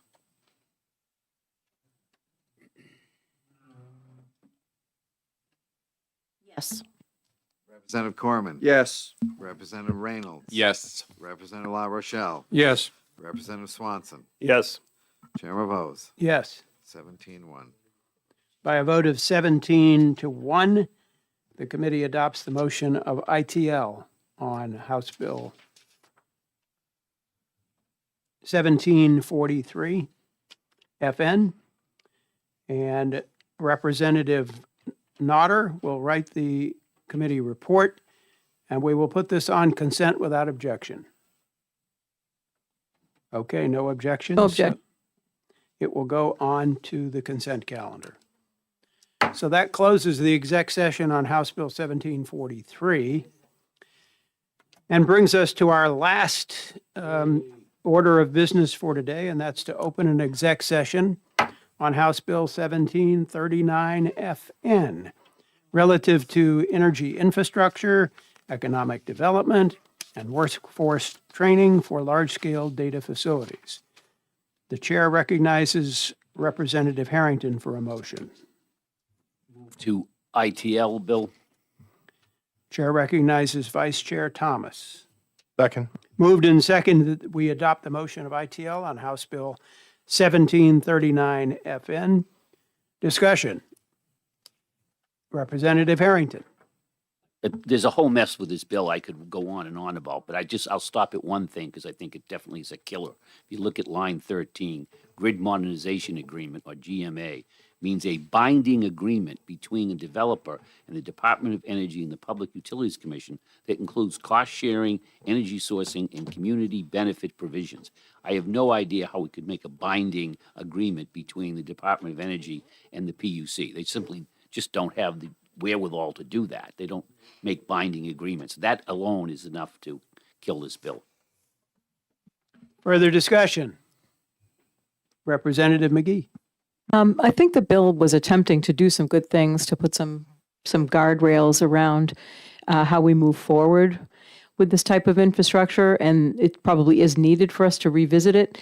I think it got a little ahead of itself in trying to define some things that really weren't that workable, and that's the only reason I wouldn't be interested in, voting in favor of it, is because I think it leaves out some very important things that need to be considered, like water supplies and other items.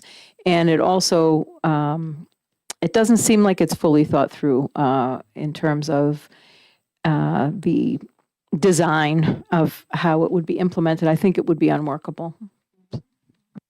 Further discussion? Representative Corman. Thank you. Yes, I will be voting for the ITL motion. I think we all know my position on data centers, and if we don't, we can read my op-ed in the Union Leader from a few weeks ago. I have many problems with big data centers. We have some small ones. I don't think they're a problem, but big data centers are going to be a problem in terms of their energy consumption, their cooling, the noise. They don't create as many jobs as they're supposed to. And as an example, when Apple built a $1 billion data center, it created under 100 jobs. Could you guys take your conversation out into the hallway, please? And I would rather see the construction jobs going to build housing, which we really need desperately. So I think a bill that encourages data centers, large data centers, it's definitely not what I want. Further discussion? Representative Partial. Thank you, Chair. Not discussion, but a question. Have we ever heard from any of the sponsors on this bill? Was introduced, yes. No. Oh, no one came. I'd forgotten that. That's right. Mr. Representative Chair, McGee the introduced. sponsor is here, actually. Yes. in And you're case not it a matters. co-sponsor, right? No, okay. No, I guess we never heard from any of the sponsors. Sorry. All right. Seeing no further discussion, I'm going to ask the clerk to call the roll on the question of ITL on House Bill 1739 FN. Vice Chair Thomas, Yes? Representative Nodder, Yes. Representative Harrington, Yes. Representative Ploget, Yes. Representative Bernardi, yes. Representative Summers, Yes. Representative Mattson, Representative Schneller, Representative Sabor Duchenier, Yes. Representative McGee, Yes. Representative Partial, Yes. Representative Kaplan, Yes. Representative Thomas,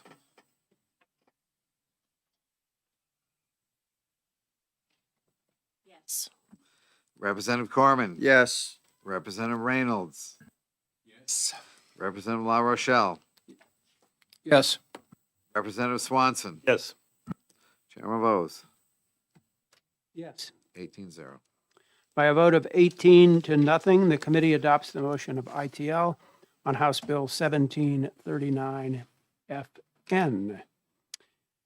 And without objection, we'll put that on the consent calendar. Object. Okay, so we're done. Representative Harrington will write the committee report. And I'm sure we'll have that by 5 o'clock. So we will close the public hearing then the executive session on 1739 FN.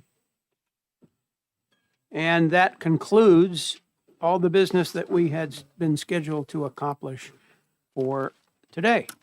So is there any message that anyone needs to deliver to the committee?